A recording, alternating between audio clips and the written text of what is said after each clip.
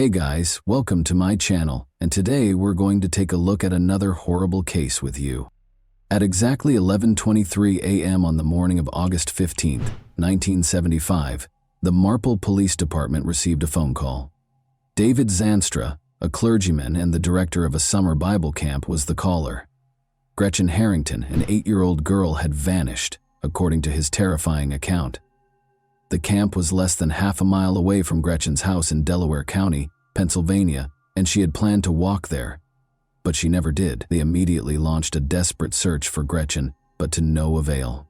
Gretchen's skeletal bones were discovered in neighboring Ridley Creek State Park on October 14, 1975, 2 months later. The community was left confused and uneasy as the crime went unsolved, in spite of this startling discovery. After Gretchen left for the summer Bible camp, what happened to her? Would the truth regarding Gretchen's death and abduction ever be revealed? Marple Township, which is in Delaware County, Pennsylvania, in the United States, is the setting for today's case. It was home to more than 23,000 people as of 2015. The Broomall Fields and Marple Gardens are two of the many fascinating attractions in Marple Township. With a crime rate below the national average, Marple Township is a rather safe area to live.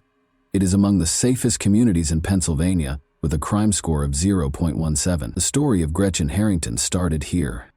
Harold Boyd Harrington and Ina Harrington welcomed Gretchen Eleanor Harrington into the world on June 13, 1967.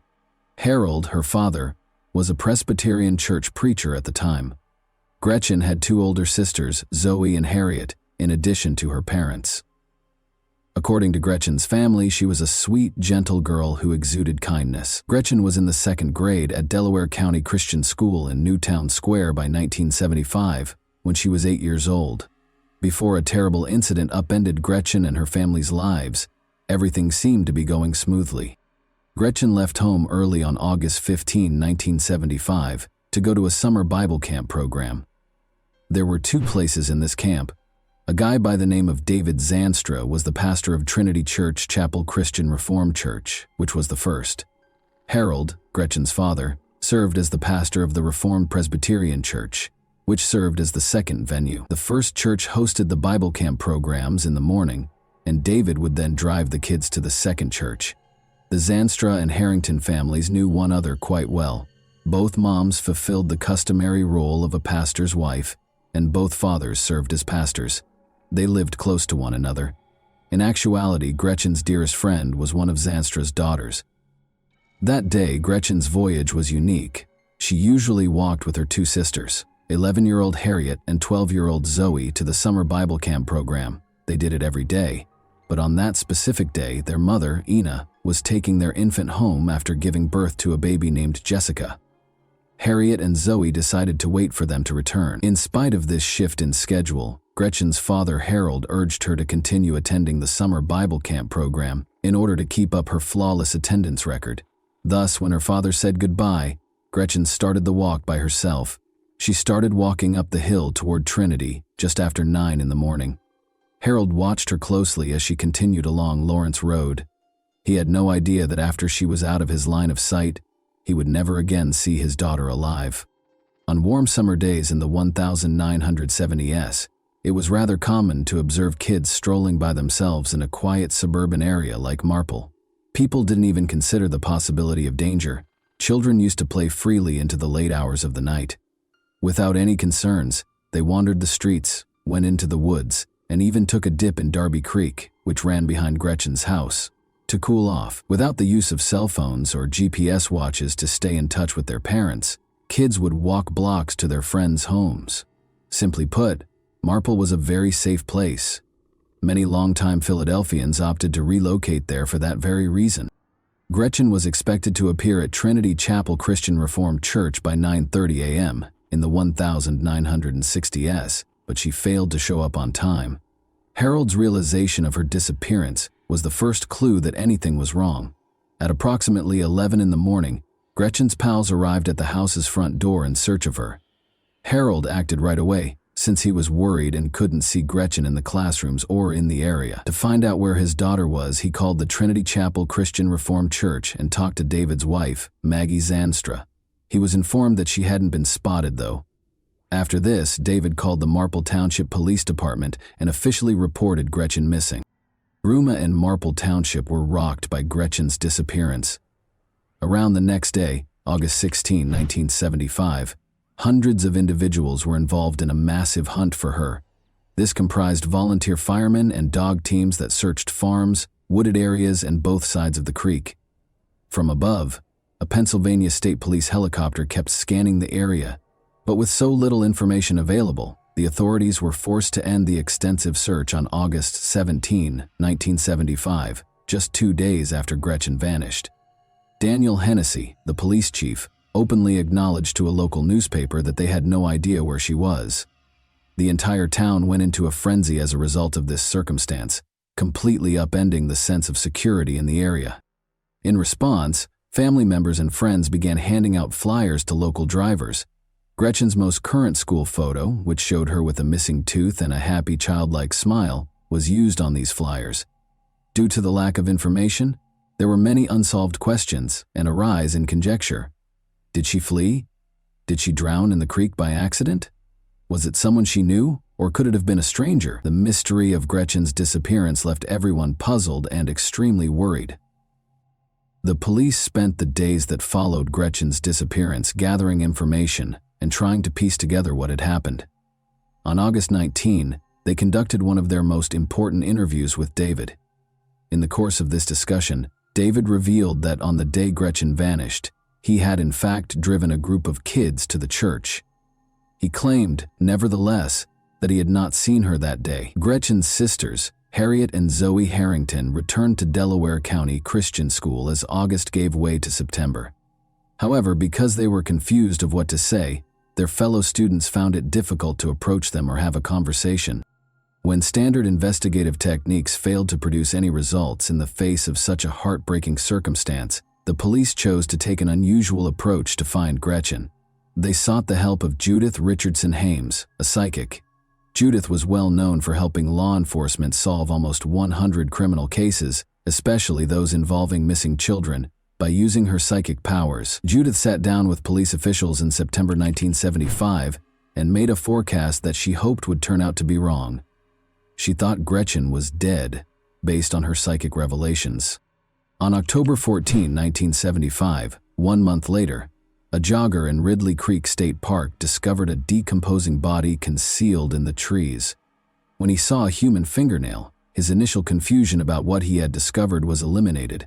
As soon as the jogger realized how serious the situation was, he called the police.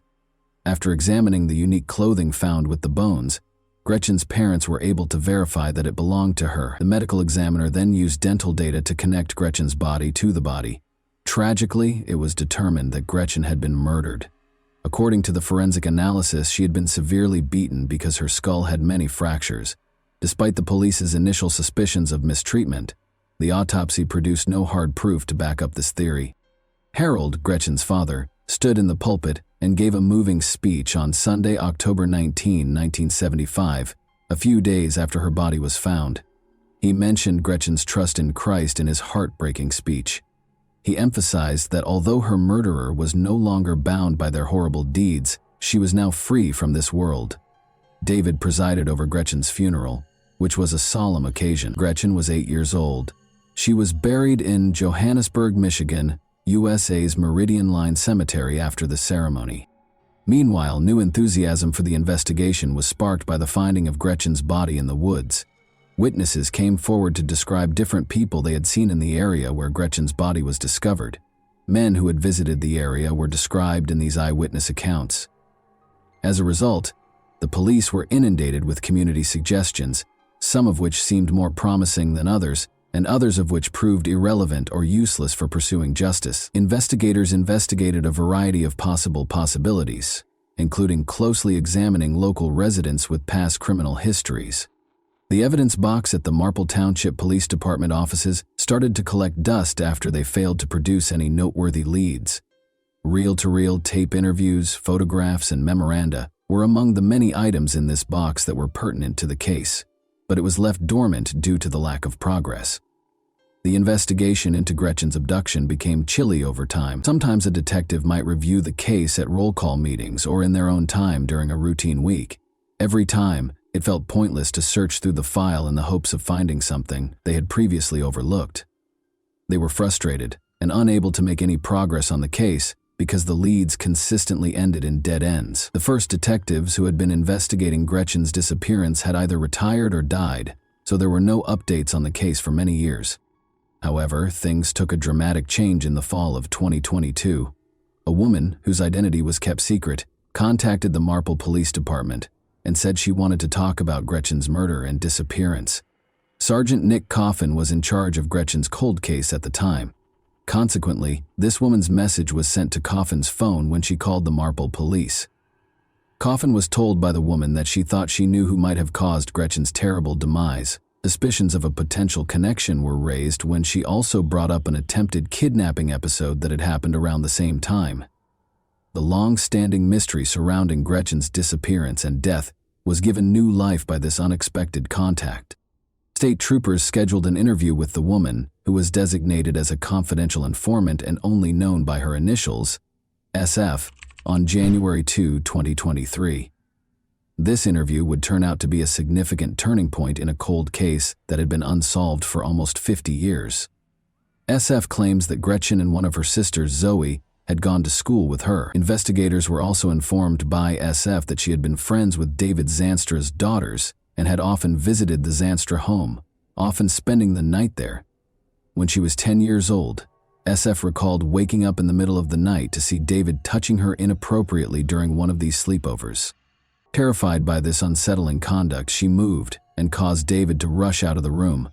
This unwanted touching happened again the next night, which is shocking. When the girls woke up in the morning, SF made the decision to tell David's daughter about her father's disturbing behavior. To her surprise, the daughter said something like, "He does that sometimes." Eventually, SF found the strength to tell her parents about this upsetting event. The Zanstra family responded to the problem by moving to Plano, Texas, a Dallas suburb, shortly after Gretchen vanished.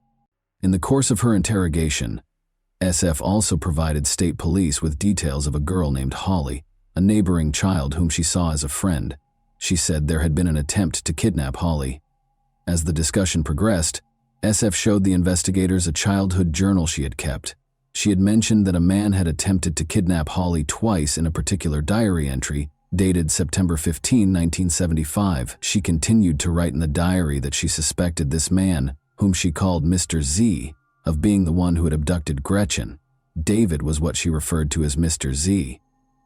The investigation into Gretchen's murder and disappearance gained a crucial new dimension as a result of SF's revelation.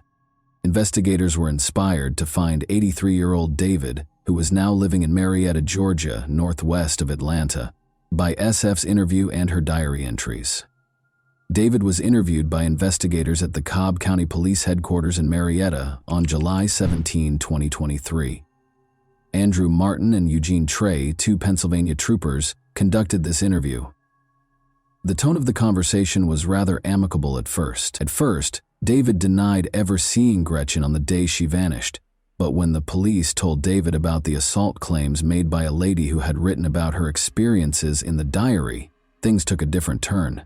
As the discussion went on, David finally lost it and admitted to something really unsettling. David told the police that he had seen Gretchen that morning as she was making her way to the church. According to him, she accepted his offer of a trip in his green AMC Rambler station wagon because she had no reason to refuse.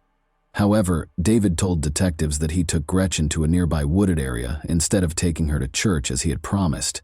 He parked the car there and told Gretchen to take off her clothes, but she refused. He then punched Gretchen with his fist, causing her to bleed and sustain brain injuries.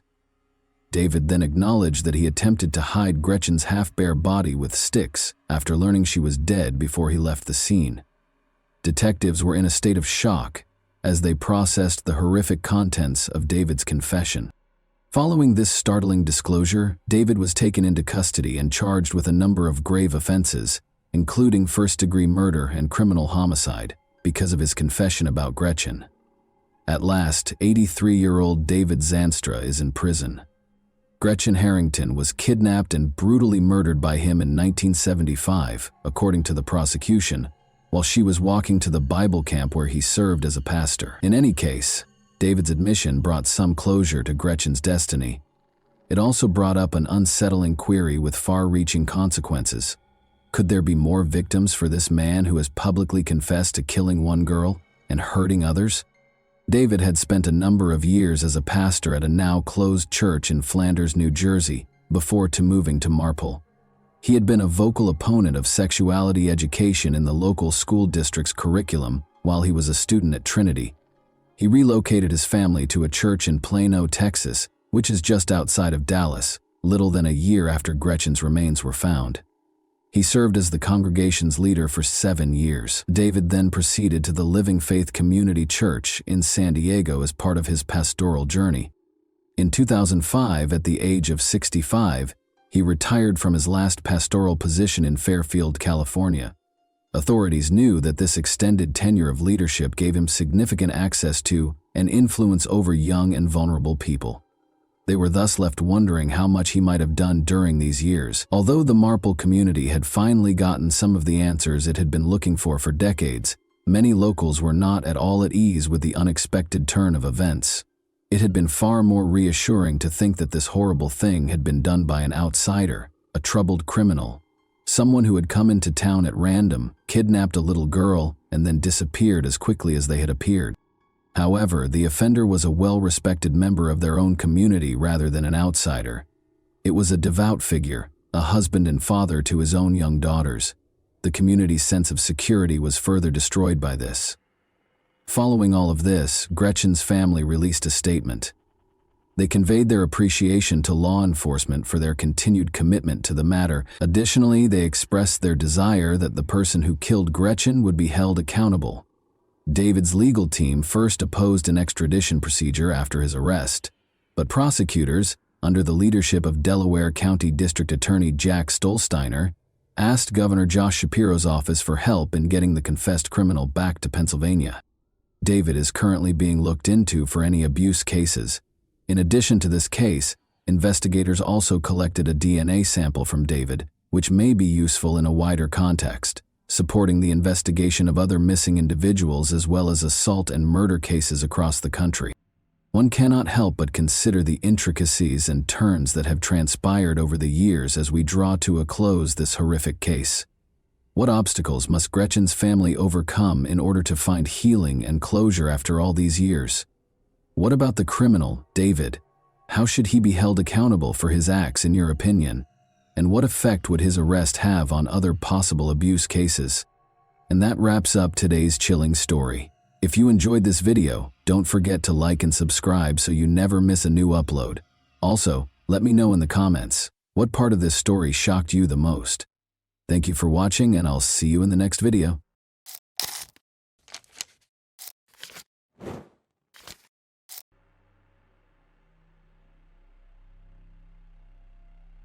Our story begins with Annie, a beautiful girl. Annie's family and friends described her as a bright, beautiful, and sociable girl.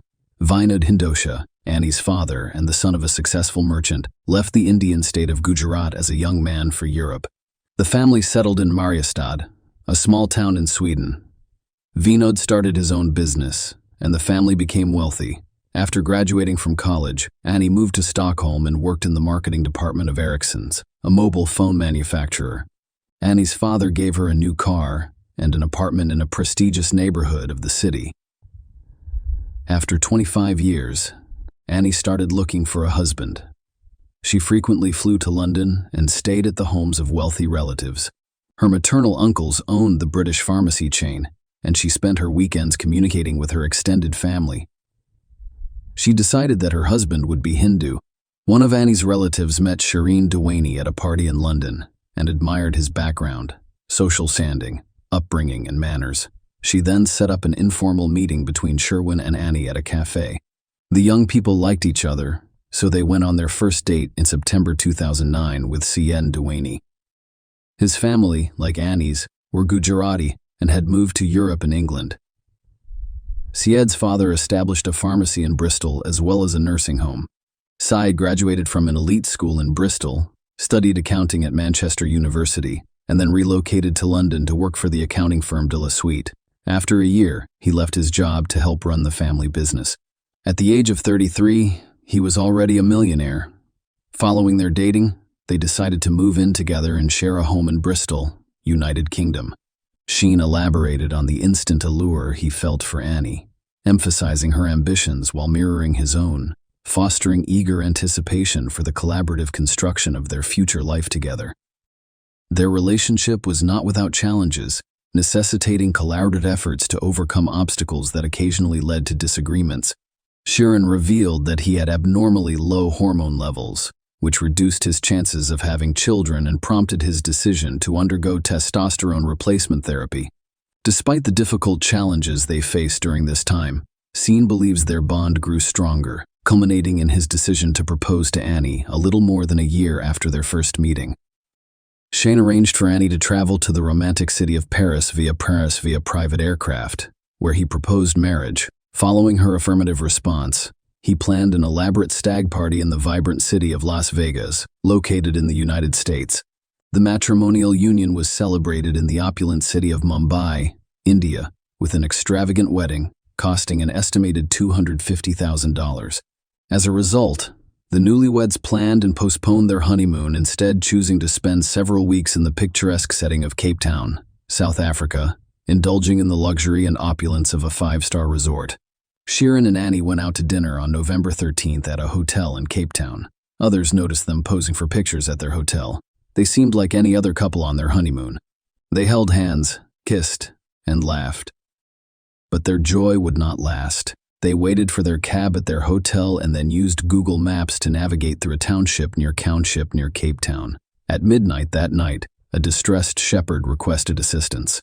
He was apprehended in Harare, and he told police that the taxi they were riding in had been hijacked.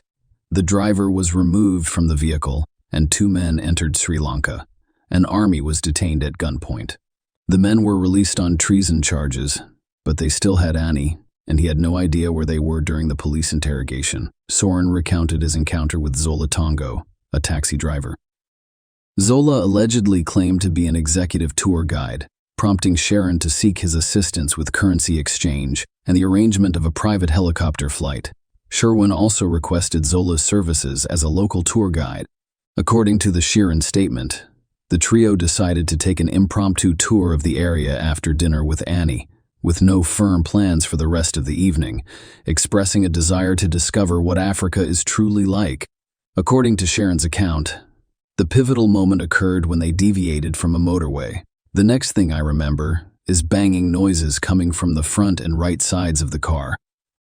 There was a cacophony of shouting in a language I was unfamiliar with. As a result, I recall the presence of someone next to me instructing me to lie down. This person wielded a firearm. However, the specific hand that held the weapon escapes my memory. The gun was raised in the air, accompanied by fervent shouts, "Look down, lie down." I was overcome with terror. Annie and I promptly followed these instructions. Annie, I found myself partially reclined at the top, while another person took control behind the wheel. Sheeran told authorities that one of the individuals confiscated his mobile device and brandished a firearm near his head. The assailant sternly warned him against falsehoods and threatened to use the weapon. Simultaneously, pedestrians continued their journey in the car, coming to a halt at a narrow thoroughfare. The perpetrators instructed me to exit the vehicle. Shane requested that Annie also be allowed to leave. However, the response indicated that they intended to accompany her to a law enforcement facility. Shane was clearly warned that non-compliance would result in gunshots, forcing him to disembark. He described the incident to the police as follows: "I attempted to open the door, but it would not open. Keep track of when the window opens." I remember hitting the ground and the car speeding away. The last thing I told Annie was to be quiet and not say anything. I told her this in Gujarati after he left. Sheeran stated that he was unaware of the car's subsequent trajectory other than the presence of two people retaining Annie inside. His testimony informed the authorities that he requested assistance by knocking on doors. As a result, law enforcement officers were summoned, and he was taken to a police station. A day after these events, the vehicle was discovered, with Annie's lifeless body found in the back seat of the cab. She had received a gunshot wound to the neck. Subsequent police investigations revealed that Annie's Giovanni Armani wristwatch, a white gold and diamond bracelet, her handbag, and her BlackBerry mobile phone were missing, leading authorities to believe that they were stolen during the incident. The stolen items, which included a wristwatch, bracelet, handbag, and mobile phone, were estimated to be worth approximately 90,000 South African rand, or $6,089. The investigation then shifted to understanding the rationale behind the captor's decision to release Sheeran while retaining and eventually killing Annie. Sheeran returned to the United Kingdom not long after his death. The investigation moved quickly at first, with Annie's lifeless body discovered only 3 days later. Zalil Mangini, 26, was apprehended and formally charged with murder, aggravated robbery, and kidnapping. The discovery of his palm print on the vehicle served as a critical lead that led law enforcement to his arrest. In the following days, more arrests were made, including 31-year-old Zola Tonga, the cab driver, and 26-year-old Mziwa Madoda Quabe, both charged with murder, aggravated robbery, and kidnapping. An informant's tip helped locate Mziwa Madoda. Zola initially denied any involvement, claiming that he was ambushed and forced out of the vehicle. However, when confronted with incriminating evidence, he eventually admitted his involvement in the criminal activities. The trio, which included Zola and Mangini, initially provided an account to law enforcement, claiming that the intended plan was a robbery that had gotten out of control. According to their story, Annie was shot accidentally during a struggle over her handbag. Later, a fourth person, Monde Mbalombo, was apprehended for his role in orchestrating the robbery. The men later revealed to the police that Shireen Duaney was also involved in the crime.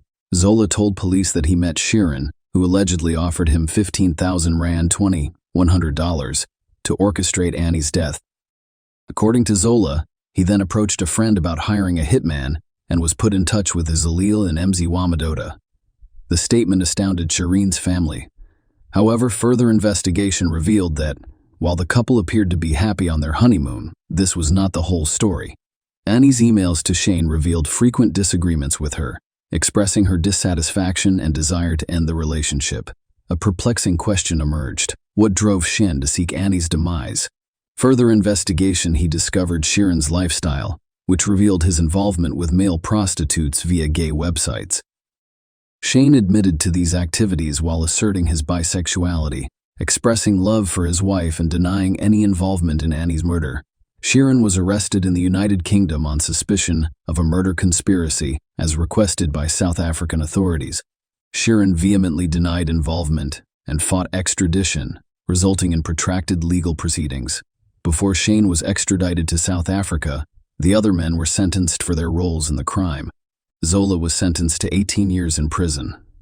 Mziwa Madoda received a 25-year sentence, while Zalil was sentenced to life in prison. It was determined that Zalil fired the fatal shot at Annie, and during his sentencing hearing, the judge referred to him as an evil person. Extradition proceedings in the United Kingdom took 4 years to complete. Sheeran's lawyers argued that he couldn't travel to South Africa because he was suffering from acute stress disorder. The court heard that he had consumed a cocktail of 46 pills, including diazepam. The extradition was finally completed after the court determined that his depression had subsided. He was extradited to South Africa, where his trial began. The prosecution claimed that Sheeran lived a secret life with other men in order to avoid his marriage. According to their case, he orchestrated a contract killing and enlisted Zola to plan a hijacking with the intention of freeing himself and killing Annie. During the trial, the court was shown surveillance footage of Sheeran handing money to Zola. Sheeran looked up at a security camera in a hotel before leaving the frame. Additional footage showed him carrying a bag containing money as he approached a small room with Zola. Later footage showed them conversing at the opulent Cape Grace Hotel, where Sheeran requested privacy from a window cleaner. The prosecution's argument was based primarily on the testimony of 2 of the 3 men who were already serving prison sentences. Mziwa Madoda claimed that he was instructed to stage the incident as a hijacking. The court learned that these individuals provided evidence as part of plea bargain agreements, which resulted in reduced sentences for them. The pathologist, Dr. Jeanette Verster, testified about Annie's post-mortem examination. The court was informed that Annie had gunshot wounds in her left hand and neck, resulting in significant blood loss. Dr. Verster emphasized that Annie could have passed away in a matter of heartbeats.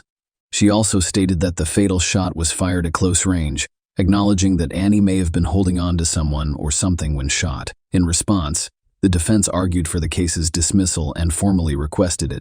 Sharon didn't take the stand. However, a statement was presented in court revealing his admission to being bisexual and engaging with male prostitutes. He expressed his deep love for Annie and spoke about the profound impact his wife's tragic murder had on his life. Sharon's attorney presented two scenarios that could have resulted in Annie's death. To begin, he suggested that it was a botched robbery, supported by forensic evidence indicating that Annie was accidentally shot during an attempt to snatch her handbag by one of the hijackers, bruising on her inner leg indicating a struggle, and the defense argued that the bullets passed through her left hand into her chest, with the neck wound implying an exit in unintentional shooting. The second scenario proposed was a failed kidnapping and ransom attempt. Bernard Mitchell, a criminal, claimed that Zola later told him about the plan while in prison. According to Mitchell, the intention was to kidnap Annie for ransom, but the plan failed. The court learned about that tree and did give Zola 15,000 rand in cash, but the defense claimed it was for a helicopter ride, not payment for orchestrating his wife's death. The defense requested that the case against Soren be dismissed due to a lack of substantial evidence linking him to the crime. The judge agreed with the defense's arguments. The judge stated that it was the prosecution's responsibility to prove that Sharon conspired with the three other men to murder Annie, and they fell short of meeting the required level of evidence in such a case. The judge emphasized that Zola, as the sole accomplice witness, had agreed to a plea deal, making his testimony suspect and requiring corroboration. The judge noted Zola's details, such as the locations where he picked up and dropped off Sharon, but Annie did not provide the necessary corroboration. Furthermore, the judge criticized the three men's testimony, describing it as riddled with inconsistencies and so improbable that distinguishing between lies and truth became difficult. The judge informed the court that the evidence linking Sharon to Annie's murder was of such poor quality that only Sharon's confession would have resulted in a conviction. As a result, the judge ruled that he was not required to provide evidence and could be discharged if there was no chance of conviction unless he incriminated himself on the witness stand. Following this ruling, he left South Africa and returned to the United Kingdom as a free man, with the murder charge against him dropped. According to Annie's family, Sherwin has never contacted them to tell them everything he knows about what happened to her. They have many unanswered questions. And his father said, "We still don't know the whole story of how it happened. We wanted Soren to tell the court, in his own words, that he was her husband and was present." His lawyers repeated the words, "My client will tell the court during his trial," like a mantra, but the judge dismissed the case without Sharon testifying. "We never had the opportunity to hear what he had to say. My family would like to talk with him. If he has any respect for us, he should come to see us and speak with us. After all, I'm still his father-in-law, and I gave him my daughter. He needs to help us." According to the information available, Shireen Dewaney is still living in the United Kingdom. Zalil Mangini, one of the individuals involved in the case, died in prison in South Africa in 2014. His cause of death was a rare brain tumor. Share your opinion with us in the comments and subscribe to the channel for more.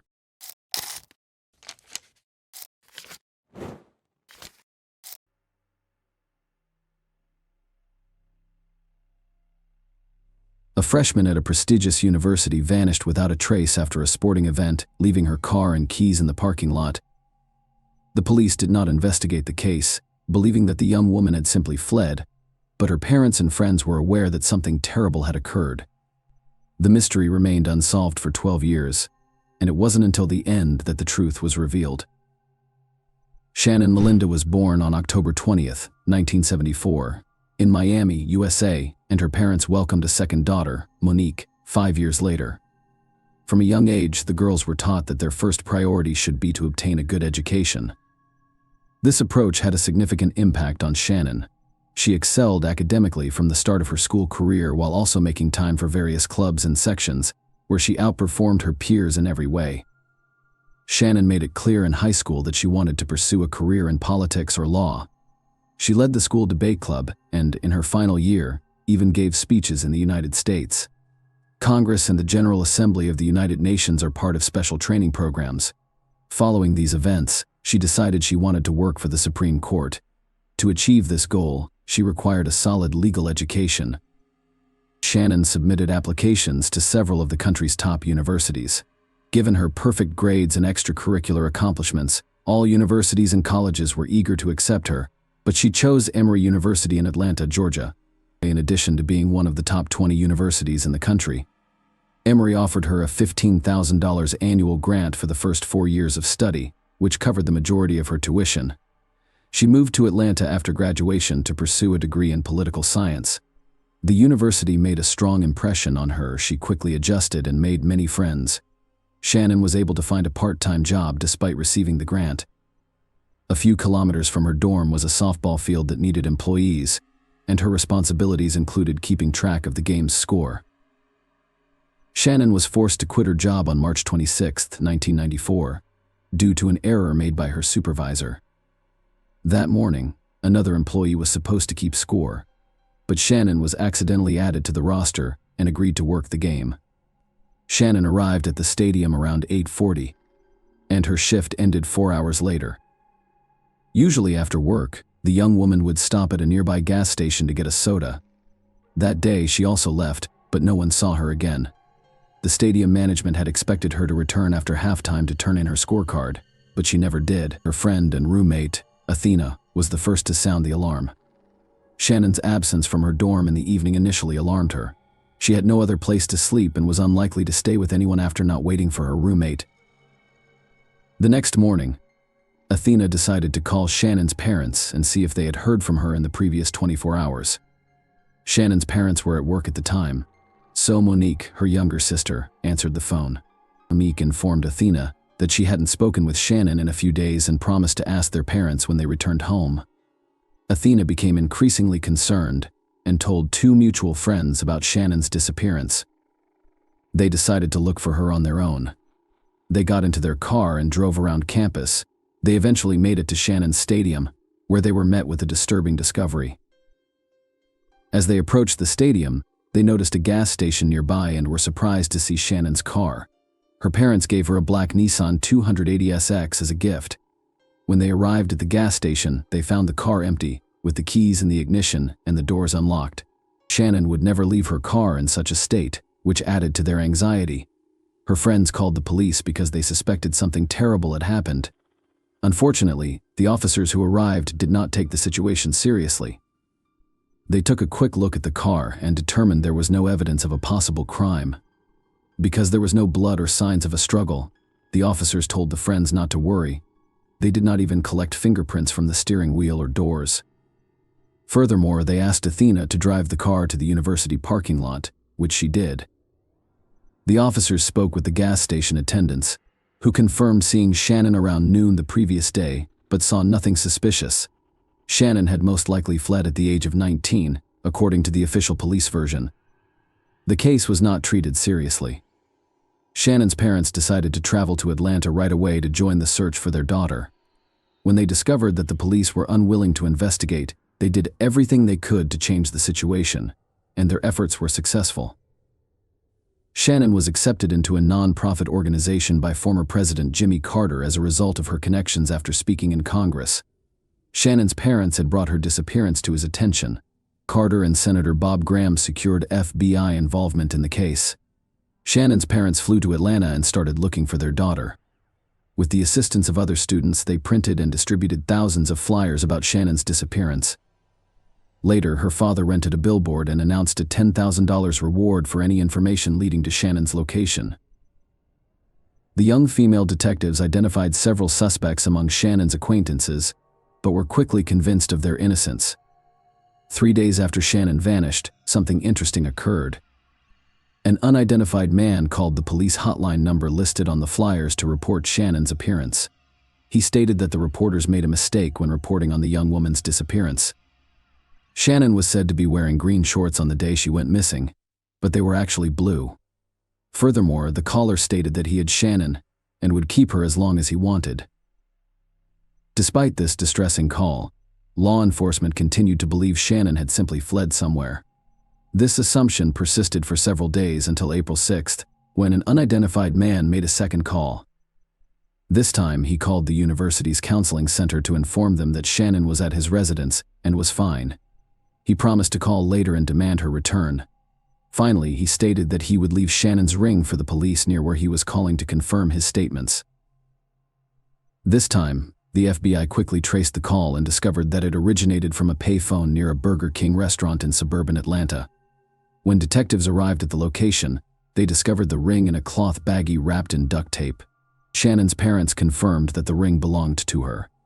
This news brought them relief because it gave them hope of seeing their daughter alive again. Since then, they had been waiting for the perpetrator to call back and make his demands. This event prompted law enforcement to reclassify the disappearance case as a kidnapping. The police department appointed a new lead detective, who immediately pointed out his predecessor's lack of professionalism.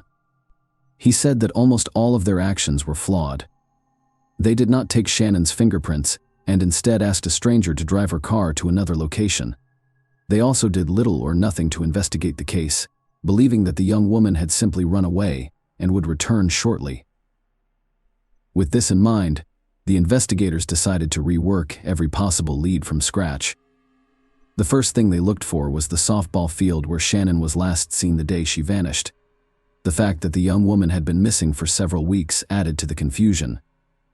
In addition, a championship game was held on the field that day, bringing the total number of visitors and participants to over 100. The detectives attempted to question as many people as possible, urging them to recall any suspicious incidents during the game. To their surprise, many people shared the same story. The only oddity in that game was the referee's behavior. According to the players and stadium staff, he was extremely dismissive of his job and was constantly distracted, even during important events. Instead of doing his job, he kept trying to talk to Shannon and ask her out. The referee's name was Calvin Hinton, but he preferred the nickname Butch. The 33-year-old man worked as a mechanic for Delta Airlines and refereed matches as a hobby. He had a wife, taught Sunday school at the church, and appeared harmless. The detectives dug deeper and discovered that Butch had left the softball field around the same time as Shannon. After speaking with his co-workers, they discovered another strange detail the day before the game. He had asked the other umpires to fill in for him because he was supposed to have a date. They were all aware that Butch was married, but he explained that his wife was out of town for a few days. When all of his co-workers said no, he called his boss and requested to leave the game early, explaining that his brother's wife was in the hospital and they had no one to leave the children with. Butch returned to the stadium 2 hours after leaving, still wearing his officiating uniform. He went into the locker room, changed, and then left. 3 hours later, he returned to the stadium and was spotted by a colleague and asked what he was doing there. Butch explained that he had forgotten to deliver his paycheck to the accounting department, but he didn't have it with him. Furthermore, Butch asked his colleague if he had seen where his car was parked for a man who had just arrived at the stadium. That question seemed strange. Investigators questioned Butch, who denied any involvement in Shannon's disappearance. He said that after leaving the stadium, he went straight home. As proof, he showed detectives several outgoing phone calls made within 40 minutes of leaving the stadium. He agreed to a polygraph interview, but failed. Almost all of his answers were found to be false, but they were insufficient to warrant his arrest. It was, however, enough to obtain a search warrant for his home, which was conveniently located near the Burger King where the police discovered Shannon's ring. Detectives discovered 2 additional intriguing facts. His neighbors claimed he lit a fire in the early morning hours following Shannon's disappearance. Later, Butch called his father and requested a handsaw, claiming that a tree had fallen on his car. Detectives went to his house with their service dogs but found no evidence of Shannon's presence there. However, they noticed 3 areas with overgrown soil. When they dug them up, they discovered something extremely creepy.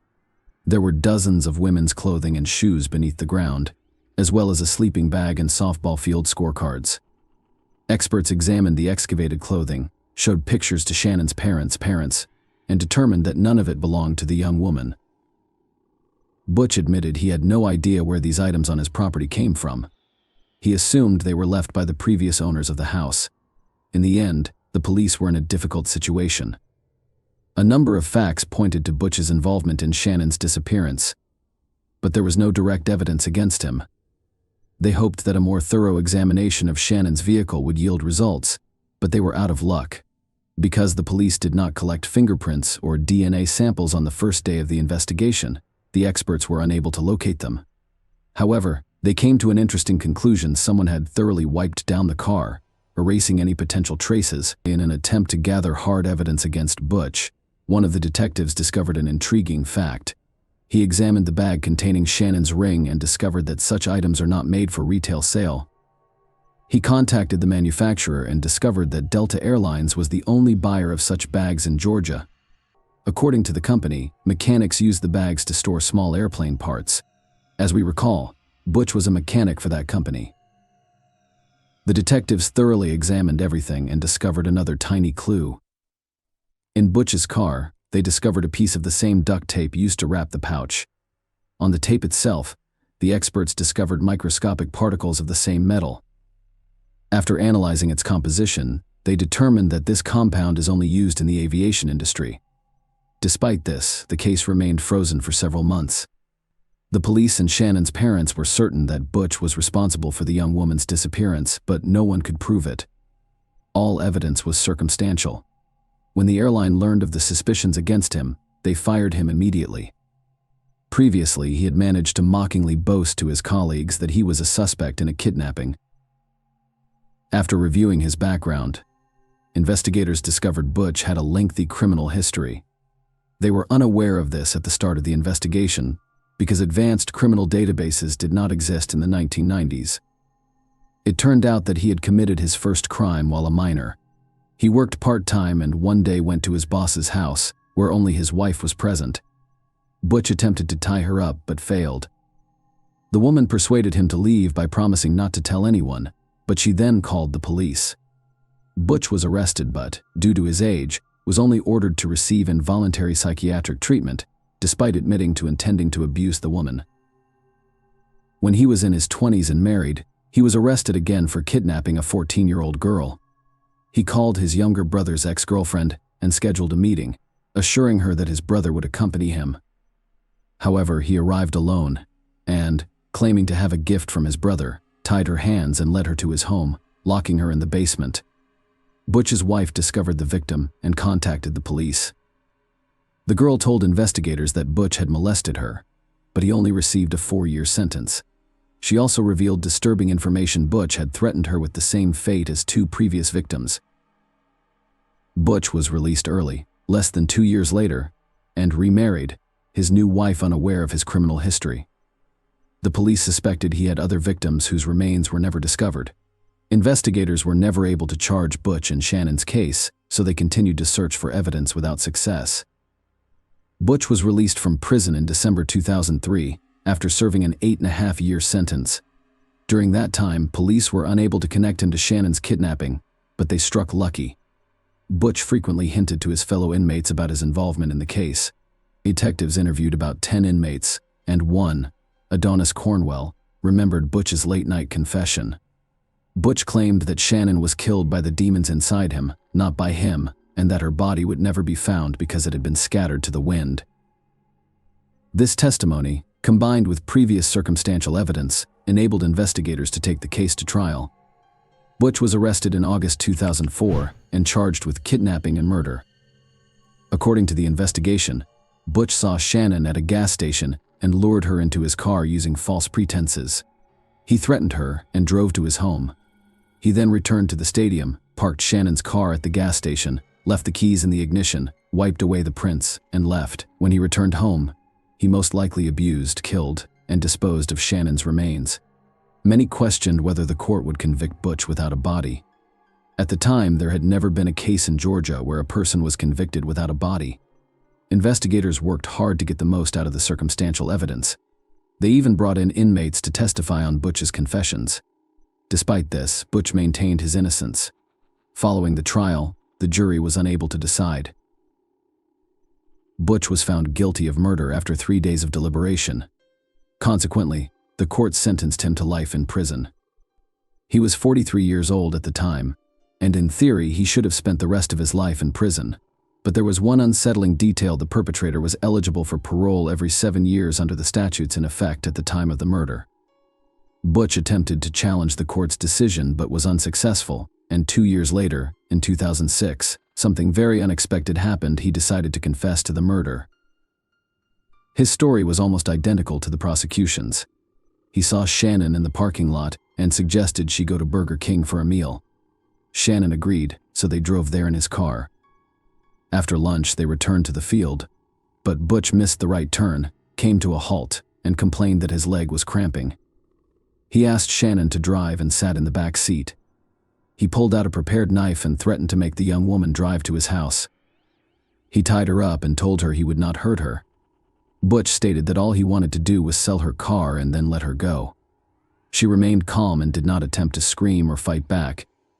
Butch returned to the stadium and drove Shannon's car to the gas station, leaving the keys inside. He did this in the hopes that someone would steal it, which would throw the cops off guard after thoroughly wiping the steering wheel and other areas where he might have left fingerprints. Butch returned home, abused the young woman, and then left for the movie theater with his nephews and their parents. Apparently, this family outing was planned as an alibi.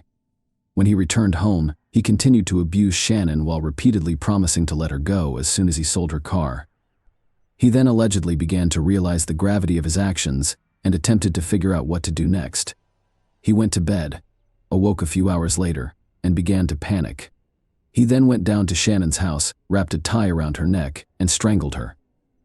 According to Butch, she was sleeping at the time, and everything happened quickly. Next, he spent hours debating what to do with the body. By morning, he had decided to burn it, so he started a large fire and added fuel before putting the body in. He changed his clothes and attended the church service. When he returned home, the fire had allegedly consumed all remains. The man claimed that the unbearable weight of guilt forced him to confess what he had done, but it was difficult to believe. First, he made 2 taunting phone calls to the police and the university, claiming Shannon was still alive after having already disposed of her body. Second, he intended to kidnap another woman, his wife's closest friend. That day, as soon as his wife left town, he called her and invited her over, claiming that he and his wife wanted to meet her, but the friend declined, saving her life. Knowing this, can we speak of Butch's remorse and guilt? In addition, he claimed that the fire reduced the body to ashes in a matter of hours, which appears impossible. The man stated that when he returned home from church, there was no trace of Shannon. He allegedly waited for the ashes to cool before gathering and dumping them on the railroad tracks. Most likely, he lied and needed to bury the remains, including the bones, somewhere. But why would he do this? Butch's only option was to realize he might never be released and play the remorse game. However, if he had pointed out where the body was buried, his sentence could have been altered, denying him the opportunity to petition for release. Despite the fact that experts discovered traces of fuel, he continued to insist that the fire in his house was caused by a broken vacuum. He is currently in prison, and his next petition for parole can be filed in 2025, when he will be 64 years old. Shannon's parents are still fighting to prevent his release. The only question that remains for investigators to this day is whose belongings were buried in Butch's backyard. Was he involved in the deaths of other young women? Possibly in the dozens? Please leave your thoughts on this story in the comments, and thank you for watching.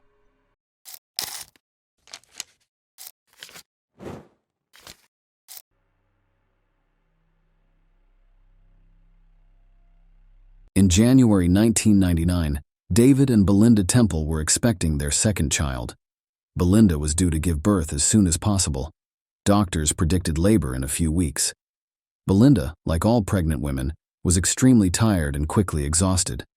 She still had her son Evan, who needed attention and care. That day, David decided to relieve his wife of household chores and give her some time to rest in the evening. To keep her from being distracted, he and his son went for a walk in the park. The father and son were enjoying their walk in the fresh air. Walking quickly tires and whets the appetite, so they stopped at a cafe to eat a sandwich and drink a Coke. After the cafe, they drove home. David parked the car and noticed that the front door to his house had broken glass. "Evan, I'm going to take you to visit Harland for a bit, okay?" David asked. Without waiting for his son's response, he quickly led him across the street to a neighboring house where family friends lived. "Why can't we go to Mom's?" asked the son, who struggled to keep up with his father. David replied, "Mom is in the hospital right now." He didn't know what else to say, so he kept going. Quentin Harland had barely opened the door to the unexpected visitors and had not even had a chance to greet them when David took his son into the living room and ran toward his house. Quentin, not understanding anything, yelled at his wife to look after the child and ran after his silent friend. "What's the matter, Quentin?" he yelled. But when he saw the temple's broken front door, he realized David most likely had no idea what was waiting for him inside. The house was a disaster, with all of the closets open, items scattered on the floor, and, worst of all, blood trails leading to the stairs. Quentin pushed David aside and noticed Belinda lying belly down beneath the stairs in the dressing room, her arms spread apart and a large hole in the back of her head. David, apparently in shock, did not cry out, did not say anything, did not rush to his wife's body, but instead took out his cell phone and dialed the police number. The operator on the other end of the line had not anticipated the brutality of the murder, so he instructed David to check Belinda's pulse and even perform CPR. "What the hell kind of CPR are you talking about? Her head is splattered all over the walls," he replied. Police officers responded quickly to the scene, but they did not enter the house for a long time. Shaq, the Temple family's bull terrier, growled and barked at the unfamiliar uniformed men, appearing ready to lunge at the police officers. One officer even drew his service pistol. David, who had emerged from the house, yelled for them to put their guns away and hurriedly led the aggressive dog into the garage. Once inside the house where the tragedy occurred, the police investigated and concluded that burglars had been at work. They were unaware that the mistress was in the house at the time. Even though she was pregnant, they had no choice but to shoot her and thus eliminate the witness. In 1986, Belinda attended college in her hometown. Even though her twin sister Brenda left to attend Steve Austin University, Belinda remained with her parents because, in high school, she began dating Marshall Kelmy, who was 3 years her senior and whom she adored. Her father and mother were against the relationship. At the very least, because of her boyfriend, their daughter would be unable to obtain a prestigious education, and as is typical, she would become pregnant early and drop out of even a community college. There were numerous scandals in their household regarding this topic. Carol's mother refused to let her daughter start a joint life with Marshall, saying, "He is nobody to you. When you get married, you can move out anywhere, but until then, you have your own house." Belinda was a stubborn girl who always got her way, so her mother's words must have served as a wake-up call. Later, at a family dinner to which Marshall had been invited despite his reservations, the young couple announced their engagement. There was a palpably silence at the table. "Well, now that they've decided," Mom gritted her teeth, and they remained silent for the rest of the evening. Belinda had made the decision herself, wanting to show her parents that she was an adult capable of making her own decisions. Her boyfriend was not particularly eager for an official marriage, but he did not refuse his girlfriend's proposal.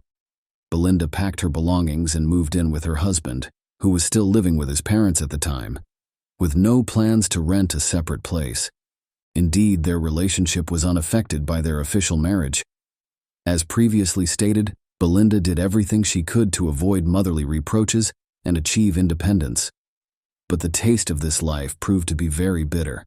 Not 6 months later, Marshall began to spend little time at home, claiming to be working late but in fact with another woman.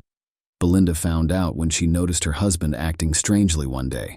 She waited until his workday was over before following her husband. That's when everything came to light.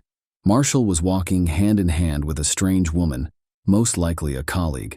The deceived wife did not organize any fights or jealousy, but instead packed her belongings and returned to her mother.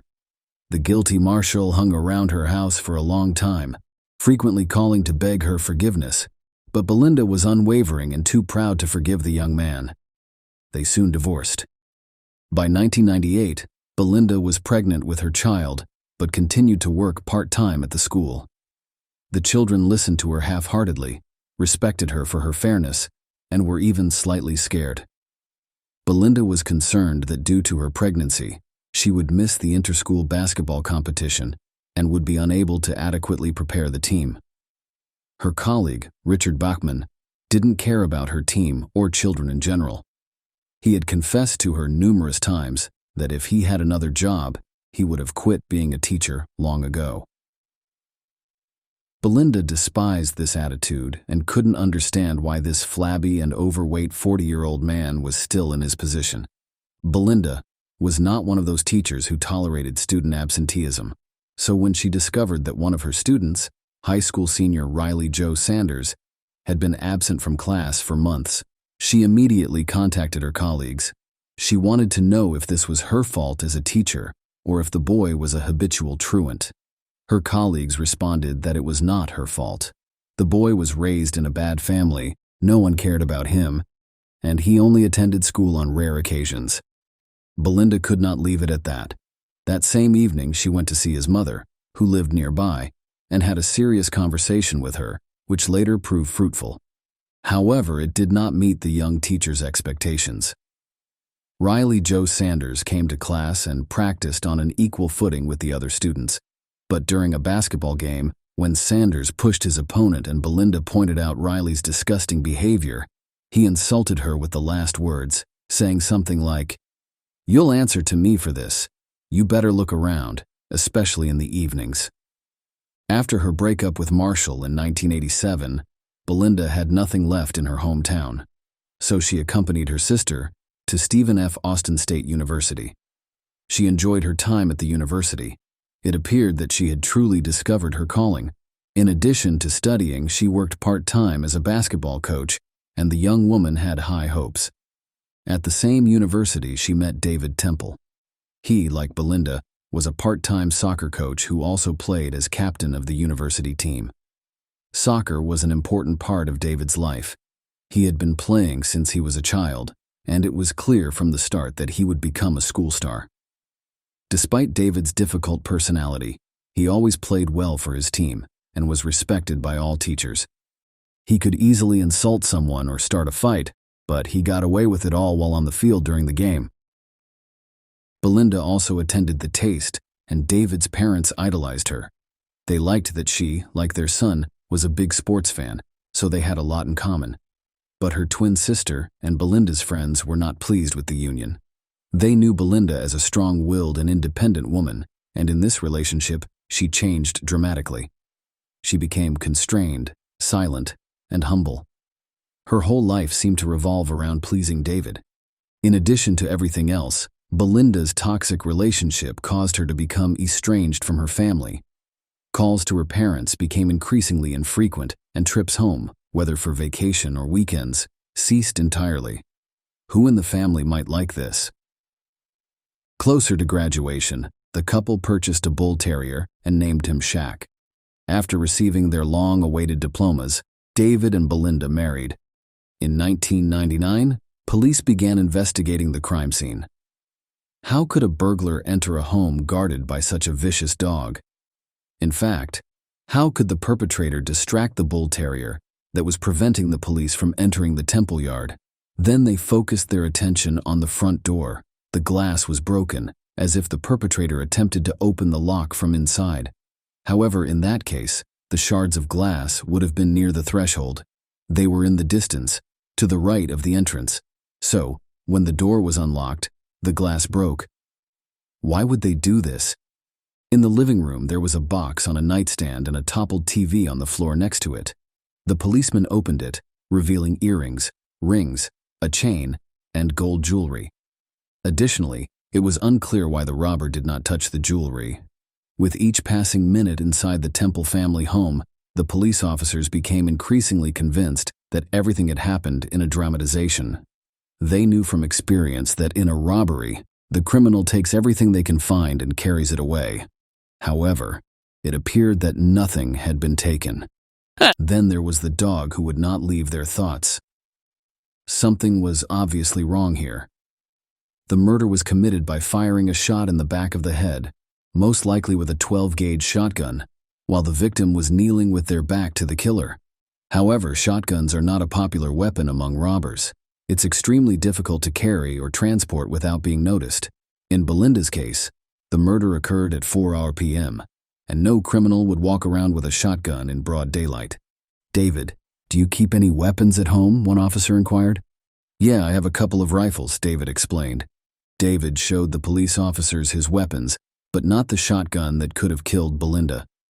The cops asked David to accompany them to the station to provide a statement and take inventory of the stolen items. The man was extremely nervous, but he went with the police officers. His son, Evan, who had no idea what had happened, stayed at Harlan's house. In 1996, David Temple and Quentin Harlan were not only neighbors, but also worked at the same school. You could say they were true friends. They frequently met outside of work hours to watch games on TV or have a family BBQ. Something other than their shared interest in sports brought David and Quentin together one day. Heather Scott was a new young teacher at the school. Quentin immediately paid attention to her, gave her various signs of interest, and even invited her to dinner one night. But Heather turned him down. Quentin happened to have a rival who, surprisingly, turned out to be David. Quentin was outraged and resentful that his married friend, who even had a son, was developing a secret relationship at work. You have to give it to Quentin. He was a good friend who could keep secrets. Heather had no idea David was married because he didn't wear a wedding ring and didn't tell her anything about his real life. Furthermore, outside of the school, David and Heather appeared to be a happy couple, which was noticed by the entire teaching staff. Belinda knew nothing about David's second life. She once talked to Quentin and told him she suspected her husband of cheating. However, Quentin, of course, dissuaded the suffering wife. "You have a vivid imagination. David is your husband and a great family man. How could you think such a thing?" said the man. And there was plenty to think about. If David had previously been extremely reverent toward Belinda, he could now insult his wife in public. For example, he frequently referred to her as fat, despite the fact that she had only gained a few pounds since giving birth. He asked her to move to another room when there were guests in the house, as if her untidy appearance scared them, and so on. Instead of having a serious conversation with her husband about it, Belinda accepted this attitude toward herself while crying at night and feeling deeply unhappy as a woman. Meanwhile, David was enjoying his new relationship with Heather. In 1999, the police suspected David but couldn't prove it. Flipping through the case files of burglaries in the neighborhood, they discovered that 8 days before the murder at the Temple house, a house on the next street was burglarized, and the perpetrator was Riley Joe Sanders, the same persistent truant from the school where Belinda taught and who had threatened her. He was immediately brought in for questioning. Riley had no alibi on the day of the murder, and his father owned a shotgun, albeit a 12-gauge. However, when they searched the Sanders house, no weapon was discovered. When the high school student discovered that, police had every reason to detain him. He admitted that on the day of the teacher's murder, he was with friends and concealed it because he was with a large group of people smoking pot and did not want to frame others with his testimony. Riley's charge has been dropped. David became increasingly estranged from his family after starting a new relationship with a co-worker in 1998. His psychological pressure on his wife increased gradually. He never raised his hand to her, and their entire communication consisted of insults. It was during this year that Belinda discovered she was pregnant again. This news made her forget all of David's previous offenses, and she was ecstatic. David appeared to be attempting to portray himself as a happy father as well, but it was ineffective. David didn't always return home at night, and Belinda was afraid to ask why, because her husband could become enraged and cause a major scandal. A pregnant woman didn't want that. Belinda frequently asked David to assist her in preparing for the baby's birth, such as going to the store for supplies, making repairs in the new children's room, and installing wall shelves. David ignored all of his wife's requests, and Belinda, despite her position, began to do everything herself, including going shopping, painting the walls, and assembling the purchased furniture. David made no effort at all. Christmas was coming. Belinda was already 8 months pregnant. She decided to talk with her husband about what they would give each other. However, David suggested that they not exchange gifts this year because the money saved would be better spent on the baby who was about to be born. Especially since the doctors had warned the expectant mother that she might go into premature labor and the baby could be born before the new year, Christmas, arrived. Despite their agreement not to give each other anything, David never gave Belinda anything, not even a small gift. Furthermore, he packed his belongings and announced that he would be spending the entire New Year's holiday with friends on the hunt. Belinda informed her sister, and she canceled all plans to visit her so that Belinda would not feel abandoned. As the doctors warned, labor could start at any time. David, of course, was not on any hunting trips with his friends. He spent the holidays with Heather, who wore a gold necklace that Temple had given her for Christmas. In 2007, it appeared that David Temple had nearly forgotten about his wife's murder, as if Belinda Temple had never existed. He didn't care that 5 years had passed since the murder, and the perpetrator had yet to be identified. He married Heather in 2001, and together they raised Evan. However, in November 2004, he received a knock on the door. On the doorstep, police officers handcuffed David and informed him that he was being held on suspicion of murdering Belinda Temple. David, like before, denied everything. David's trial didn't start until 2007. According to the investigation, the motive for the crime was his new romantic relationship with Heather. David's interviewees stated that they overheard him bragging about how easily he swapped his fat and pregnant wife for a young and beautiful Heather on several occasions during her pregnancy. According to the prosecution, David murdered Belinda as soon as she returned home from work because the young woman was wearing her work uniform and shoes. He then began the robbery by throwing items around the house before quickly driving to the park with his son, providing an alibi. The prosecution also stated that nothing was stolen from the house and that there was a vicious dog in the yard who would not allow any strangers into the house. The murder weapon was most likely dropped by David in the rice paddy, as witnesses saw David's car stop near the paddy with only Evan in it. However, the shotgun was never found in that location.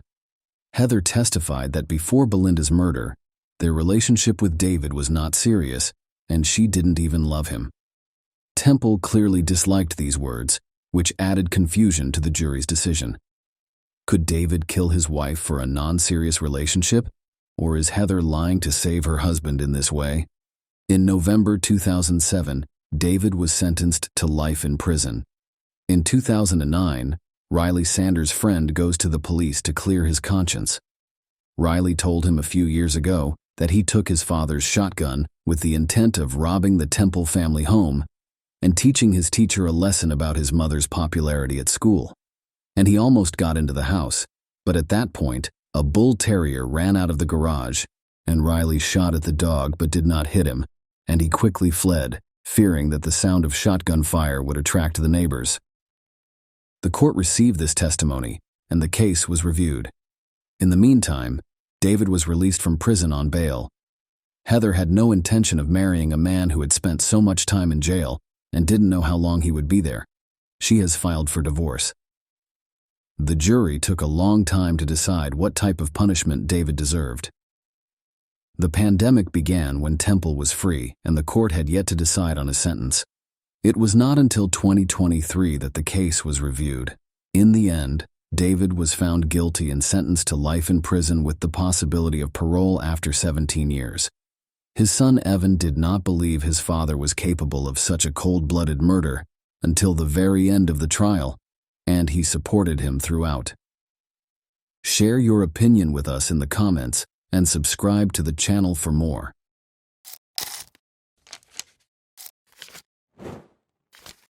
Hey guys, welcome to my channel, and today we're going to take a look at another horrible case with you. Imagine spending your entire life believing you know everything there is to know about the people in your life, only to discover that they have been keeping a terrifying secret for 25 years. Unbeknownst to us, family secrets have the power to influence our lives and occasionally prevent us from achieving true happiness. It can seem like your entire world is about to fall apart when the truth is revealed. For me, it's a dangerous gamble to believe what someone says after all these years. It's difficult to picture coexisting with someone, being aware of their sinister secrets and remaining silent. but were there private interests involved? Together, let's dive in and discover the truth. A chilling tale of love, treachery, and a complex mystery involving unsolved crimes that rocked the sleepy town of Holland, Michigan, to its foundation will be covered today. Every resident had their own theories about what might have happened because the incidents were so shocking. The suspect was finally put on trial after years of investigation, but was the right person held responsible? Gail Weingarten, the eighth child in a large and close-knit family, was born on April 24, 1965, to Wendell and Dorothy Weingarten. She was raised in Michigan's Ottawa County. Despite their lack of wealth, the family was well known for their close ties and concern for one another. They were the epitome of what it meant to be a loving, cohesive family. Notwithstanding their cozy home, financial hardships were frequent, and Gail had a childhood dream of a job that would enable her to buy the things that all children desire. She saved up money and shared with her older sister, Cheryl, that she planned to work hard so she'd always have enough to buy anything she wanted. As a teenager, Gail landed her first job as a waitress. Although the pay wasn't much, she made good money through tips and worked tirelessly. Her charming, friendly, and warm nature meant she never left anyone in her circle indifferent. At 18, Gail experienced her first true love. The relationship moved fast. The young couple moved in together, dreaming of having their own home and starting a family. They lived together for about a year. In 1984, when Gail was 19, she started a new job where she met a 25-year-old contractor named Rick Brink. At first sight, it was love. Gail ended her previous relationship and threw herself completely into her new romance. Rick was so captivated by her that on the very first day they met, he told his mom he had found the woman he wanted to marry. He was head over heels, and their relationship blossomed with beautiful dates and romantic outings. Rick went out of his way to make Gail happy, fulfilling her every wish, and the two of them were deeply in love, feeling absolutely fulfilled together. They were truly a perfect match, both hardworking, ambitious, and full of energy. They shared the same dreams for the future, wanting to work hard and eventually raise a family in the home they hoped to buy. One summer, they visited Rick's family lake house at Lake Michigan, where he had a boat. Gail tried water skiing, and everyone who knew them said they looked like the perfect couple. On April 25, 1986, just one day before Gail's birthday, they got married in a small church ceremony, surrounded by family and friends. They had a long and happy life ahead of them. Garrett Brink, Rick's father, assisted them in locating the ideal house they had been envisioning. It was an old house on Ransom Street, on the outskirts of their hometown of Holland, Michigan, on roughly 20 acres of land. The newlyweds were excited to begin remodeling so they could move in, and Garrett got a great deal. Rick was prepared to take on the renovation of their house because he was a trained carpenter, a skilled handyman, and a former employee of a furniture company. They recorded their progress on video as they moved into their partially renovated home by October 1987. As they cleaned, painted, demolished walls, and fixed floors, the once ancient house was being given a new lease on life. They had been married for roughly 18 months when they moved in. They were prepared to move forward with their lives and start a family, so Gail told her sister that the next room to be remodeled would be a nursery. Rick and Gail had a terrific time at one of Rick's high school friends' weddings on November 21, 1987, but neither of them showed up for work the next day. Rick was employed at the time by Trendway, a large furniture company. It was totally out of character for him to not show up for work without telling anyone, as he was known for being dependable and hardworking. When Rick's boss tried to call his house, no one picked up. Then, worried, he contacted Rick's parents to find out why he hadn't shown up for work. The manager truly cared about his staff members' welfare. Rick's folks were just as concerned. They knew their son well enough to know that he would never go silent about anything. When they made the decision to call Gail's place of employment to see how she was doing, they discovered that she had also failed to arrive that morning. Rick's parents were worried and anxious, so they hurried to check on their son and daughter-in-law. They saw Rick's car parked in the driveway as soon as they got to Rick and Gail's house. They were relieved and hoped the couple was at home, possibly sleeping in or simply feeling ill. However, they noticed Rick inside the car in an odd position as they got closer. His head was resting against the passenger side door, his body hunched over, and he was seated on the driver's side with his knees on the floor beneath the steering wheel. Garrett, Rick's father, approached and yelled his son's name, but no one answered. Rick was unconscious when Garrett reached in and tapped his shoulder, and he could see blood dripping from Rick's head. Rick's parents were horrified, and they refrained from going inside out of concern for what else they might discover. They got in touch with the Ottawa County Sheriff's Department right away. Upon their arrival, the deputies entered the house. They checked the bedroom and discovered Gail. Initially, it appeared that Gail was just sleeping with a pillow over her face, but when the officers lifted the pillow, they found that it was bloody and that Gail had passed away. 3 close-range shots had been fired at her. After backup arrived in a matter of minutes, detectives started going through the house in an effort to find any hints or proof that might point to the culprit. They meticulously examined the area, attempting to piece together what had transpired. The officers' first hypothesis was that this might have been a premeditated act against Gail, and that Rick hurt himself because he was upset. But after conducting a thorough search of Rick's vehicle, they discovered no evidence or weapon that would indicate he was responsible for the attack on his wife prior to his suicide. Without a clear motive or suspect, the idyllic romance that had started at work and inspired hopes of a happy family life abruptly ended in tragedy and violence. The inquiry went on. It was determined that a .22 caliber revolver was the weapon used in the crime. Later on, it was established that Rick had been shot in the head, which was the cause of his death. He was shot at close range twice. Investigators discovered a bullet hole in Rick's car's passenger side window. Authorities thought the perpetrator was someone the victims knew because the window was broken and the driver's side window was partially rolled down. This led them to speculate that Rick probably knew the individual and did not perceive any imminent danger because he had rolled down the window to talk to them. Furthermore, it was evident from examining the house that this was not a robbery. There were no indications of a struggle or forced entry. Everything was in its proper place, the door had not been broken into, and nothing had been looted. Cash and credit cards were still in Rick and Gail's wallets, which were discovered on the kitchen table. There were pieces of jewelry all over the house. No weapon, shell casings, or other important evidence was found in the house, and both victims were still wearing their wedding rings. The fact that the recovered bullets were still inside the victims suggests that the suspect came with the sole intent of killing them. Physical evidence that could be used for analysis was either non-existent or insufficient. In the house, 6 fingerprints were discovered. 2 of them did not match any records in law enforcement databases, and the other 4 were victims. According to the results of the forensic analysis, Rick and Gail were murdered early on November 22. The case was the subject of rumors and conjecture, but not all suspects were prepared to come forward or alert the authorities. The investigators were unable to identify any possible suspects or make any arrests due to the lack of evidence, but it was determined that Rick and Gail were last seen at approximately 11 p.m. when they were departing their friend's wedding reception on November 21. Their deaths took place between then and the next day, almost a full day before they were discovered, the autopsy revealed. Investigators kept interviewing friends, family, co-workers, and anyone else who knew Gail and Rick in the hopes of learning more about the couple's last known contacts. They started by talking to Ryan Weingarten, Gail's brother. He brought up Gail's former boyfriend who had once confronted her in public and declared his love and jealousy for her. Gail was already married and content, but he had tried to get her to return to him. Gail's ex-boyfriend was located by the police and taken into custody for interrogation. He even consented to take a polygraph test, which he passed, and denied any involvement. The authorities ruled him out as a possible suspect because he also had a strong alibi.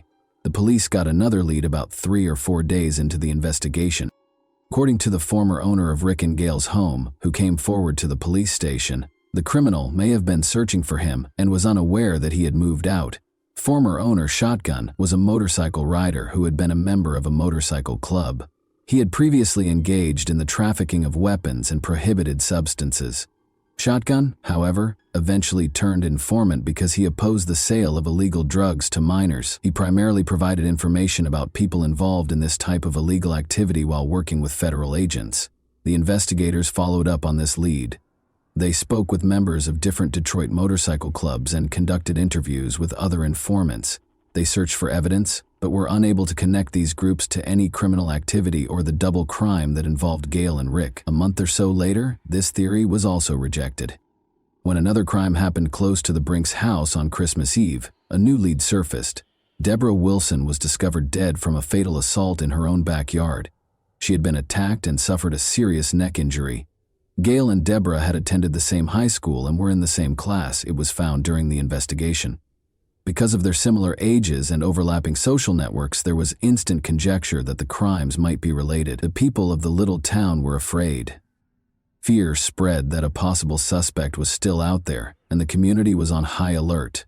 Because of the crime's irrationality, people began to fear for their personal safety and wonder if there would be additional victims.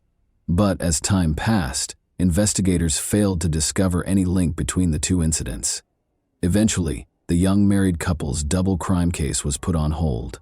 For the next 20 years, all of the documents and supporting documentation were kept in storage. Family members and friends gradually lost faith that justice would ever be done. It taught the families to accept the fact that they may never find out the truth about what truly happened to their loved ones. However, after 20 long years of waiting, the truth was finally revealed, exposing dark family secrets in addition to an unexpected suspect. No one was taken into custody after Rick and Gail Brink died. To look into unsolved crimes, the Ottawa County Sheriff's Office established a cold case team in 2009. By 2011, the 24-year-old Brink couple's case had been reopened by detectives Venus Repper and David Blakely. To make progress on these cold cases, they began going through old documents and interviewed more than 200 people. For roughly 7 or 8 years, the detectives collaborated and came up with their own plan. They used time as an advantage in their strategy. They worked from a different angle, in the hopes of capturing information that might have been missed in the initial inquiry. Detective Repper explained, "Loyalties change, friendships change, and people who might have kept a secret back then may no longer feel the need to do so, or they may have held on to it for so long that they just want to let it go." The detectives returned their attention to Rick and Gail's case after closing the Deborah Wilson case, in which the suspect had already died. They started interviewing some family members almost a year later. They came across some perplexing information when they talked to one of Gail's aunts and her sister, Cheryl Murphy. Over the years, both women said strange comments made by Ryan Weingarten, Gail and Cheryl's brother, had upset them. The aunt claims that these remarks started at the couple's funeral. She remembered Ryan asking her, "Do you think I could have done it?"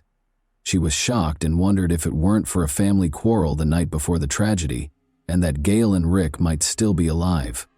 On the 20th of November, Gail called her aunt.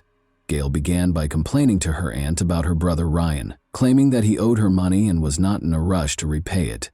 Ryan also called their aunt shortly after, expressing his annoyance over Gail. He was upset, saying that Gail refused to let their parents park their camper on her driveway, acting superior to the rest of the family.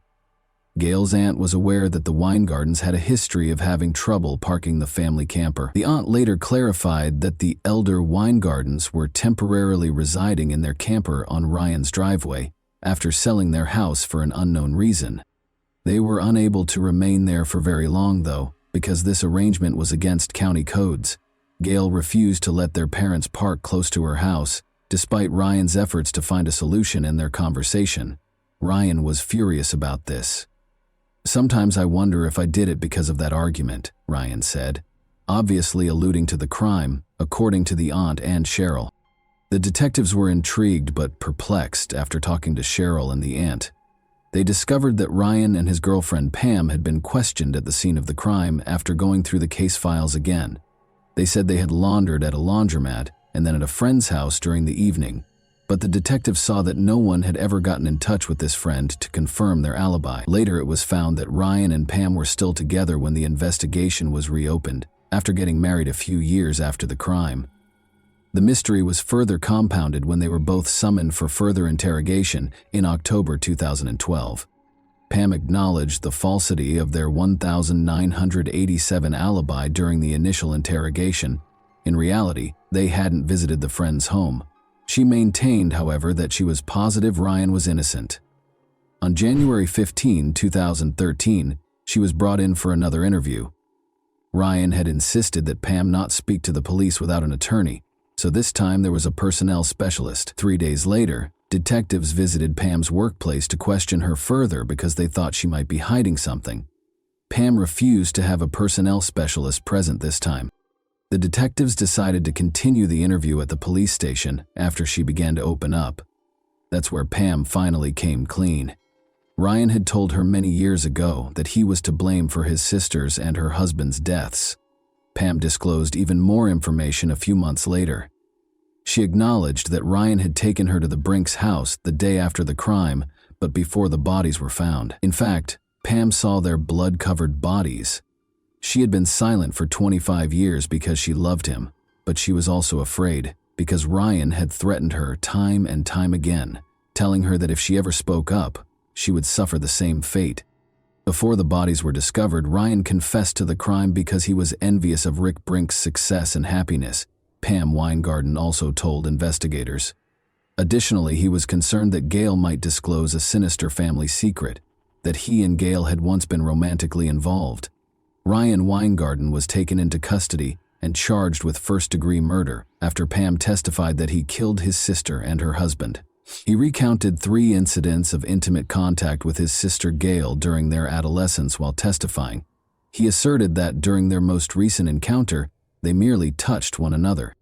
Ryan testified in his own defense during the trial.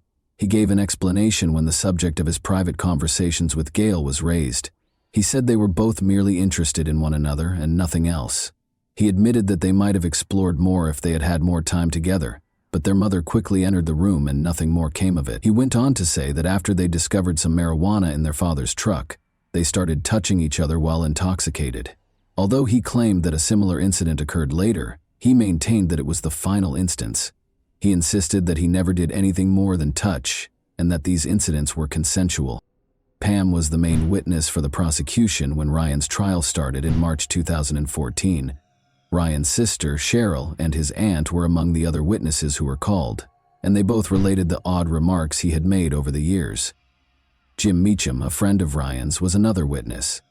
Jim said he frequently came over to Ryan's house for coffee in the mornings, just to sit and talk. According to Jim's testimony, when he visited Ryan's home early on November 23, Ryan informed him that his sister and her husband had passed away.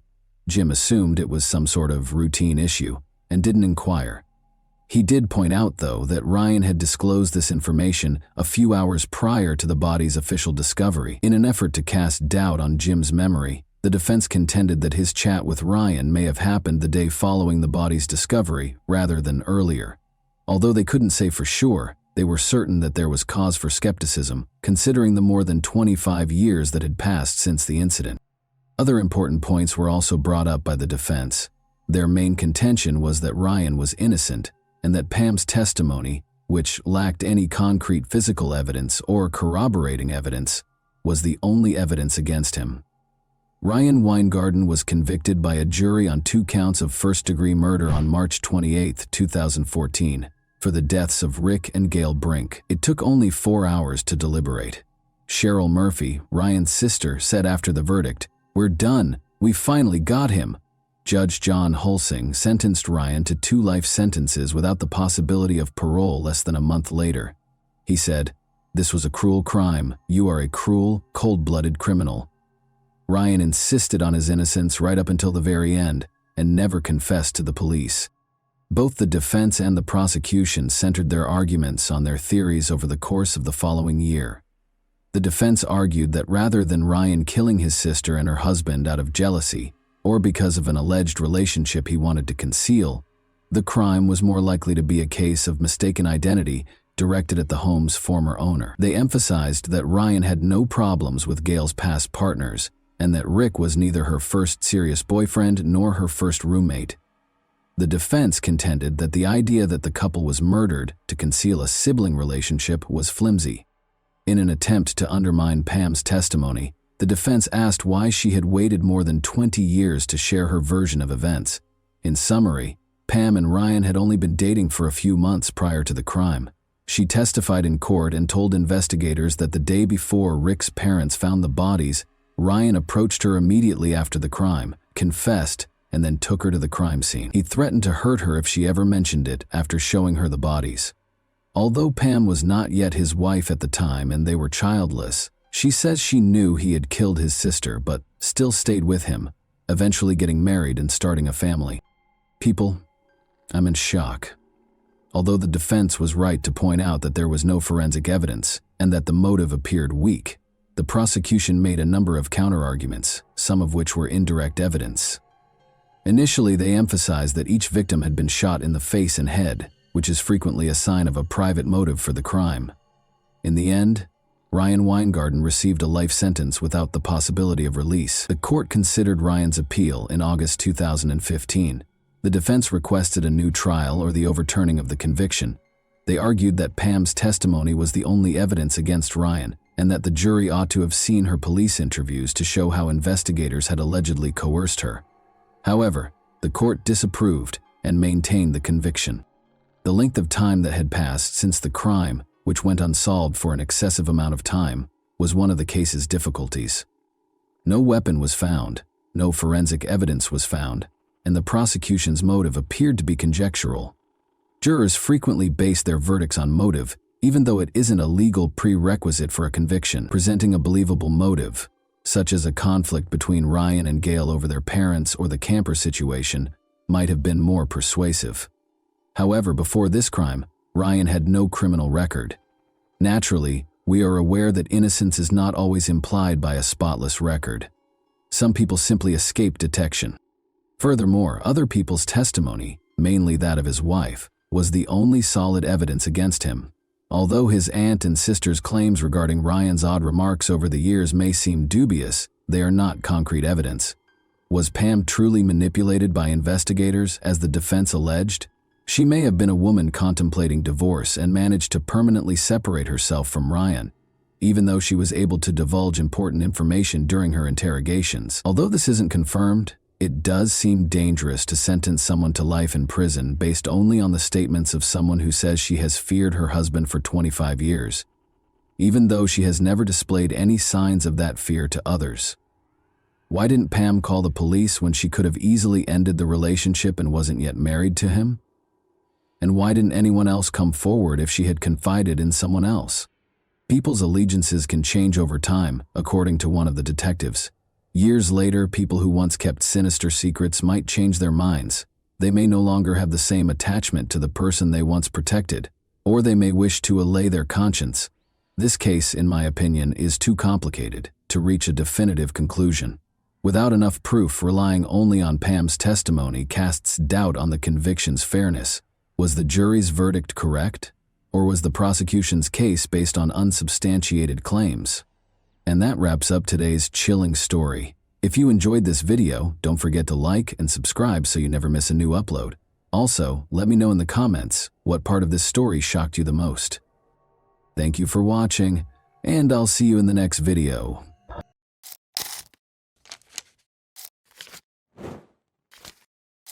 Hey guys, welcome to my channel, and today we're going to take a look at another horrible case with you.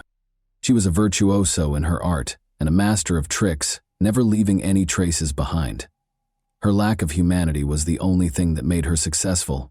Nobody could have predicted that a quiet but intelligent girl would grow up to be one of the world's most skilled criminals, behind a long string of schemes that funded her transformation from a regular girl into a dangerous individual living in luxury. The vicious con artist, who had a taste for killing, was the epitome of evil and was always one step ahead of the police.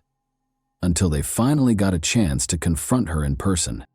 Steve and Jane McGowan, who lived in Florida, received a letter from their sister Beverly, who was 34, on Thursday, July 19, 1990.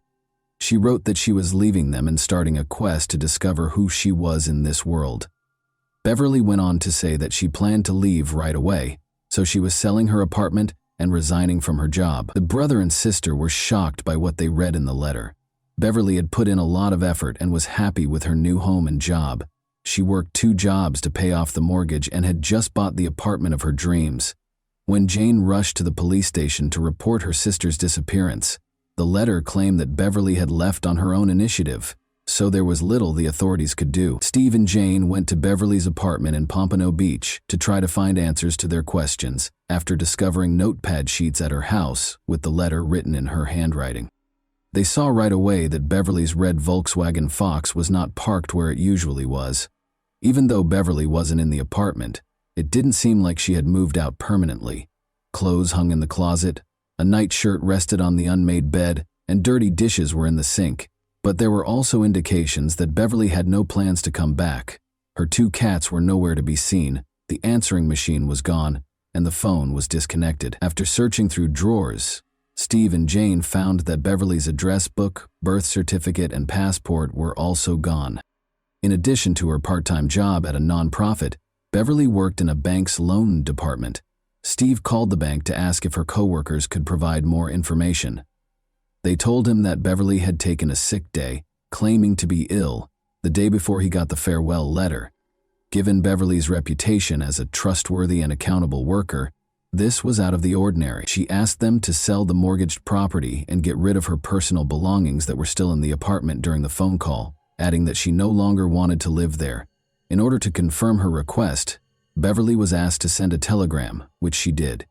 Steve and Jane had to accept that their sister had actually left without telling anyone why, despite the peculiar circumstances. Nevertheless, Steve closed Beverly's credit cards and persuaded the police to report her missing.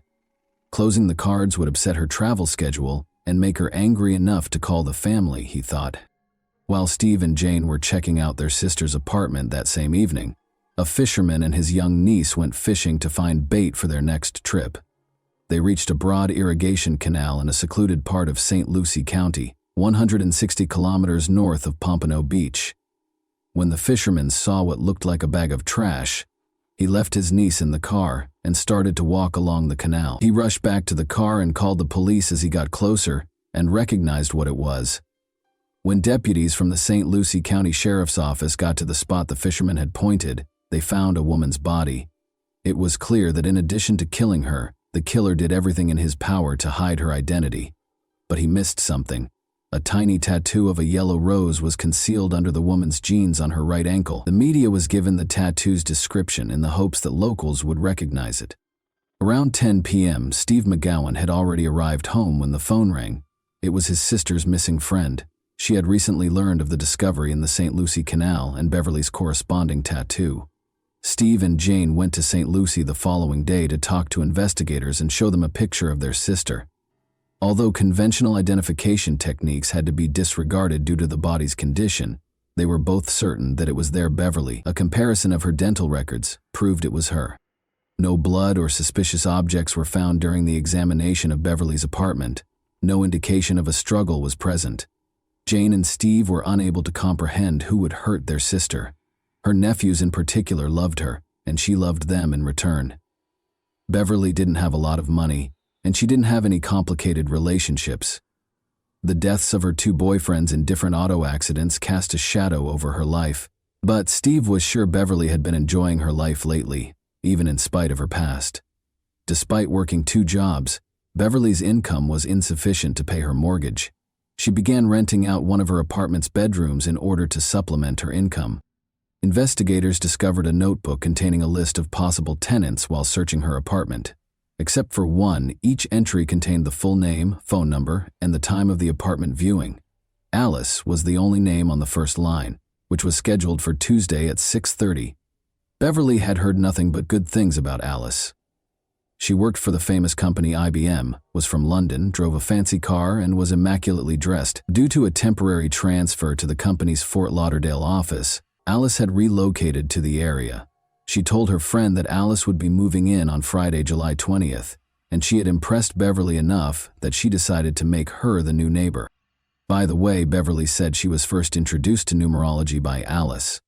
Alice tried to forecast Beverly's future, but she required a number of numbers that were important to Beverly, including her date of birth, social security number, passport number, and even information from her driver's license. The odd thing is that Beverly gave her all these numbers. She shared Alice's future predictions with her friends because, all things considered, she was happy with them. Regretfully, she didn't give them her new neighbor's last name. The identity of Alice was still unknown. Furthermore, there was no proof that Alice had ever been to Beverly's apartment, let alone moved in. When the investigators contacted IBM, they were told that the company did not have any UK workers in the South Florida region. They didn't even have a Fort Lauderdale office. According to the results of the financial investigation, someone took $795 out of the $800 in Beverly's bank account on the day her body was discovered. Then, at a Miami shopping center, she used her credit card to buy books and women's clothes. The customer was described as bright blonde with a British accent by the salespeople who assisted her. The tall blonde woman who had garnered national attention at the time fit the description. Police officer Lori Bembenek had been given a life sentence in 1,982 years, 8 years prior, for killing her ex-husband's ex-wife. There had been a stir about the case. Lori was somewhat of a celebrity due to her glitzy appearance and the high-profile nature of the case. Lori had freed herself from Wisconsin prison a few days prior to Beverly's murder. The Miami salesperson identified Lori Bembenek as the person who had used Beverly's credit card after seeing pictures of her, until it was revealed that Lori had actually fled to Canada and was not in Florida at the time of the crime. The police were baffled as to how the path of a modest bank employee could have intersected with that of a convicted killer. However, Beverly's card was used once more in Miami, this time at a travel agency, on Friday, July 20, 1 day after her body was found. Interestingly, the cardholder looked like a man disguised as a woman. The individual wore oval-shaped glasses and a cheap black wig in the Cleopatra style. The man identified himself as Sam and spoke with a British accent. Sam apparently used the card to buy a ticket for British Airways Flight 2922 because he was going to London in 2 days, on July 22nd through 2922. Investigators looked through Flight 292's passenger registration records and those of every other flight that was scheduled to depart for Britain on July 22. None of them bore the name of Beverly McGowan, but after being parked there for 5 days, Beverly's car was discovered in the airport parking lot. 4 synthetic black wig hairs were found inside the car, but fingerprints inside the car did not show any significant results. On Monday, July 23rd, according to London time, British Airways Flight 292 touched down at Heathrow Airport. A traveler with oval glasses and short black hair came up to the Avis car rental desk after the plane touched down. The passenger, who was most likely Sam, provided her driver's license as identification and made a car reservation in Beverly McGowan's name. Beverly wore glasses and her dark hair reached her shoulder. She looked like the person behind the counter. Sam gave Beverly's Visa card to the clerk when she asked for a credit card to pay for the car's fuel. However, the card was turned down. They may have gone over the limit and paid in cash, Sam clarified. Actually, Beverly's credit cards had been canceled by her brother Steve by that point. Sam was long gone by the time Florida detectives found out about this botched transaction. Transactions on the credit card could not be tracked because it was no longer in use. American law enforcement agencies had no jurisdiction over Sam once he arrived in Britain. Detectives from Florida called the London police to ask for help. John Cornish, a detective, consented to assist with the global investigation. He talked to the Avis company and told their employees to tell the suspect to go to their closest office if he got in touch with them. Sam did get in touch with Avis later that week. He was asked to come to the local Avis office and asked for an extension on the rental car. Sam never arrived at the location where the police were waiting for him. On the day of the car's return, a contingency plan was developed in which officers would wait at Heathrow Airport. When that day finally came, Sam was nowhere to be seen. Without any hints, Sam's abandoned car was discovered a few miles from the airport in the early morning. Detective Cornish ordered his team to board all flights to the U.S. that day in order to check the passengers, because he suspected Sam might be trying to fly back to the U.S. However, this effort was in vain. The chance to capture the criminal was lost on the police. British Airways Flight 292 was the last lead the police had. Sam had purchased a ticket in a different name because he did not board the flight using Beverly's passport. Although it was illegal for investigators to check passengers who did not live in Florida, they made an effort to examine the 248 people on that flight. So they turned to the United States for help, State Department in Washington, D.C. The process could take years because each passenger's name had to be compared with passport information and there was no single database that contained all of this data. The State Department didn't give the police a name they considered significant until January 1996. British national Sylvia Hodgkinson was on Flight 292. A woman with dark hair and eyebrows was shown in the passport photo. She was compelled to relocate to a women's shelter following the death of her spouse. There was nowhere else for her to go. A passport was issued in her name less than a year after her husband's passing. It was suspected by investigators that someone else had taken Sylvia's identity in order to obtain documents in her name. There was fear that Sylvia had met a similar end to Beverly's because they were unable to find her in any way. Additionally, the State Department found a fascinating link between Sylvia and two other women, Elaine Antoinette Parent and Charlotte Ray Callan. An incident that happened a year after Beverly's murder revealed that all three identities were unintentionally connected.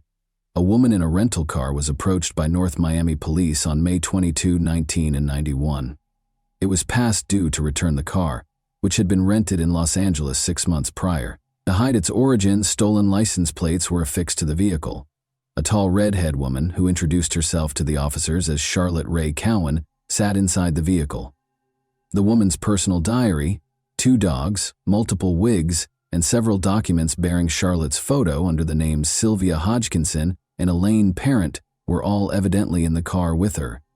Charlotte's failure to return the rented car led to her arrest by the police. The following day, she posted bail after spending the night in jail. Surprisingly, the police did nothing about this issue, even though the woman was clearly using a false identity. One of the arresting officers was in the building on the day of Charlotte's court hearing for the offense. A redhead woman stood up when Charlotte's turn to appear before the court came. The officer who had arrested Charlotte, however, was taken aback to discover that the woman he had arrested was not the same one who had been called to court by the subpoena. Charlotte was perplexed as to why she had been summoned to court so abruptly. She questioned the officer about the height and red hair of the woman he had arrested. She boldly declared that she knew exactly who it was when he said yes. Almost 10 years prior, in the middle of the 1980s, Charlotte was unwinding at an Orlando bar when a well-dressed woman with a British accent came up to her. Like Charlotte, she had stunning blue eyes and short red hair. The woman offered to buy Charlotte a drink and identified herself as Anne Tremont.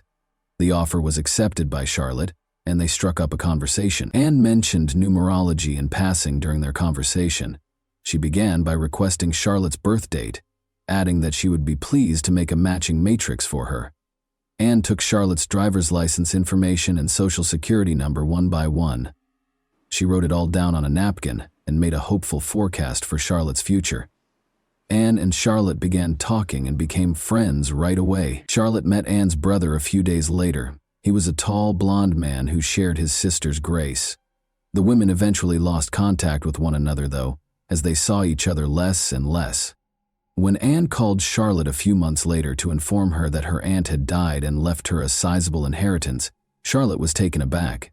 Anne claimed that her brother had chosen to have her institutionalized in order to keep all of the money for himself, even though they were meant to split it.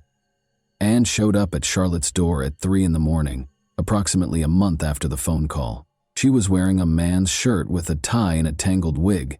She broke down in tears as she described how she had gotten out of the institution where her brother had put her. She needed assistance going missing because she was hiding from her family. In order to establish a new identity for herself, Anne pleaded with Charlotte to let her take her birth certificate. At first, Charlotte declined, but after witnessing Anne's distress, she grudgingly consented. The birth certificate would be returned shortly, her friend assured her. Charlotte didn't hear from Anne for weeks. She started to worry. The birth certificate and a note from Anne expressing regret for the wait were finally sent to her. It wasn't until she was summoned to court in 1991 that Charlotte learned more about her friend. After hearing this intriguing tale, the investigators were curious to find out who the mysterious and elusive scammer was. Although not much was known about Elaine Parent's life, she was a real person like everyone else. On August 4, 1942, she was born in the Bronx, New York. Her parents were loving and reasonably well off, and she was their only child. She was a tall, slim beauty with dark hair and piercing blue eyes by the time she reached adulthood. She relocated to Florida at the age of 30, where she briefly worked at a real estate company before being arrested for shoplifting in Fort Lauderdale in 1976. They took her fingerprints and put them in the database. She then stole $40,000 worth of jewelry from an elderly acquaintance in 1985. Parent and Charlotte met at about the same time. The fingerprints of the parent and the woman who was arrested in 1991 for not returning a rented car were compared. They were identical. Elaine Parent was the woman posing as Charlotte Cowan. Naturally, it was assumed that Elaine Parent, the elusive suspect Sam, and the new neighbor Beverly McGowan's Alice were all the same person. They still had to establish a clear connection between Elaine and Beverly's murder, though. In addition to reviewing the case's evidence, the detectives looked through a notebook that contained letters that Beverly had written to her sister and brother. This specialized equipment uses an electrostatic detection device, ESDA, to find impressions or indentations left by previously written letters on paper. The notebook had been used for a number of other letters that weren't written in Beverly's handwriting, according to the analysis of the notebook. The author appeared to be a woman with a deep-seated animosity toward Beverly. Threats were included in the rather aggressive messages. Elaine Parent's handwriting samples were compared to the letters, and they matched. Parent's letters were sent to a woman in London who was the chief executive officer of a large corporation. She filled in many of the gaps in the elusive fraudster's life, but was named Witness X in the case materials for her protection. The woman disclosed that she and Elaine became friends right away after meeting during a trip to Miami in the 1980s. Elaine reportedly fled to London in 1985 while the police were looking for her in connection with the jewelry theft, and she asked Witness X if she could stay with her. However, Elaine's unstable and explosive temperament quickly made it clear to the two young women that they couldn't live together. The scammer went back to the United States in 1990, but Witness X was shocked when she left for London at the end of July. She was operating an Avis-rented vehicle. Parent stole two of her old friend's dogs and fled to the United States 3 months after she returned to London. She then tried to extort a ransom for her dogs by sending Witness X threatening letters. Clearly, these were the same dogs that were discovered in her possession when she was arrested in Miami in 1991. The State Department accused Parent of forging her passport by the end of 1996, but they were clueless as to where she might be hiding. Elaine Parent was featured in an episode of the television program America's Most Wanted in 1998. Patricia Evans of St. Petersburg, Florida, was watching television at home when the show started. She instantly recognized Elaine when she saw her photo. Elaine was known to Patricia Nevins, a church employee, as Sandra Little, a blonde. In 1992, Patricia met Sandra Little while she was residing in a St. Petersburg homeless shelter. Sandra lived with Patricia for nearly a year and a half after Patricia let her use her empty bedroom. Sandra sued a restaurant during this time after she hurt herself after slipping there. She prevailed in the case and was compensated, though it is unknown how much. Patricia talked about a number of odd things that happened when she lived with Elaine. She was once informed by Elaine that adopting a new identity was one way to live a dignified life.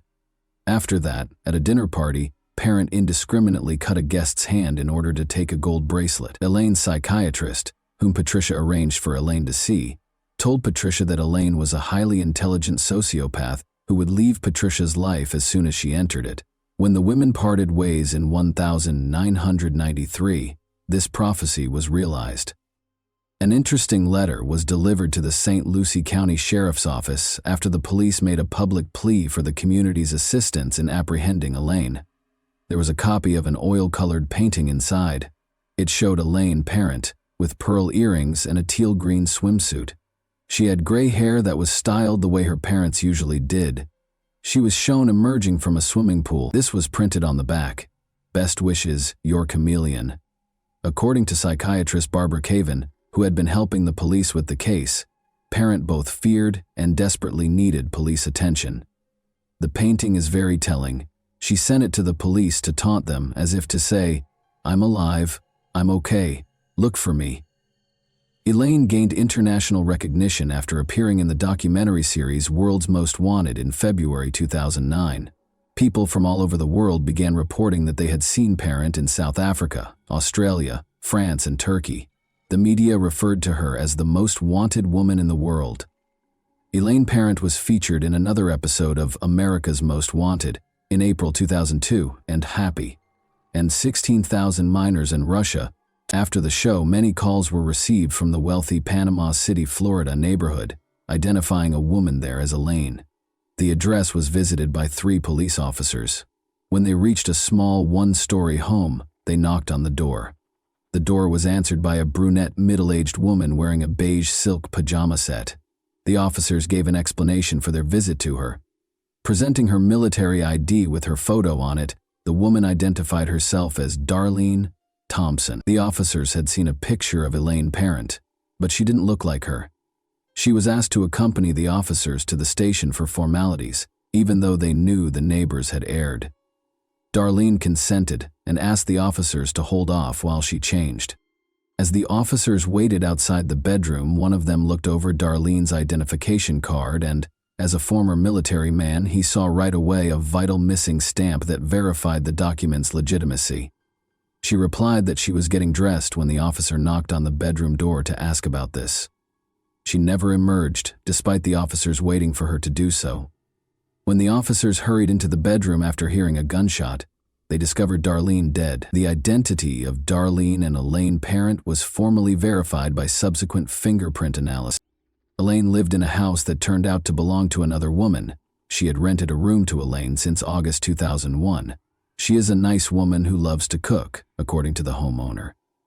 Elaine's Florida driver's license, which had her photo on it but the name of the woman she was staying with, was discovered during the house search. She had jotted down details about a man from the nearby town of Lynn Haven, including his credit cards and social security number, in a notebook. Elaine's closet was stocked with men's and women's clothes, as well as wigs. They also found a book on theatrical makeup and another on learning French.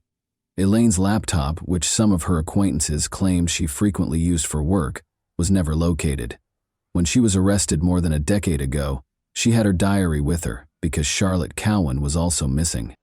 The police discovered a flyer featuring a picture of Elaine and the name Antonia Racerman, which is another fascinating aspect of the portrait. It looked as though Elaine had made the flyer herself, and the local police chief later conjectured that she had done it to intimidate someone. The flyer said that she was wanted by the FBI for the murder of a government official at a hotel in Washington, D.C. Many questions remained after Elaine's death. According to the police, she used up to 20 different identities in countries such as the United States, the United Kingdom, Turkey, Israel, France, and South Africa. Although no other victims have been located, some believe she may have committed more murders. There are differing views on whether she worked alone or with an accomplice. Investigator Norma Pfeiffer told the media 3 years before she died, "The brutality of the McGowan murder makes me think that someone capable of this has either done it before or will do it again. She couldn't have run Beverly alone, according to some. And let's not forget about the handsome blonde man she passed off as her brother." According to psychologist Barbara Kerwin, Elaine is a virtuoso in her field, who can read people's souls and identify their weak points with ease. The reason behind her crimes is still entirely unknown, though. Why, given her high IQ, would someone like Elaine decide to commit crimes rather than excel in any other field, especially since her crimes brought her more fame than fortune? Kerwin, however, feels she is aware of the motivation behind Elaine's plots, her own inner demons. Barbara said, "I believe she impulsively stole the identities of others to fill her own emptiness." And that wraps up today's chilling story. If you enjoyed this video, don't forget to like and subscribe so you never miss a new upload. Also, let me know in the comments what part of this story shocked you the most. Thank you for watching, and I'll see you in the next video.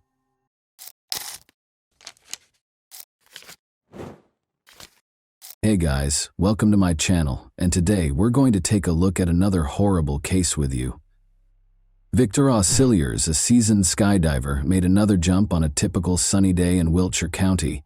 The sensation of wind on her face, the rush of adrenaline, and the view of the infinite sky were all familiar to her. However, she became aware that something had gone horribly wrong shortly after she had deployed her parachute. The reserve parachute did not deploy correctly, and the lines were tangled. Victoria fell with a terrifying velocity. Her only concern during that heart-stopping moment was her kids and how they would be left without her. However, how could a seasoned teacher like this make such a mistake, and why? These questions led to the discovery of a terrifying mystery that would permanently alter Victoria's life. Victoria Cilliers. Who is she? Victoria Cilliers was born in 1977 to a retired military officer in Edinburgh, Scotland's capital.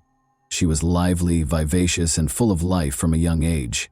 She devotedly pursued a number of sports during her school years, and when she made her first skydive at the age of 16, she instantly fell in love with the sky. Victoria entered the University of Glasgow's medical program after graduating from high school. She obtained her degree in physical therapy while still participating in sports. She joined the British Army as a physical therapist because she wanted to be like her father. Victoria developed into a highly accomplished skydiver in addition to her medical career. She completed more than 1,500 jumps and obtained her instructor's certification. As a mentor with the Army National Parachuting Association and a free fall coach, she was a true professional. Through perseverance and hard work, Victoria rose to the position of captain by the time she turned 30, marking a significant career accomplishment. She made a good living while juggling her duties as a skydiving instructor and a physical therapist at a military hospital. Her private life, however, was less fortunate. She wed a medical colleague in 2008, but the union disintegrated after just 1 year. A tall, gregarious officer named Emile Cilliers entered the hospital where Victoria worked in the middle of 2009. He ended up attending one of Victoria's therapy sessions while he was recuperating from a skiing accident. He quickly became the love of her life and her second husband, a love that nearly cost her everything. Emile Cilliers, an unfaithful partner and perilous charmer. Let's now examine the primary antagonist of the narrative. Born in South Africa in 1980, Emile Cilliers came from a wealthy British expat family that ran a construction business. His parents catered to all of his needs and desires, allowing him to grow up pampered and conceited. Emile began dating Nicolene Shepherd, a young girl, when he was 17. He was already employed at his father's business and had completed high school by then. Emile knew how to make a good impression, dressed well, and always had money to spend. Shortly before her 16th birthday, Nicolene became pregnant and gave birth to their first child, a daughter. A second child was born to the couple approximately a year and a half later. However, they never made it to the altar, even though they had 2 children together. Emile asserted that he was not prepared for the obligations of family life. He kept having affairs with other women in spite of his role as a father. Although he didn't try hard to conceal his actions, he was always able to win Nicolene back and persuade her to stay with him. Emile made the decision to relocate to the UK in the early 2000s with the intention of establishing a prosperous career, purchasing a house, and eventually bringing Nicolene and the children to live with him. On a work visa, he went to the UK, but his trip didn't go as expected. Emile took on menial side jobs to make ends meet because he was having trouble finding steady employment. He often lived with different women and made fewer calls home to save money. Emile consistently refused Nicolene's requests to bring them to the UK or return to South Africa. Citing financial difficulties, he said he was unable to provide for them. However, he frequently bought pricey things for himself and lavished gifts on his many romantic partners. Nicolene and the kids were temporarily financially supported by Emile's parents. Nicolene's prospective mother-in-law then disclosed a startling secret during one of their conversations. Emile had just gotten married. Carly Taylor, a British woman, became his new wife. Nicolene called Emile that same day and demanded an explanation. He reassured her calmly that the marriage was solely for legal purposes, to obtain permanent residency in the United Kingdom. Nicolene tried to remain composed and trusted his story, but she soon discovered he had no intention of inviting them over. She packed one suitcase, gathered her children, and took a plane to the UK, determined to force Emile to take responsibility. She desired Emile to be involved in raising their kids. By this point, Carly was expecting their second child, and Emile and Carly already had a son together. Carly was unaware of the existence of Nicolene and her 2 children. The unexpected appearance of Nicolene surprised Emile and his expectant wife. In an attempt to make his shocked wife understand him, Emil had to switch to South African Afrikaans. He told Nicoline quite bluntly that he had no intention of continuing to be involved in their children's lives, and that their relationship was over. The always endearing Emil was forced to tell his wife who she was, but the heartbroken Nicoline fled in tears. However, Nicoline was portrayed as a villain rather than a victim in the highly embellished story he told Carly. For about 6.5 years, Emil and Carly were married, but their marriage was not happy. It was the same pattern as in his last relationship. Emil regularly cheated on Carly with several women he met wherever he went, even though they had 2 kids together. Interestingly, Nicoline, Carly, and later Victoria would all talk about Emil's incessant demands for intimacy, even weeks after giving birth, with little consideration for the discomfort or health hazards his partners might face. Emil signed a contract to join the Army Physical Training Corps shortly after he married Carly, joining the British Armed Forces. He basically turned into a fitness instructor who earned a respectable salary and a military rank. Emil and Victoria's love story. Emil broke his ankle in a skiing accident in 2009 and ended up in the hospital. Victoria, a physical therapist, was there when he first met her. Immediately sparks flew between them. It made no difference that Victoria was 3 years older. Emil tried his best to comfort her in any way he could, because she was still emotionally healing from a recent divorce.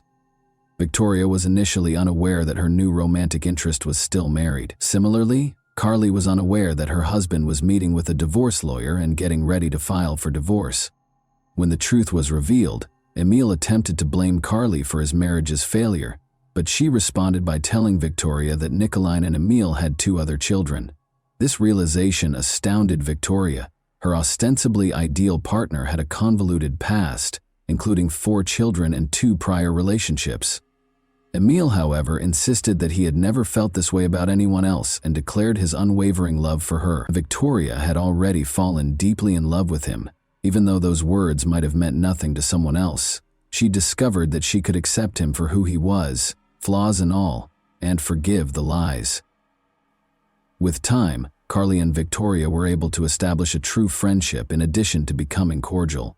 The 2 women had become so close that Carly even trusted Victoria to take care of her kids. Emil quickly proposed to Victoria after completing his divorce in 2010. The couple threw a lavish wedding after she gladly accepted. After her parents died, Victoria used the money she inherited from them to buy a large house in Wiltshire, where they now reside. The couple's first child, a daughter named April, was born in 2011. In 2015, their son Ben was born, expanding their family. Spending a lot of time with their children, the new parents seemed committed. Their family appeared to be content and strong from the outside. Victoria was an enthusiastic skydiver who had even introduced the sport to her husband, Emil. He became an expert in packing both main and reserve parachutes and obtained his own certification as a skydiving instructor, giving the family an additional source of income. With 2 gorgeous kids, a devoted husband who had just been promoted to sergeant, and a life that appeared ideal to their friends and family, Victoria's marriage seemed like a dream come true. However, Emil soon got tired of this seemingly perfect life. He started looking for affairs, and even though he didn't do much to conceal his actions, he would constantly beg Victoria's pardon on his knees. He would vouch for the fact that these liaisons were pointless and that she was the only person he loved. In order to keep up appearances, and the appearance of a perfect family in front of friends, family, and co-workers, Victoria repeatedly forgave him. As previously stated, Victoria had been an instructor at the Army Parachute Association and had a deep love for skydiving since she was a young girl. By early 2015, she had performed more than 2,500 jumps without any mistakes or mishaps. Naturally, Victoria had to take a break from the sport she loved so much during her pregnancy, and she missed it terribly. Her second child was born in early March 2015. Emil then shocked her on April 1st by telling her that he had reserved a tandem skydive for the 2 of them. Victoria was ecstatic, perceiving this as a considerate act from her spouse, who appeared to wish to inject some excitement into their everyday routine. The couple arrived at the skydiving base with their older daughter on April 4, the day of the scheduled jump. They prepared, but the weather abruptly changed against them. Heavy clouds rolled in and the wind increased, making it impossible for the plane to take off. The jump was rescheduled for Easter Sunday the following day. Upon arriving home, Emil abruptly informed Victoria that he would not be able to accompany her the following day. In addition to insisting that it would be best to leave the kids at home because they would only grow tired and no one else would be available to watch them, he said that urgent matters had arisen. Emil wished Victoria luck as he bid her farewell on the morning of April 5 and remained behind with their 5-week-old son and 4-year-old daughter. With a positive attitude, Victoria set out, looking forward to her long-awaited jump. However, the weather wasn't great again. After waiting for several hours, the group was finally given the all-clear to take off. The plane carrying 12 skydivers took off at around 3 p.m. One by one, the skydivers started their jumps at the proper altitude. Last to jump, Victoria Cilliers relished every moment of her ascent through the sky, but as soon as she pulled the cord to release her parachute, she knew something was seriously amiss. No matter how hard she tried, she was unable to untangle the tangled lines of her main parachute. Quickly, she sliced it off and proceeded to use her backup chute. The unimaginable occurred at that point. Approximately 1/3 of the reserve parachute opened. It looked like this might be the end, as Victoria started to spin wildly through the air at a terrifying speed. Victoria later acknowledged that, although she was afraid, she didn't consider dying. Her husband and their 2 young children were waiting for her at home, and she was thinking about them. She tried to position her body to minimize the injuries from the inevitable impact and did everything she could to slow her fall. In her ears, the wind roared. She lost all sense of time and space as everything whirled around her. The world grew dark. Victoria was lying in a recently plowed field when she came to. She couldn't understand what had happened or why there was so much noise all around her. She was confused. Her co-workers were shocked to discover her alive after racing to the scene. They were taken aback, however, when Victoria opened her eyes and requested assistance in standing up. As it happened, she had been extremely lucky. Her fall had been cushioned by the soft, loose soil, avoiding potentially fatal injuries. Victoria had suffered a broken leg, collarbone, and multiple ribs, but she miraculously survived. However, her head, internal organs, and spine were largely intact on the side she landed on. After being airlifted to the closest hospital by emergency personnel, it is almost unheard of for both parachutes to fail, and it is rarely necessary to deploy a reserve parachute. Red flags were raised right away. After learning of the incident, the skydiving base's lead instructor made the decision to examine Victoria's parachutes in person. Although the main chute's lines were tangled, it was unclear if this was the result of a packer's error or if someone had purposefully sabotaged it. Things became even more suspicious when the reserve parachute was examined. There were 2 essential pieces of equipment missing. It appeared as though these parts had never been there and had never been torn away because there was no indication of damage. Victoria came perilously close to death as a result of the reserve chute's improper deployment. A mistake of this size was practically impossible because the parachute had been inspected at least 10 times by numerous experienced professionals. The lead instructor was extremely concerned about both parachute failures. He made the decision to report a possible murder attempt to the police on his own. It just so happened that, at about the same time, Victoria's best friend Caroline called the police with a similar worry. But Caroline didn't think twice about naming the suspect she had in mind. When Caroline learned of the suspicious accident, she became concerned. She told investigators that Emil, Victoria's husband, might be connected. Caroline claims that although the marriage appeared to be happy on the surface, Emil was actually a toxic and manipulative partner. Victoria disregarded numerous warning signs because she was so consumed by her love for him. An expanding study. The parachutes turned out to be important pieces of evidence during the police's thorough investigation into the incident. Victoria, meanwhile, recovered remarkably quickly and was in the hospital for less than a month. She credited her husband's constant care and support for her quick recovery. Emil seemed to be the ideal husband, showing her affection, taking care of the house, and assisting with their kids. Victoria was therefore taken aback when policemen arrived at their door to talk to Mr. Cilliers. Emil didn't fight back. He went to the station voluntarily to respond to their inquiries. Emil, a negligent father and an unfaithful husband, maintained his composure while being questioned, but he was aware that investigators would soon find text messages he had exchanged with his many lovers. he made the decision to discuss his affairs with others in the hopes of avoiding the disclosures. He acknowledged that he had been dissatisfied in his marriage and blamed Victoria for not providing for him. He claimed that although he had been preparing to divorce her for some time, he had put it off due to the children. Emil admitted that he had been seeing an Austrian ski instructor named Stephanie Galler for about 6 months, and even had plans to wed her shortly. Emil disclosed his financial difficulties as well. He owed a lot of money to a number of individuals and businesses that provided high-interest loans. He was a self-confessed gambling addict who regularly wagered and lost, which led to his debts skyrocketing. He said that some of his creditors had started threatening him, and he even implied that Victoria's death attempt might have been a warning to him. As it happened, Emil Cilliers did have a mountain of debt, but his account of the parachute incident sounded so implausible. The fact that Emil casually stated that he had personally examined his wife's parachutes and never left them in his sight, even bringing them with him when he used the restroom, only served to heighten investigators' suspicions. The police detained him for additional interrogation after this detail raised serious concerns. Officers conversed with Victoria at home during this time, telling her about the strange details and the suspicions expressed by the lead instructor and her friend Caroline. Victoria was shaken and in disbelief. She acknowledged her husband's extramarital affairs and financial difficulties, admitting that their marriage was far from ideal. She also disclosed that Emil had not been very enthusiastic about the birth of their youngest son and had hardly spent any time with her children. Victoria found it difficult to accept that her husband would ever wish to hurt her, in spite of everything. Emil didn't initially seem to have a strong reason to divorce his wife. First of all, despite his mounting debts, Victoria had always supported him financially and forgiven him for his infidelity, giving him unfettered access to her bank account. Emil led a comfortable life and indulged in his vices. Second, Victoria had safeguarded her resources. In her will, she left her savings account and the house she purchased prior to their marriage to her sister. Her sister would take on the role of guardian for the children in the event of her death, guaranteeing Emil would not be able to access the inheritance.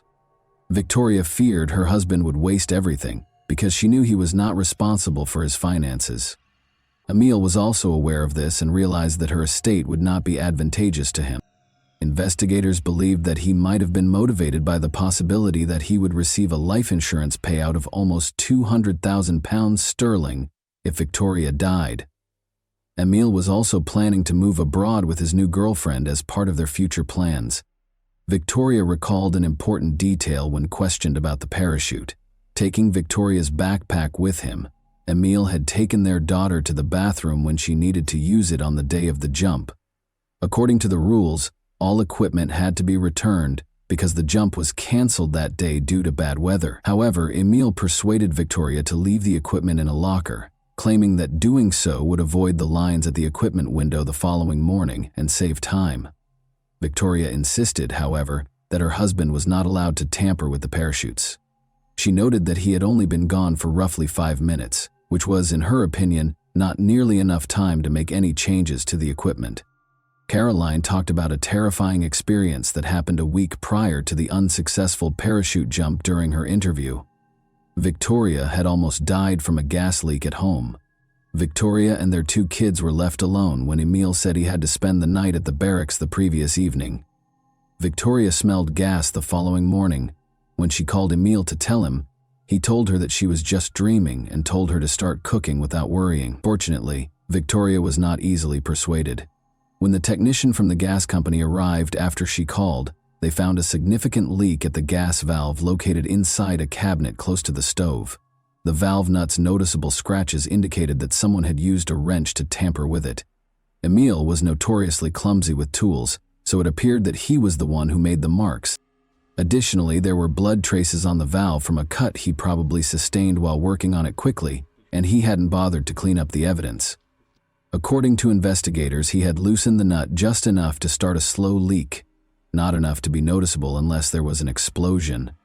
Later, Emil asserted that the valve had most likely come loose due to vibrations from a nearby building's construction. The incident was written off as a strange accident at the time, and no one suspected Emil of foul play.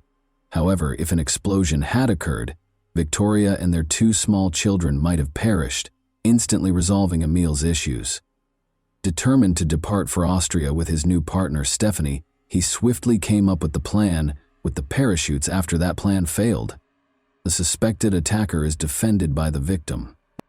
Victoria persisted in defending her husband, claiming he could never want her dead, in spite of all the dubious evidence and witness statements. At that point, investigators decided it was time to expose her to the harsh reality of the man she had lived with. They told Stephanie about Emil's messages, in which he essentially asked her to marry him. He had written about his desire to start a new life, and his profound regrets about marrying Victoria. That wasn't all, though. Emil had profiles on several dating apps, was seeing a number of other women, and even went to speed dating events to meet new people for casual dates. But finding out that her husband had been having an affair with his ex-wife Carly was the greatest betrayal for Victoria. Unaware of Emil's dishonesty, Carly and Victoria were good friends who frequently worked out weekend custody arrangements for the children. Although Victoria acknowledged that the gas leak incident had raised suspicions from the beginning, she chose to ignore them because she believed her husband would never endanger their children. In addition, he had been gone nearly 3 times as long as Emil, who had only been in the bathroom for 5 minutes with her parachute. He said their daughter had spent a lot of time in the restroom when he got back. Victoria was also aware that her husband was using her credit cards to make extravagant purchases for his mistresses. Emil, however, had consistently maintained that fraudsters had somehow obtained his account details and pledged to notify the authorities of the theft, even though he never did. The case was taken to court because of Victoria's and other witnesses' strong testimony. An expert would only need roughly 10 minutes to sabotage both parachutes and repack them carefully enough to evade detection, according to a reenactment done during the investigation. The fact that Emil had allegedly attempted to harm his wife twice, putting not only her but also their children in danger, persisted even though the majority of the evidence appeared circumstantial. When the trial started in November 2017, Emil vehemently denied all of the charges. He asserted that he would never endanger his own children and that he would never harm the mother of his children. In addition, he claimed that Victoria had been on the edge of a breakdown after multiple heated arguments with him and that she may have tampered with her own parachute because she was suffering from severe postpartum depression. Victoria was experiencing an odd situation. Emil almost seemed to hypnotize her. She reiterated his allegations in court, saying he couldn't have hurt her or their kids. She even acknowledged that she had experienced depression following the birth of their son. Attendees at the trial were unable to ignore how strongly Emil continued to influence her. Emil was found guilty of all charges on June 15, 2018, and given a life sentence with the possibility of release after at least 18 years. Victoria finally admitted to herself that she had been living with a real monster for all those years, and she filed for divorce shortly after the trial. And that wraps up today's chilling story. If you enjoyed this video, don't forget to like and subscribe so you never miss a new upload. Also, let me know in the comments, what part of this story shocked you the most? Thank you for watching, and I'll see you in the next video.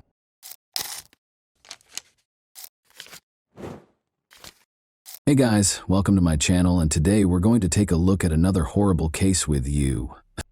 We examine the events that occurred in the U.S. state of Georgia in this video. At the age of 22, Laken Riley was a medical student at Athens Augusta University College of Nursing. She went for a run on February 22, 2024, and never came back.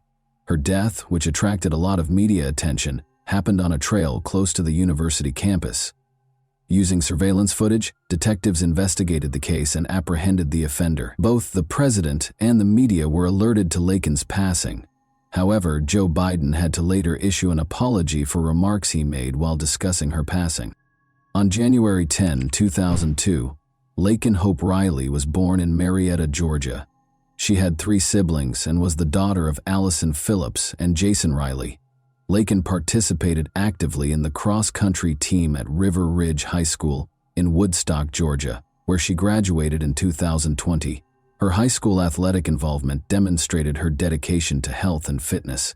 Following high school, Laken pursued an undergraduate degree at the University of Georgia before transferring to Augusta University to obtain a nursing degree. She pursued her education at Augusta University with an emphasis on healthcare, which reflected her desire to work as a nurse. Lakin was well known for her lively disposition and commitment to learning. In August 2023, she was awarded her honorary white coat, signifying the start of her nursing career and her dedication to compassion and humanism in the medical field. She was a cherished sister and daughter with a promising future, according to friends and family. Unfortunately, on the morning of her death, all of her dreams and plans were dashed. "Good morning, about to go for a run, if you're free to talk," Lakin texted her mother, Allison, at 8:55 a.m. A doorbell camera recorded her leaving the house. She shared a rental home close to the university with other female students. Morning jogging was an essential part of Lakin's daily routine because she loved running. Allison called her daughter at 9:24 a.m. after reading the message, but she didn't get a response. Allison didn't believe that anything negative could have occurred at that time. Since she was running, she figured Lakin hadn't responded. Allison sent her daughter a text message 14 minutes later, saying, "Call me when you can." Allison kept attempting to call Lakin, but no one answered. Allison texted Lakin again at 9:58 a.m., saying, "You're making me nervous not answering when you're out running. Are you okay?" Lakin's mother and sister kept trying to get in touch with Allison, but they were all unsuccessful. Other calls, including from Lakin's stepfather, also went unanswered, and at 11:47 a.m., Allison texted, "Please call me. I'm worried sick about you." Another 2 hours or so went by. It was clear that something odd was happening. Lakin's run could not have lasted longer than 3 hours, and she was always in contact with her family. The police were notified of Lakin's disappearance at 12:05 p.m. Her dead body was discovered in a wooded area close to the lake where she had been jogging 30 minutes earlier. Her mother and sister had already arrived when the police discovered Lakin's body. The moment Allison received the worst news of her life was caught on camera. Lakin Riley died from a combination of asphyxia and blunt force head trauma, according to an autopsy. She suffered severe injuries, including several head traumas from blunt force. Her disappearance investigation was changed to a homicide investigation. Police used surveillance footage to identify the culprit behind Lakin's ordeal. Lakin texted her mother at 8:55 a.m. on the morning of her death, and a doorbell camera recorded her leaving the house. A security camera caught her running with her phone in her left hand toward the location, where she was eventually located 10 minutes later at 9:05 a.m. At 9:06 a.m., she was out of the camera's line of sight. Her heart stopped at 9:28 a.m., 22 minutes after the camera took her picture, according to data from the smartwatch she was wearing. Lakin was dead. But it turned out that prior to her passing, Lakin had called 929. 5 minutes after she stepped out of the camera's line of sight, the call was placed. Before the call was disconnected, the dispatcher who took the call had no time to speak. The 911 dispatcher followed instructions and made 2 follow-up calls to Lakin's number, but neither time anyone picked up. Police searched the area surrounding the trail where Lakin was discovered in the early phases of the investigation. Potential witnesses who might have heard or seen something strange were interviewed. A suspicious male who was also captured on camera was spotted by several people. The suspect is seen discarding his jacket in this video. 15 minutes after Lakin's passing, the video was captured. Forensic analysis was essential in identifying the offender, in addition to witness accounts and surveillance footage. Lakin had resisted frantically, as evidenced by the DNA samples that investigators took from the crime scene, including beneath her fingernails. In order to find traces of evidence that might connect the suspect to the murder, the forensic team also looked through objects discovered close to her body. The man on the tape was promptly identified by the police. On September 8, 2022, a 26-year-old Venezuelan named Jose Ibarra entered the country illegally.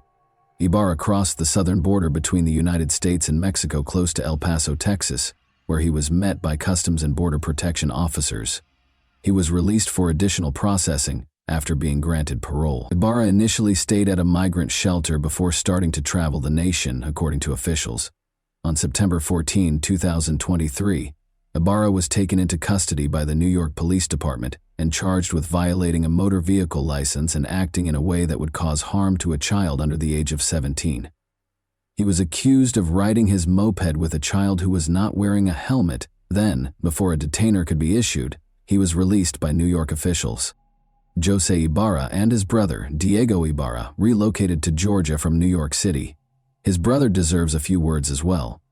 Diego Ibarra, 29, is linked to a dangerous Venezuelan gang according to court documents.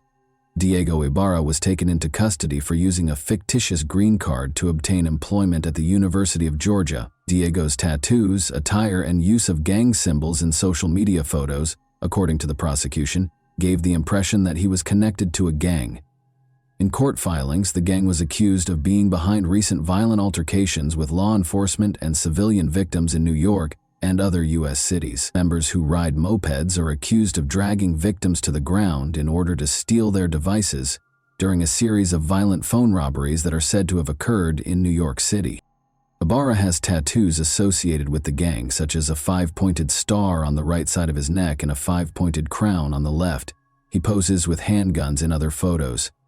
Since he is an undocumented immigrant and is therefore not permitted to legally possess firearms in the United States, prosecutors said this was a blatant violation of the law. About a mile from the wooded area where Laken Riley's body was discovered in Georgia, Jose Ibarra resided in an apartment complex. Laken had already been arrested for shoplifting at a nearby Walmart prior to the attack, but he was freed pending trial in December 2023-3. When he did not show up for the theft case in court, a warrant was issued for his arrest. If Ibarra had been taken into custody on the outstanding warrant, police could have stopped the attack on Laken, but they chose not to. Those who witnessed him on campus reported seeing him in places where students congregate. His location close to the scene of Laken Riley's death was also determined by investigators using digital footprints and cell phone data. Ibarra and Riley were not known to be related. At a press conference after the murder, Jeff Clark, the chief of police at the University of Georgia, stated, "This was a crime of opportunity, where he saw an individual and bad things happened." Ibarra was arrested after authorities gathered sufficient evidence to connect him to the crime scene. His hands were scratched from the fight with Laken. 3 counts of felony murder, 1 count of malice murder, 1 count each of kidnapping, aggravated assault, aggravated battery, obstructing an emergency phone call, tampering with evidence, and peeping Tom were among the charges brought against Ibarra. The peeping Tom charge stems from Ibarra's observation of an apartment window in a university housing building on the day Riley was killed. The funeral for Laken Riley took place on March 1, 2024. Her departure brought with it unexpected and unwelcome fame. Too much was known about her death and its raging aftermath, and too little was known about her life by many who had heard of her. It makes sense that those closest to her were reluctant to participate in interviews. The absence of someone like Laken, whose light never stops shining, makes the world seem even more hopeless. Simon Mossad, the lead pastor of the church, wrote to the media, "Don't even begin to scratch the surface. She was a loving daughter, sister, and friend. She had a gift for making anyone she was around feel comfortable and seen. Laken was special. She was a gift to anyone who knew her, smart, kind, compassionate, and thoughtful." A wooden sign was located on the shore of Lake Herrick in Athens, close to the spot where Laken made her final run. The murder of Laken Riley and the immigration status of the man accused of it swiftly became a rallying cry for some prominent Republicans to blame immigrants for crime in America and criticize the Biden administration for its handling of the southern border situation. Someone had used black tape to change the word lake to Laken. The untimely death of Laken Riley has caused national indignation and touched the hearts of Georgians everywhere. At the time, Georgia Governor Brian Kemp wrote on X, "Joe Biden's failed policies have turned every state into a border state, and I'm demanding information from him so we can protect our people when the federal government won't." The brutal murderer who took the life of Laken was one of the millions of illegal aliens that the Biden administration simply released and unleashed upon our country, House Speaker Mike Johnson stated on X. During his Georgia campaign stop, Donald Trump had a meeting with Laken Riley's family. "What Joe Biden has done on our border is a crime against humanity and the people of this nation for which he will never be forgiven," Trump said, claiming that Riley would still be alive today hadn't Joe Biden willfully and maliciously eviscerated the borders of the United States and set loose thousands and thousands of dangerous criminals into our country. He continued, "He was an illegal immigrant, and he should not have been in our country, and he never would have gotten into our country if Trump was president." Joe Biden, on the other hand, made a mistake in his speech, but did not downplay Laken Riley's death. To the thunderous cheers of his supporters, Biden mispronounced the victim's name during the speech, saying instead Lincoln Riley. Lincoln Riley, an innocent young woman who was killed by an illegal. He also added, note the word illegal in that quote. Laken's mother, Allison Phillips, posted on Facebook, Biden does not even know my child's name. It's pathetic. If you were going to say her name, even when forced to do so, at least say the right name. Allison also wrote, Amen, beneath a comment labeling the 81-year-old Biden a disgrace of a president.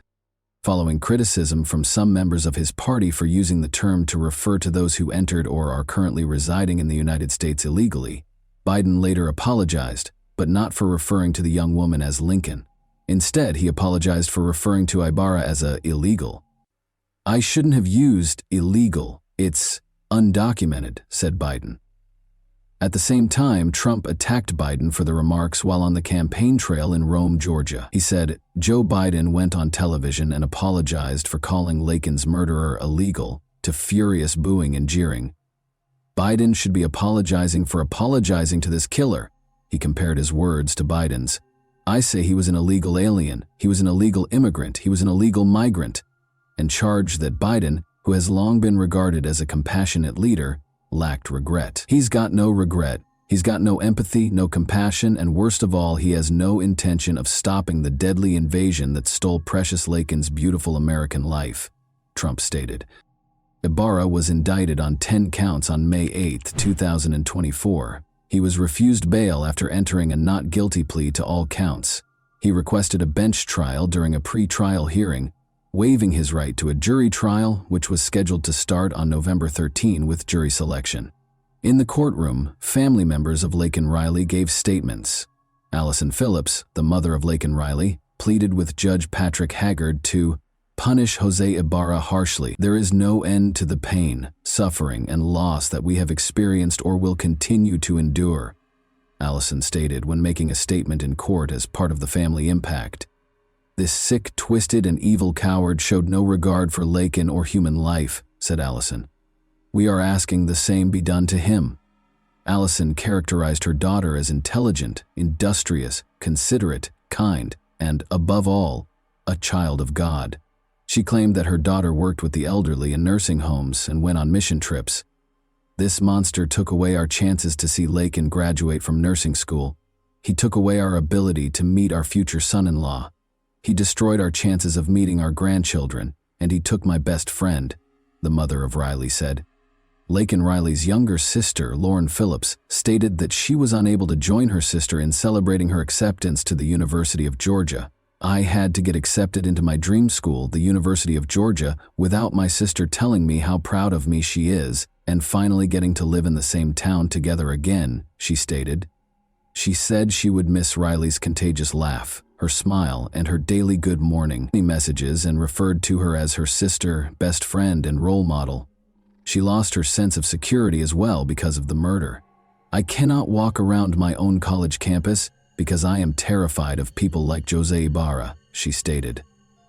She referred to Ibarra as a monster and stated that she was certain he was the cause of her demise. As he read one of Laken Riley's final journal entries to her future husband, John Phillips, her stepfather broke down in tears. To my future husband, I'm working every day to become the best wife I can be, Laken wrote in part. According to John Phillips, Laken's journal entry only scratches the surface of what was cruelly and tragically taken from her and her family. Prosecutors told the court how the nursing student battled for her life and dignity against a man who had gone hunting for women that day. As the trial finally began on Friday, November 15, Ibarra retaliated when she saw Laken Riley, according to prosecutor Sheila Ross. When she refused to be a victim, he bashed her skull in with a rock repeatedly, Ross stated. Riley's death was tragic, according to defense attorney Dustin Kirby, who also described the case's evidence as graphic and unsettling in his opening statement. He questioned how Ibarra's fingerprints could be on the phone if he was allegedly wearing gloves, though, and stated that there was insufficient evidence to prove that it was Ibarra. The evidence in this case is very good that Laken Riley was murdered, Kirby stated. Ibarra, a Venezuelan national and non-citizen of the United States, has no known relationship to the student and no violent criminal history, so the evidence that Jose Ibarra killed Laken Riley is circumstantial. Rather, investigators characterized Laken's death as an opportunity crime. Ibarra's fingerprint on Laken Riley's phone screen and her DNA beneath her fingernails were among the evidence the prosecutor produced. The Georgia Bureau of Investigation's medical examiner informed the court that Laken Riley suffered cuts, bruises, and scratches on her head, neck, torso, abdomen, left arm, and left leg. Ibarra struck Laken Riley in the head with a rock, according to prosecutor Sheila Ross, and 2 rocks at the crime scene contain Laken Riley's DNA. Additionally, according to the DNA expert's testimony, tests revealed that a jacket that police found in a trash can at Ibarra's apartment complex contained both Ibarra's DNA and a blood stain that tested positive for Laken Riley's DNA. Judge Patrick Haggard granted the wishes of Laken Riley's family and friends on November 20, 2024, when he found Ibarra guilty on all counts and sentenced him to life in prison without the possibility of parole. In addition, he imposed a second life sentence and 27 years of consecutive imprisonment on him. Today, the integrity of our judicial process and the pursuit of justice transcended political considerations, said Deborah Gonzalez, the district attorney for Athens-Clarke County within her circuit. No sentence can undo the harm caused by Jose Ibarra's actions, but we hope it brings justice to Laken's family and the community, she said. Our hearts remain with Laken's family and friends as they continue to grieve this tragic loss. The Laken Riley Act was approved by the House of Representatives on March 7, 2024.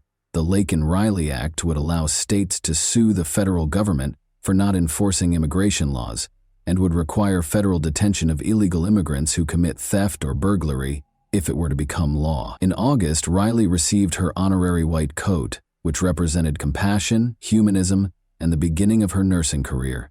And she had just made the fall dean's list. The nursing school issued a statement on Facebook. She was set to graduate in 2025. The College of Nursing will miss Laken's spirit on campus, and our hearts go out to her family and friends. We know that she would have been a wonderful nurse, and her passing is a loss for the profession and the communities she would have graciously served. And that wraps up today's chilling story. If you enjoyed this video, don't forget to like and subscribe so you never miss a new upload. Also, let me know in the comments what part of this story shocked you the most. Thank you for watching, and I'll see you in the next video.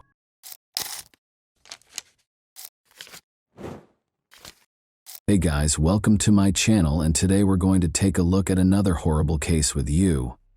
The community was rocked in 2010 when several women's bodies were found along Gilgo Beach.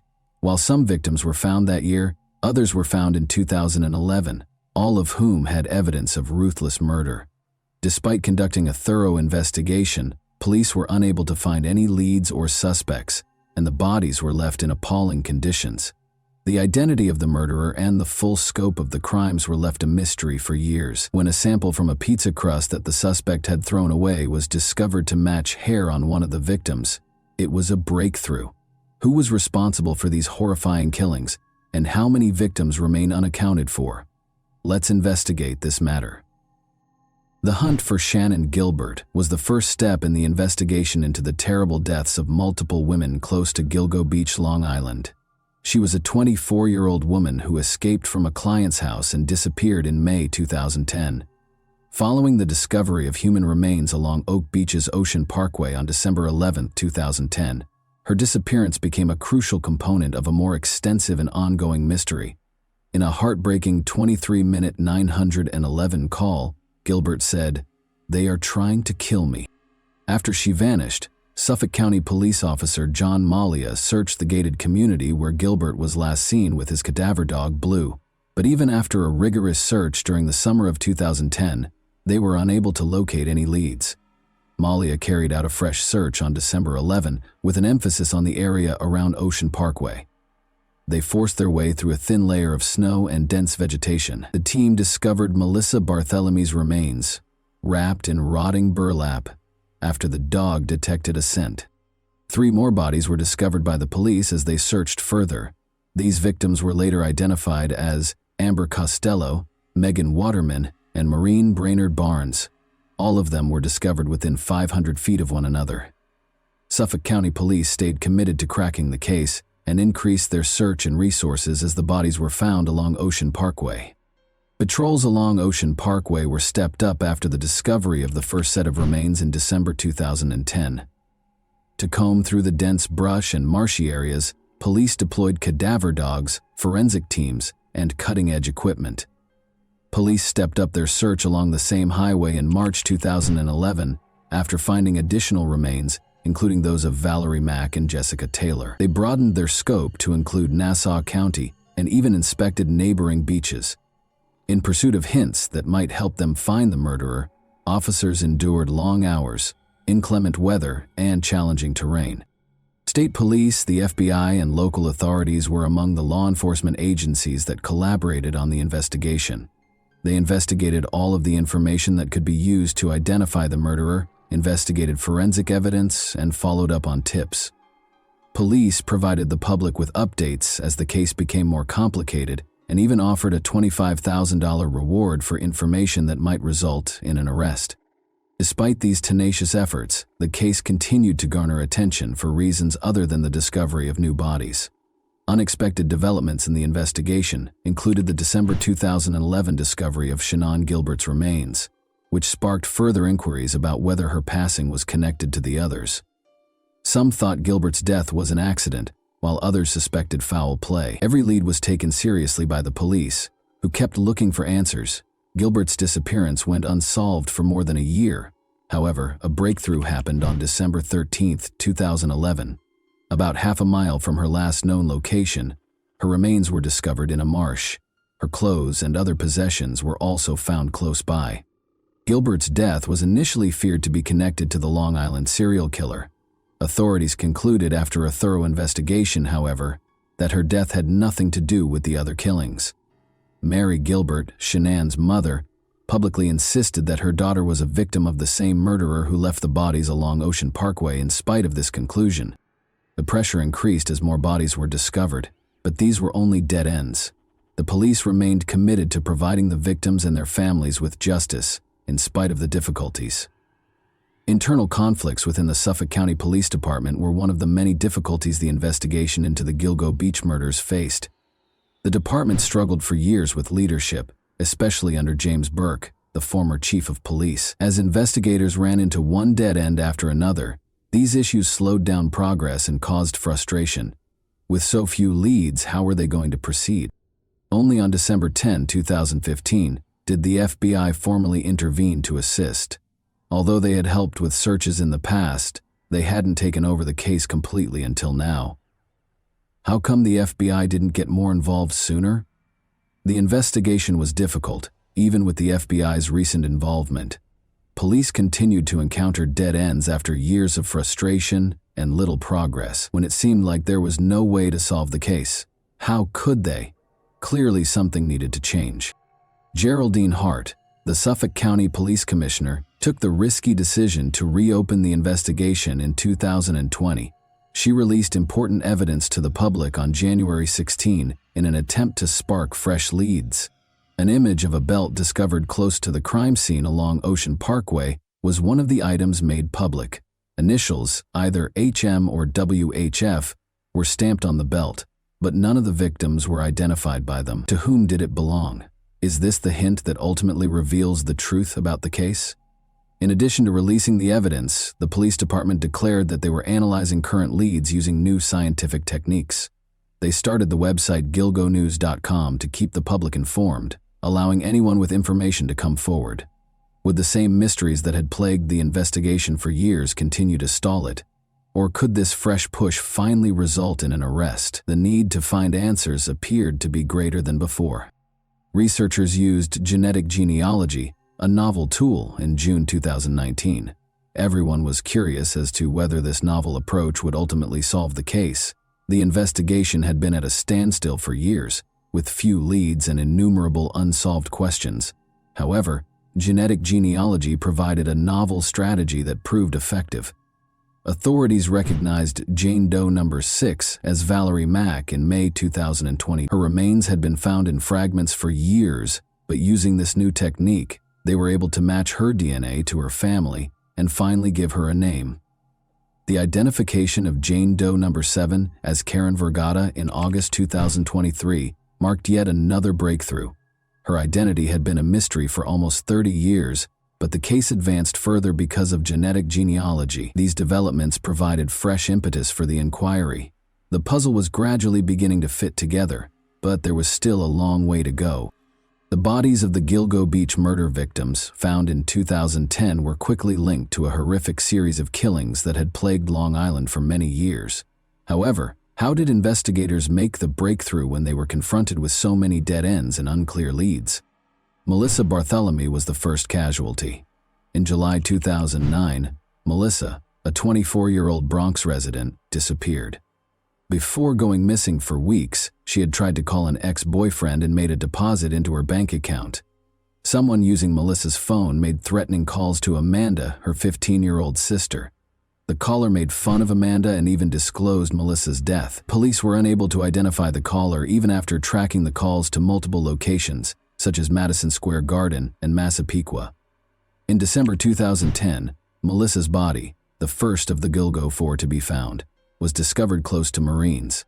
It was Maureen Brainerd Barnes who was the second victim. After telling a friend she was heading to New York City, 25-year-old Maureen from Connecticut was last seen on July 9, 2007. She became a mother of two and used sex work to help support her family, but she later went back to it after experiencing financial difficulties. Maureen never came back after setting up a meeting with a client. In December 2010, more than 3 years later, her remains were discovered. One of the leather belts used to bind her body was found to contain DNA that would later be connected to the murderer's wife. Megan Waterman was the third casualty. Megan, a 22-year-old Maine woman, posted escort ads on Craigslist and vanished in 2010. She was under her boyfriend's control and had fallen victim to sex trafficking. When Megan neglected to check in with her daughter, who was 3 years old, her family filed a missing persons report. In December 2010, her body was discovered close to the other victims. Investigators were unable to establish a direct connection between her death and her boyfriend, even though he was arrested on trafficking charges. Amber Lynn Costello was the fourth casualty.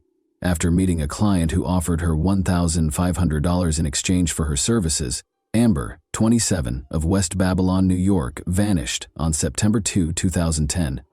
Through the Chevrolet Avalanche he drove, the client, a man who had called her multiple times, would subsequently be connected to the murderer. At first, Amber's family didn't know she was involved in sex work and thought she had entered treatment. Her heartbreaking tale brought to light the precariousness of those caught in the sex trade and addiction. 2011 saw the discovery of additional remains as the search for victims went on. The bodies of Jessica Taylor, Valerie Mack, and an unnamed toddler named Baby Doe were among 4 additional sets of remains found close to Oak Beach and Gilgo Beach. The mystery was only made more complex by the discovery of these extra victims. What other numbers were there? More unsettling remains were discovered when investigators extended their search into Nassau County to the east. Remains of Peaches and her child, Baby Doe, were among the most eerie finds. In 1997, the dismembered torso of an African-American woman named Peaches was discovered. She was later identified by investigators as the mother of Baby Doe, after DNA testing linked her to the remains discovered in 2011. Both victims' identities are still unknown, and there are still unanswered questions regarding how they died. Then, in 2010, the remains of a young Asian person named Asian Doe were discovered close to the first 4 bodies. Although the victim's identity is still unknown, it was thought to be a transgender woman. Even with all of the technological advances, it was not easy to identify these victims. The case appeared unsolvable due to the lack of leads and persistent dead ends. How could detectives, who were already having a hard time identifying so many victims, ever hope to catch the murderer? The Gilgo Beach murder investigation took a dark and complicated turn with the discovery of new remains, leaving the public and police with more questions than answers. With no leads and numerous dead ends, the Gilgo Beach murder investigation seemed to be going in circles for years. Would the murderer ever be apprehended? John Bittroff, a suspect, was briefly regarded as a person of interest in 2017, but Bittroff had a history of killing sex workers and was a convicted murderer. His profile was suspicious because of the parallels between his crimes and the Gilgo Beach case. He hunted and was proficient with tools like hacksaws, which matched the way some victims' bodies were dismembered. Bitroff was never charged, in spite of these unsettling ties, because there was no concrete proof connecting him to the Gilgo Beach killings. However, everything changed in July 2023. Massapequa Park architect Rex Heumann, 59, was taken into custody and accused of killing Melissa Barthelemy, Megan Waterman, and Amber Costello. Investigators searched for Heumann for almost 15 years. However, that wasn't all. In January 2024, Heumann was officially charged with Maureen Brainerd Barnes's murder after being identified as the main suspect in her death. The murders of Sandra Costilla and Jessica Taylor, two additional victims who had not previously been linked to the case, were then charged in June 2020 for. After all these years of uncertainty, how did police manage to identify Heumann? The breakthrough occurred when investigators used multiple crucial pieces of evidence to connect Heumann to the case. In 2022, they located a Chevrolet Avalanche registered to Heumann close to one of the crime scenes. Then, it was discovered through cell phone records that Heumann had communicated with 3 of the victims prior to their passing. However, mitochondrial DNA testing produced what may have been the most damning evidence. The hair on one of the victims was discovered to match a sample taken from a pizza crust that Heumann had thrown away. The fact that Heuermann's wife's hair also matched samples taken from multiple victims only served to heighten the unease. Crucially, though, she and their kids were out of state at the time of the killings. Is it possible that Heumann was concealing his darkest secret from his closest friends and family members by leading a double life? Although Heuermann's arrest was a positive development, the investigation had been complicated. Although the case was a labyrinth of false starts and dead ends, Heuermann's arrest ultimately represented a breakthrough.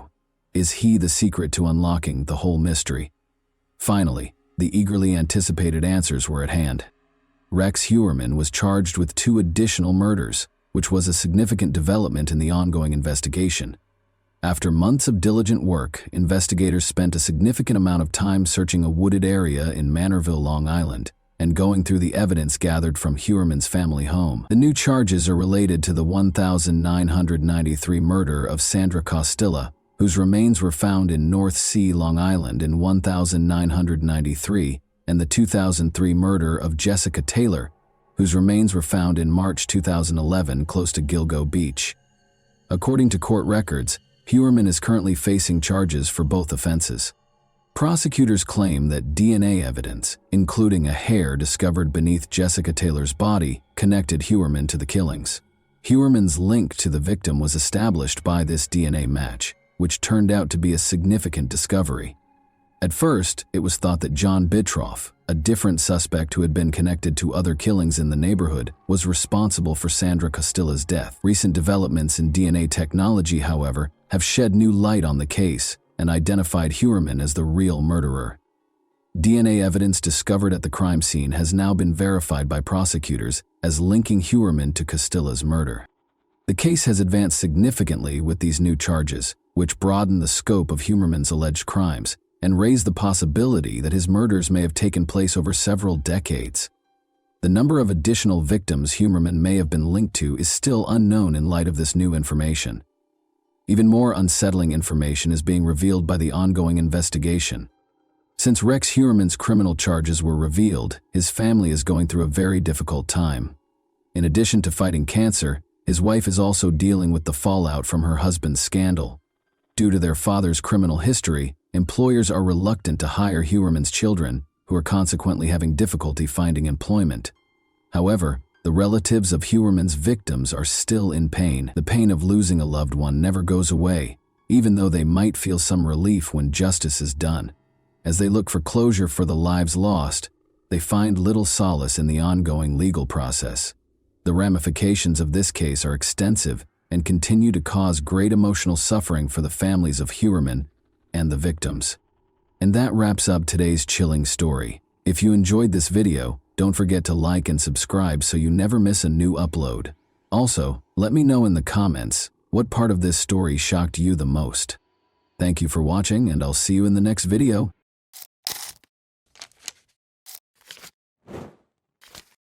Hey guys, welcome to my channel, and today we're going to take a look at another horrible case with you. Faith Hedgepeth, then 19 years old, was discovered dead in her Chapel Hill apartment in 2012.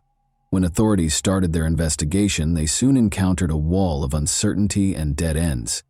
They were diverted by conflicting accounts from her closest friends and family, odd 911 calls, and false leads. Investigators were frequently left with more questions than answers. When a seemingly promising lead turned out to be a dead end, the case became colder as time went on and important pieces of evidence stopped making sense. The identity of Faith's killer remained a mystery despite constant efforts. Why did the inquiry stall so significantly, and who was responsible for her brutal death? Let's investigate this case. Unaware of the tragic turn their day would take, Rosario and her companion Marisol Rangel arrived back at their flat just before 11 a.m. on September 6, 2012. They called for Faith as they walked in, but the place was oddly silent. Uncertain of what to anticipate, they approached Faith's bedroom with trepidation. They were stunned by what they discovered. Faith's corpse was on the ground, partially wrapped in a blanket and covered in blood. 3 years after Faith was brutally killed in an apartment she shared with a friend by a killer who is still at large, there are still many unanswered questions and speculations surrounding this case. Shocked, Rosario called 911, her voice shaking as she described what she had found. Once vibrant, Faith was gone, leaving the friends to wonder forever, who could have done this, and why? We must examine the final hours of Faith's life in order to comprehend what transpired to get to this point. Around 5:45 p.m. on the evening of September 5, 2012, Faith went to a rush event for Alpha Pi Omega, a Native American sorority at the University of North Carolina.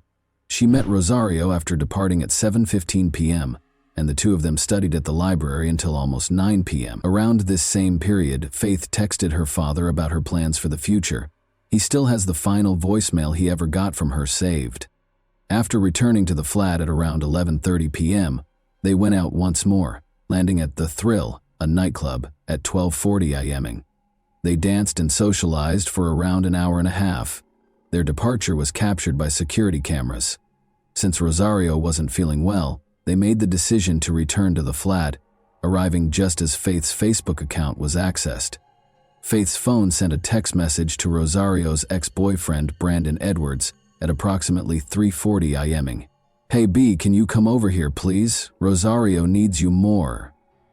You know. Please let her know you care." 3 minutes later, the same phone sent another message that contained the word "than," which was thought to be a correction for a typo in the first message. The last known activity on Hedgepeth's phone was this text exchange. After that, Rosario attempted to get in touch with Edwards and then collegiate soccer player Jordan McCrary, but neither of them answered. Rosario thought Faith was asleep when she left the flat at 4:25 a.m. She stayed at a friend's place until the next morning. Rosario attempted to contact Faith once more at 10:30 a.m., but received no response. She contacted Marisol out of concern, and the two of them proceeded to the apartment where Faith's death was found. Who was in charge? Is Rosario Rangel or another person involved? Faith's cause of death is still unknown, but as the inquiry progresses, more information will become available. Faith Hedgepeth, a proud member of the Holly-Washapani Native American tribe, was born in 1992 in Warren County, North Carolina. After her parents divorced, Faith was raised by her mother, Connie, and she grew up in a difficult home. Connie, who had 3 children already, named her Faith because she thought it would give her the courage and optimism she needed to raise a 4th kid in a challenging situation. Faith was a good student in spite of these obstacles. As a cheerleader, honor student, and involved member of multiple clubs, she succeeded in high school. She attended the University of North Carolina at Chapel Hill thanks to her diligence, which earned her a Gates Millennium Scholarship. Faith dreamed of becoming a teacher or a pediatrician and wanted to be the first member of her family to earn a college degree. Despite taking the spring 2012 semester off, she had a successful first 2 years at UNC Chach. She shared a Chapel Hill off-campus apartment with her friend Karina Rosario and Rosario's boyfriend Eric Taco Jones throughout that summer. But Karina and Eric had a violent relationship, and Faith assisted Karina in obtaining a protective order against Eric after he twice attempted to enter into their apartment. Eric lost his temper and even threatened to kill Faith if he couldn't reconcile with Karina. Faith's life had taken a dark turn, and even though she continued to have hope for the future, she found herself in a precarious situation. Faith's family was devastated by her passing. Faith's loss was unfathomable to her mother, who had already dealt with a lot of difficulties as a single mom raising her children. Having lost a sister who served as a support system and role model, Faith's siblings were also devastated. Her family was left to deal with her passing. She had been a bright, kind young woman with a bright future. In addition to being extremely personal, Faith's passing was a setback for the entire community, which had supported her aspirations and watched her develop. Her family was left feeling incredibly empty and unable to comprehend why someone so full of promise had been brutally ripped from them. The choice to start the investigation into Faith's death in secret sparked immediate criticism. In contrast to standard police practice, the Chapel Hill authorities took considerable care to conceal information. All records were sealed by a court order, and even the media's repeated requests for information were turned down. The police worked discreetly behind closed doors, gathering evidence from the incident without disclosing what they had discovered, while the community awaited answers. Semen and extracted DNA were the first important clues from the actual crime site. When the autopsy report stated that Faith had died from blunt force trauma to the head, most likely from a rum bottle, the question became even more complicated, even though it matched male DNA discovered elsewhere in the apartment. From the beginning, the police focused on one man, Karina Rosario's ex-boyfriend, Eric Taco Jones. He was a prime suspect because of his history of domestic abuse and his previous threats against Faith.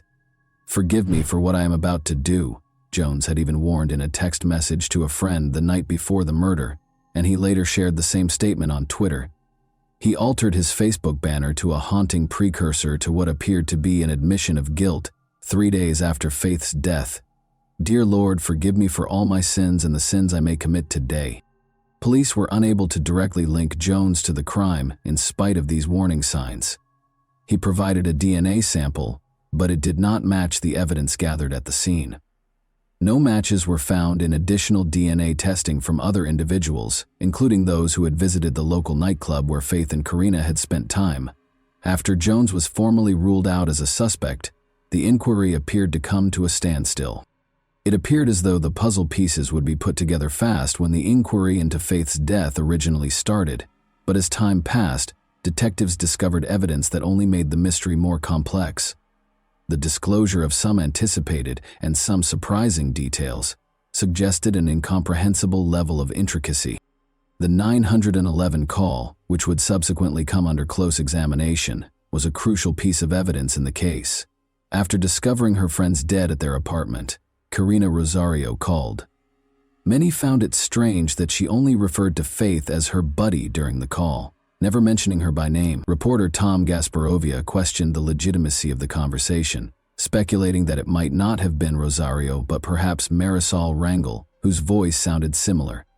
Additionally, Rosario appeared abnormally hesitant during the conversation, despite the dispatcher's repeated requests for her to check Faith's respiration, Gasparovia noted. Was the individual who found the body truly as innocent as they appeared to be? Was the 911 call itself a hint? The people who were following the case started to have these types of questions. The odd information wasn't limited to the 911 call either. Confusion was further exacerbated by another important piece of evidence discovered close to the crime scene, a mysterious letter written on a piece of ripped paper. Written in a sloppy hand with a ballpoint pen, the message said, "I'm not stupid, bitch, jealous." Its rambling, angry writing appeared to be the result of a fit of wrath, but it was unclear what it meant. Why would someone leave a letter at a murder site? The ripped piece of paper seems to have come from a takeaway bag from Time Out, where Faith and Karina had eaten at that evening. However, was the note a spontaneous outburst or a private communication to Faith? When forensic specialists examined the note, they discovered that the handwriting was erratic. The word stupid, which was written much more clearly, was underlined by one, perhaps by someone attempting to hide their identity or deceive investigators. Even more concerning was the fact that the message seemed to be written before the murder because there was blood all around the room, and the note itself seemed free of blood. Why abandon it? Was it a deliberate deception or a hint? Reporter Tom Gasparelli speculated that Faith might not have been the intended recipient of the note. The murderer might have planted it to trick detectives. Was it a last desperate communication, or was it a lie? The note's emotional tone suggested intense annoyance or jealousy. Was it Faith or someone else that the murderer was angry at? Faith's own phone provided yet another horrifying piece of evidence in her case. Faith's phone unintentionally called a friend the night before she was murdered, recording a brief but unsettling chat.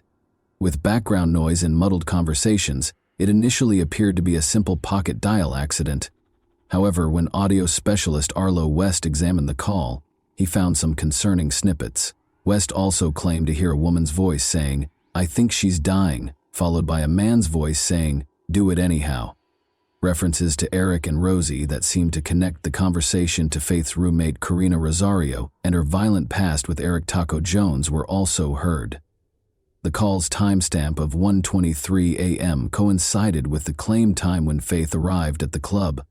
Police initially brushed it off, thinking the call was simply background noise from a night out. However, West pointed out that there were several oddities, such as the unusual absence of typical nightclub sounds, which gave the scene a strange vibe. Did the call record the last seconds before Faith was killed? Or might it have been recorded earlier? These unresolved issues gave an already terrible case a troubling undertone.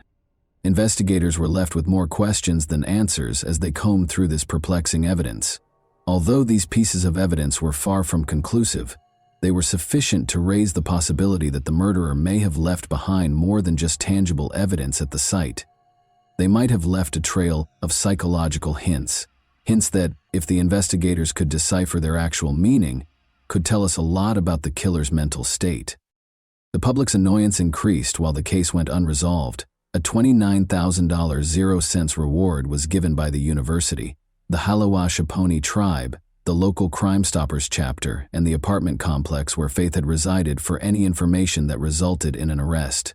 It was believed that the reward would lead to a tip that would completely unravel the case. However, months and weeks went by with no improvement. There was still no breakthrough when Governor Bev Perdue increased the award by an additional $10.00. The probe was conducted in secret in the interim. The UNC student newspaper, the Daily Tar Heel, petitioned for the release of the secret documents in November 2012. The case remained sealed beneath a veil of silence when the court rejected their plea, despite publicly claiming that their daughter's death certificate verified she had been battered. Faith's family was also kept in the dark about several specifics. The town of Chapel Hill remained uneasy as the months passed. The FBI has created a profile of the male DNA recovered from the scene by January 2013. According to the authorities, this person had lived close to Faith, had expressed interest in her, and his actions had probably changed after the crime. The court nevertheless mandated that the records be kept secret in spite of this development. The public was left in the dark about the case, which appeared to be proceeding behind closed doors. The police didn't formally ask the North Carolina State Bureau of Investigation for assistance until September 2013, a full year after Faith's passing. Chris Blue, the police chief for Chapel Hill, acknowledged that they had run out of options and that the case had gone cold. The murder of Faith was still a mystery, and the case files were still sealed. After 2 months, the inquiry took yet another unsettling turn. Publications such as the Tar Heel started to doubt the investigation's objectivity. Why hadn't the police pursued important leads? Although the police had never thoroughly searched the neighborhood, neighbors in the apartment building where Faith had resided said they had concerns about Eric Jones long before the murder. Only Faith's apartment had actually been completely examined. The other apartments in the complex, including the woods beyond the building, had not been looked at. When it was discovered that police had never examined security footage from the Thrills parking lot, a significant lost opportunity became apparent. The owner of the towing firm that was in charge of the parking lot, the nightclub where Faith and Karina had spent the night before the murder, had installed security cameras that may have recorded important footage. But it wasn't until almost 19 months after the incident that the police requested to view it. The court eventually ordered the records to be opened in 2014, following a great deal of public pressure. Following the release of important papers by investigators, such as the search warrants and investigative notes, there was a flurry of media coverage. These documents demonstrated the extent, or lack thereof, of the police involvement in the case. They also offered the first glimpse of the chronology of events that preceded Faith's demise. The autopsy report was eventually released to the public in September 2014, over 2 years after the murder. It validated the suspicions of many. Faith had suffered severe physical abuse. Blood was discovered beneath her fingernails, indicating that she had retaliated against the severe blow to her head. Initially believed to be the key to identifying the murderer, the DNA recovered from the site remained a mystery. The question of who killed Faith Hedgepeth and why remained unanswered despite ongoing investigation. Unanswered questions became more pressing as the investigation progressed. Had the police conducted the inquiry improperly in the beginning? The most disturbing of all was the identity of the man whose DNA was discovered at the scene, and the reason behind Faith's murder. For years to come, these questions would still exist. Faith Hedgepeth's death remained a mystery for years, with many speculations but no conclusive solutions. One thing was certain: despite the speculation about suspects and motivations, Faith's killer was probably someone who knew her. According to Chapel Hill police, the murder was committed by a member of her UNC Chapel Hill social circle rather than at random. Investigators interviewed more than 2,000 people over the years, obtained 750 people's DNA, and reduced the number of potential suspects to 10. Chief Chris Blue stressed in 2016 that the case was still very much alive despite the lapse of time. In their quest for the truth, the police continued to concentrate on this core group. However, the issue still stood. What motivated the murderer to carry out such a heinous act, and who was the murderer? But on September 23, 2016, almost 4 years after Faith's passing, the case took even another unexpected turn as the inquiry proceeded to uncover. Unexpectedly, the Chapel Hill police announced that they had teamed up with Parabon Nanolabs, a genetic testing business that had created a device that could create physical representations of suspects using their DNA. This public image provided a unique look at the unidentified culprit and was solely based on the DNA profile found at the crime site. It wasn't a perfect portrait, of course. It was predicated on phenotyping, which is the process of predicting physical characteristics from an individual's genetic makeup. Snapshot: Parabon's technology uses DNA to forecast skin tone, freckles, eye and hair color, and even the shape of a person's face. The president of the organization indicated that, while their system could provide a remarkably high level of detail regarding a person's possible appearance, it was unable to forecast a person's height or weight. A man of mixed ancestry, mainly Native American and European with some Latino heritage, was the image produced by DNA analysis. In addition to having origins in Mexican, Colombian, and Iberian civilizations, he was probably dark-skinned, black-hailed, and freckle-free, with faint indications of South American and African heritage. The forecast provided a very accurate likeness and was made with over 80% confidence. Investigators were able to see a potential suspect for the first time thanks to this picture, but it also made them wonder, who was this person? Why had the police failed to identify them? And how did their DNA get to the crime scene? Notwithstanding this recent development, journalist Tom Gasparoli hypothesized in 2017 that the murderer might be a distant acquaintance of Faith's who harbored animosity or resentment toward her. When authorities began concentrating on Faith's roommate, Carino Rosario, this theory gathered traction. Since Rosario never mentioned Faith by name and only ever referred to her as a friend, her 911 call raised questions. Faith's texts to her ex-boyfriend that evening conveyed a sense of urgency over Rosario's need for him. Although Rosario claimed to have left the flat while Faith was asleep, there were questions raised regarding her account. Rosario remained silent and had moved away, but she kept in touch with investigators. Gasparoli made hints that she might be more knowledgeable than she was admitting, and that she might have the secret to cracking the case. The question was whether the truth will ever be revealed for so long. A significant development in the case did not occur until 2021.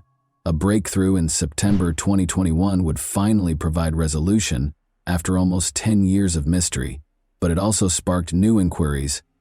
Miguel Salguero Olivares, 28, of Durham, North Carolina, was taken into custody by Chapel Hill police after he had not been previously considered a suspect. Why was he arrested and what changed? DNA was the solution. In August 2021, Salguero Olivares was detained on a different charge of driving under the influence. However, the DNA found during his arrest would eventually link him to Faith Hedgepeth's murder. According to court records filed in January 2022, Salguero Olivares' DNA and the palm print on the murder weapon both matched those taken from the crime site. Even though the discovery marked a sea change in the case, the police were still hesitant to speak in public. Chief Blue informed the media that although Salguero Olivares had been taken into custody, the full narrative will take time to develop. Now, it was unclear how Salguero Olivares, an unidentified player in the case, had gotten involved. How did he relate to Faith? Although the arrest introduced a new level of intricacy to the case, it did not provide all the answers. Did Salguero Olivares have a close relationship with Faith, or was his involvement only incidental? What had motivated him to carry out such a horrific crime was maybe even more disturbing. Salguero Olivares is currently in 2024, awaiting his trial, and minimal information is available about him. New possibilities and previous ideas of Faith's death blended together as investigators examined Salguero Olivares' involvement. Did he have a deeper connection to her? Or was he just a stranger? What did that mean for Rosario and other suspects if he was involved? Roland Hedgepeth, Faith's father, conveyed his appreciation and thanked God for allowing him to see this event.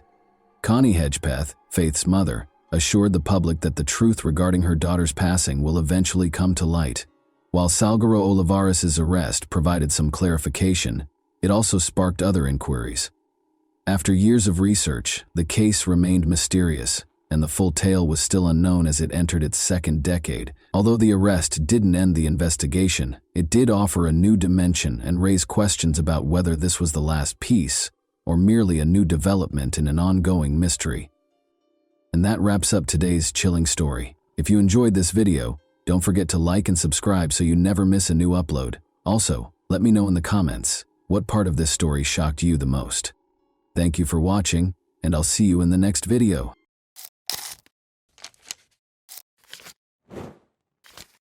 Hey guys, welcome to my channel, and today we're going to take a look at another horrible case with you.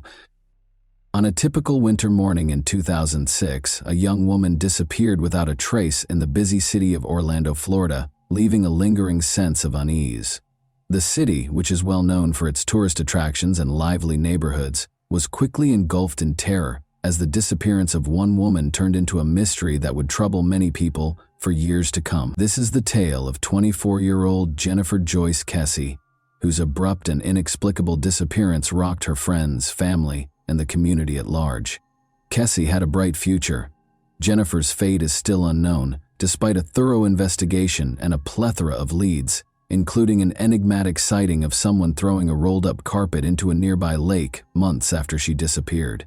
Law enforcement is still perplexed by her case. Her story has been sustained over the years by her family's unrelenting search for answers, which has stoked optimism that the truth about her disappearance will eventually be revealed. On May 20, 1981, Jennifer Joyce Kessie was born in Orlando, Florida. Jennifer developed into a determined, perceptive, and compassionate young lady as she grew older. She did exceptionally well in her studies and extracurricular activities, and her family was very proud of her achievements. After graduating from Tampa's Vivian Gaither High School, Jennifer continued her education at the University of Central Florida, where she earned a degree in finance in 2003. She soon got a job at Central Florida Investments, an Ocoee timeshare company, as a finance manager.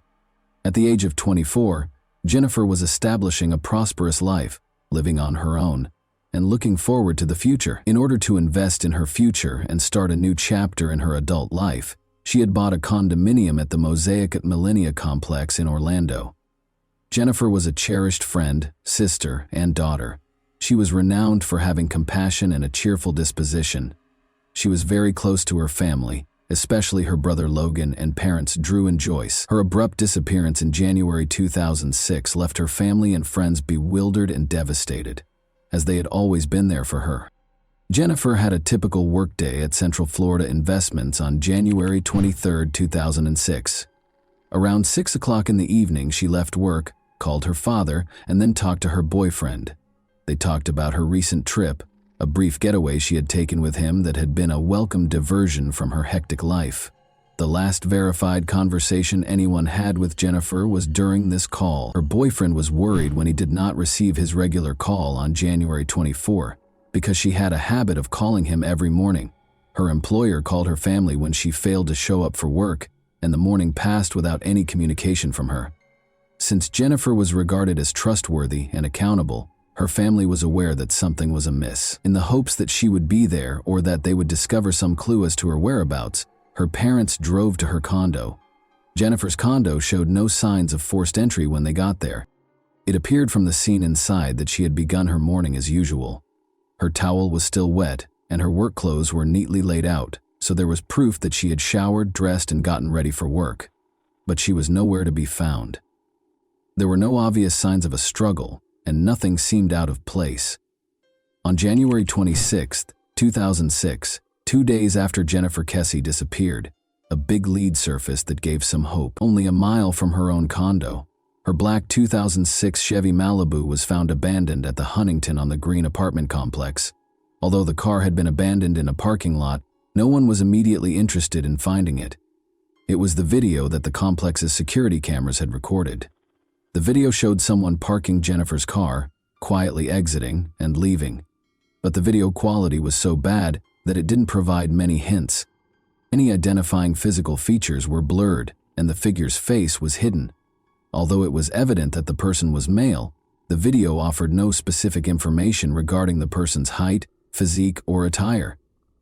The suspect was later referred to by one journalist as the luckiest person of interest ever, considering the scant evidence provided by the video. Based on the hazy video, the FBI was called in to help identify the person's size and gender, but they were only able to estimate that the person was between 5 feet 3 and 5 inches tall. NASA attempted to extract clearer images from the video as well, but the suspect remained a dark figure with few distinguishing features. Investigators and Jennifer's family were disappointed when no conclusive identification could be made, despite their best efforts. In search of crucial hints, investigators focused on Jennifer's car, while the surveillance footage was still inconclusive. The vehicle's forensic analysis produced very little evidence. Despite the discovery of a small DNA fiber and a latent fingerprint, the case did not advance. The car had clearly been completely cleaned, indicating that whoever had left it had taken great care to remove all traces of themselves. The car was missing a number of things, including Jennifer's briefcase, purse, keys, iPod, and cell phone. The mystery was further complicated by the fact that her phone was still off and her bank account had not been accessed, in addition to these missing possessions. Authorities were unable to provide a definitive explanation for Jennifer's disappearance, which seemed to be more intentional. Jennifer Kesse's family and close friends were the first to be questioned, as is typical in cases involving missing persons. The goal of the investigation was to find out if Jennifer's family members had any reason to hurt her. Her ex-boyfriend, with whom she had broken up before dating Rob Allen, was among the first individuals questioned. Jason Schofield was his name, and he had recently stated that he wanted to resume their relationship, but it was soon determined that he was not responsible for her disappearance. Jennifer's then-boyfriend Rob Allen was also questioned. Rob, a British expat residing in Fort Lauderdale, Florida, had met Jennifer while visiting Orlando in 2005. Rob and Jennifer had been dating for a year when she vanished from sight. Rob and Jennifer made it a point to spend every weekend together, despite living roughly 3 hours apart. Jennifer's mother, Joyce, remembered that her daughter was in love and that the couple seemed to have a close relationship. Jennifer had taken a weekend trip to St. Croix with Rob a week prior to her disappearance. Rob said the trip was a unique experience. On January 23, 2006, Jennifer called her mother on her way to work after returning from St. Croix. After the trip, Jennifer was obviously happy, excited, and full of life. Joyce remembered how she sounded elated as she shared every detail about the trip and said she was on a cloud. She continued to communicate with her family as usual, speaking with her father and brother later that day. Around 10 o'clock that night, Jennifer made her last phone call to Rob Allen. Regretfully, the discussion did not conclude favorably. The strain of the long-distance relationship was starting to get to Rob, who confirmed that they had a disagreement during the call. Rob insisted that despite their sporadic difficulties, there was no sign that Jennifer had been angry or afraid about anything while they were speaking. He had no idea that he would never talk to Jennifer again after this call. Because it was not unusual for romantic partners to be involved in missing persons cases, investigators closely monitored Rob Allen while he was being questioned. But Rob's alibi was confirmed. There was no proof that he was involved in Jennifer's disappearance, and he had been in Fort Lauderdale when she vanished. The possibility that someone she knew might have been involved was nevertheless not ruled out by Jennifer's family, which included her parents Joyce and Drew Kess. They remained watchful due to the emotional toll of the investigation and their fear of not knowing what had happened to their loved one. In particular, Jennifer's parents held out hope that someone would come forward with information that would help explain her disappearance. As investigators looked into every possibility, the investigation grew, but Jennifer's family remained committed to getting the truth. They never thought Rob Allen or any of Jennifer's family members had any motive to hurt her. Instead, as the investigation continued, they sensed that the mystery grew more complex. The investigation into Jennifer's disappearance evolved into a search for justice and the truth about what had happened to a lively young woman who appeared to have a promising future. Jennifer's condominium complex was going through major renovations when she vanished. The fact that many of the complex's employees did not speak English presented a problem for investigators. Jennifer had complained to her family that she was frequently whistled at, catcalled, and otherwise uneasy by the construction workers. Many of the employees were unable to be interviewed by law enforcement due to the language barrier, making them possible but evasive suspects. According to the surveillance footage, the person seen exiting Jennifer's car was dressed in white overalls, which are typically worn by manual laborers or painters. This made investigators question whether the person in the video was a construction worker on the property when she vanished. Nevertheless, the lead remained frustratingly ambiguous in the absence of additional evidence connecting the individual in the video to a particular employee. Jennifer's parents appeared in court in 2009 to request the case's release. Interviewing a former housekeeper who had worked at the complex gave detectives an unexpected lead. When the woman saw CCTV footage of the suspect, she surprised law enforcement by stating that the figure's gait, attire, and hairstyle reminded her of a man she knew from the complex named Chino, although she was unable to confirm that it was him. Her identification was a clue worth following up on. Chino had been employed at Jennifer's complex as a maintenance worker only a week prior to Jennifer's disappearance. He had even resided in a different complex building. It was quickly discovered by investigators that Chino was well known within the complex, and that some residents remembered him mistreating women. Although investigators had no hard proof to connect Chino to the crime, a tip from the early stages of the investigation raised the possibility that he was involved in Jennifer's disappearance. When it was revealed that Chino was already serving time in a Florida prison for the statutory rape of a teenage girl, a crime he committed 2 years after Jennifer vanished, the case took yet another unexpected turn. Chino cooperated when asked about Jennifer's case and denied any involvement. He even consented to and passed a polygraph exam. Still, the lead cooled off once more. Jennifer's family became more and more irate with the Orlando Police Department's OPD handling of the case as the days stretched into weeks, and those weeks into months. Police refused to label her case as cold, which would have prevented the allocation of more resources, despite her persistent efforts. The family felt that law enforcement could have done more, but this decision left them feeling abandoned. When the family filed a lawsuit against the OPD in 2018 to gain complete access to Jennifer's case files, their frustration reached a breaking point.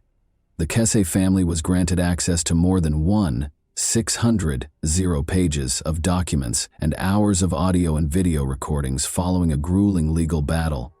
They hoped the documents would shed light on Jennifer's disappearance and offer fresh leads. Michael Torretta, a private investigator, was hired by the Kesse family to go through the case files and return to the crime scene. Interviewing former complex residents was Torretta's first step, and he was shocked by what he learned. Jennifer's neighbor Colleen recalled that the complex used to be a secure neighborhood. She and other women, however, started to feel uneasy when workers started residing in empty apartments throughout the complex. Nothing had been done despite their complaints about the workers' inappropriate behavior to the leasing manager. Several other women who had resided in the complex were also interviewed by Torretta, and they all voiced similar worries regarding the construction workers. Tammy, a neighbor, reported that she had observed odd occurrences in her apartment, including footprints discovered in her closet, her underwear drawer being thrown, and the shower appearing damp as though someone had used it. Tammy even caught a man on her patio who she thought was one of the employees looking at her. Once more, the name Chino came up. Another woman remembered how uncomfortable it was when Chino would frequently approach her in the parking lot late at night. Suspicion was heightened when Chino moved out of the complex in the middle of the night, 9 months after Jennifer vanished. Eventually, Toretta found Chino, who had served time for statutory rape and was now at liberty. He once more denied any involvement in Jennifer's disappearance, despite his cooperation and insistence on his innocence. According to Toretta's main theory, one or more employees who had been residing in the apartment complex targeted Jennifer. Toretta said the workers, many of whom had been crammed into a single apartment, probably moved in after Jennifer locked her door early on January 23rd. They are thought to have pulled her into one of the empty apartments in the area. Unfortunately, since many of the workers were undocumented and had no long-term connections to the complex, there is no record of their identities. 10 months after Jennifer's disappearance, a person was observed throwing a rolled-up piece of carpet into a lake near her condo, according to additional investigation. Because workers had been installing carpet in the building across from Jennifer on the day of her disappearance, this discovery seemed especially intriguing. In 2019, a dive team searched the lake, but they were never able to find any carpet. In order to preserve Jennifer's memory in the public consciousness and media, Drew, Joyce, and Logan persisted in following up on every possible lead. To raise funds for the costs of a private investigation, they set up a GoFundMe page and urged anyone with information to contact a special tip line. CrimeCon appearances, social media appeals, and public awareness campaigns all helped to keep the case in the public eye, but none of them yielded the answers they so desperately needed. Jennifer's family persisted in seeking justice in spite of the obstacles. After years of advocacy, the Florida Department of Law Enforcement, FDLE, took over Jennifer's case in 2022. This change was welcomed by the Kesey family, who thought that FDLE's resources and experience might finally provide the answers they were looking for. Joyce Kesey and Drew were cautiously optimistic, pointing out that the investigation entered a new phase with FDLE's involvement. There was hope that the case might make progress thanks to the agency's sophisticated forensic tools and investigative resources. The same period saw the publication of a book by Jennifer's uncle, Bill Gilmore, which described the family's search for her. He told tales about Jennifer's life and the unsolved mysteries surrounding her disappearance through public speaking engagements and appearances at events such as CrimeCon. His efforts strengthened Jennifer's case and brought attention to the family's dissatisfaction with the OPD's initial handling of leads and evidence. Jennifer Kesey's disappearance has had a profound impact on her family, particularly on her brother Logan and parents Drew and Joyce. The lack of answers has caused them to suffer emotionally for almost 20 years. There is a sense of lost time every year that goes unresolved, such as holidays and birthdays they never spent with Jennifer. They hope for closure in spite of the heartache. Their extended family and close friends also feel the pain, and they keep helping with the search and spreading the word. Despite the uncertainty, the family is steadfast in their conviction that the mystery will be unraveled. The youngest, Logan, shares his parents' desire for justice after seeing their suffering. The Kesses are steadfast in their pursuit of the truth and in preserving Jennifer's memory. No matter how long it takes, they are adamant about finding answers and won't give up until justice is done. Their strength is demonstrated by their tenacity in continuing to search for almost 20 years. And that wraps up today's chilling story. If you enjoyed this video, don't forget to like and subscribe so you never miss a new upload. Also, let me know in the comments, what part of this story shocked you the most? Thank you for watching, and I'll see you in the next video.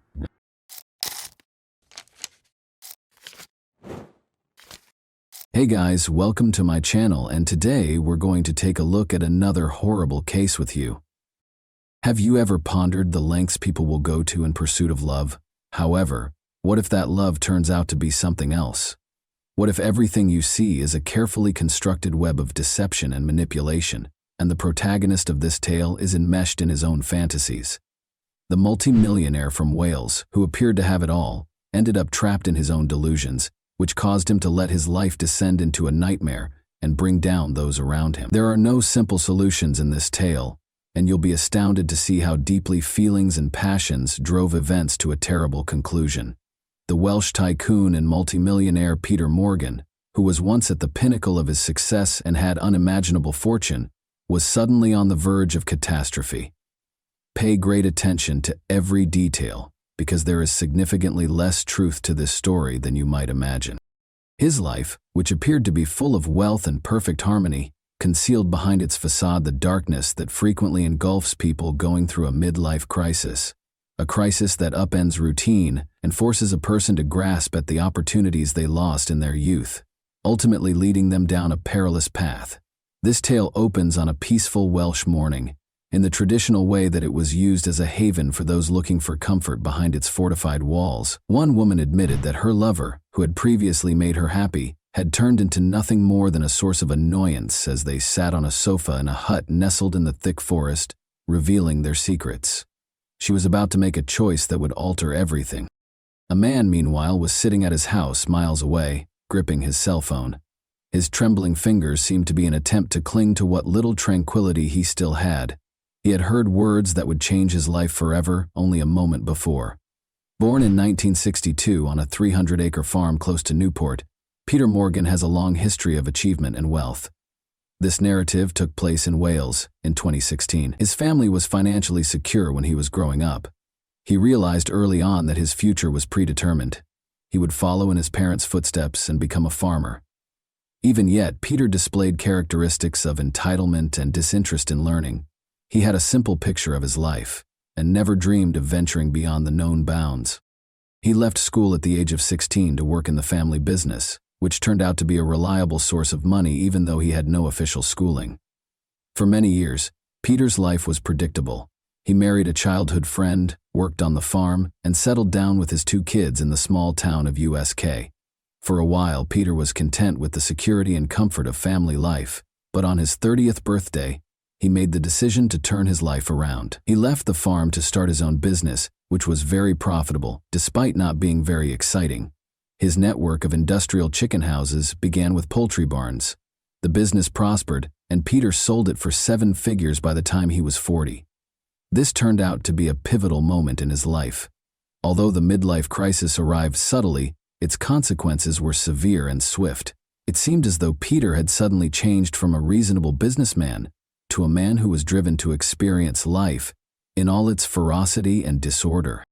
He started spending money like there was no tomorrow, purchasing expensive vehicles like Lamborghinis and Ferraris and furnishing his newly purchased estate with ostentatious accessories like a helicopter and a tank. It soon became clear that he was fascinated by weaponry. He had an AK-47 on the desk in his office, but that was just how it looked. Financial excess was only one aspect of the changes in his life. Peter initially stepped over the line when he paid a performer for an intimate service at a private club, while on a business trip to Amsterdam. He woke up and felt compelled to continue after this, which was his first act of infidelity. Peter lived a double life from that point on, one that was characterized by stability and family, the other by luxury and the indulgence in forbidden pleasures. At a VIP club in 2011, Peter's life changed when a friend introduced him to an app that allowed him to reserve top escorts. His demise began with this exchange of words. After returning home, Peter immersed himself in the virtual world where his dreams came true. Morgan soon made it a point to never see the same lady twice, so he spent all of his free time looking through profiles and setting up encounters with escorts all over the nation. From Newport to Cardiff, every encounter was different and special. Cleverly disguising it as work travel, it was his own escape from his family life. Helen, his wife, had no suspicions. Peter had mastered the art of hiding his activities by claiming that his trips were necessary for work, and Helen, perhaps preoccupied with her own obligations, was unaware that her husband was leading a double life.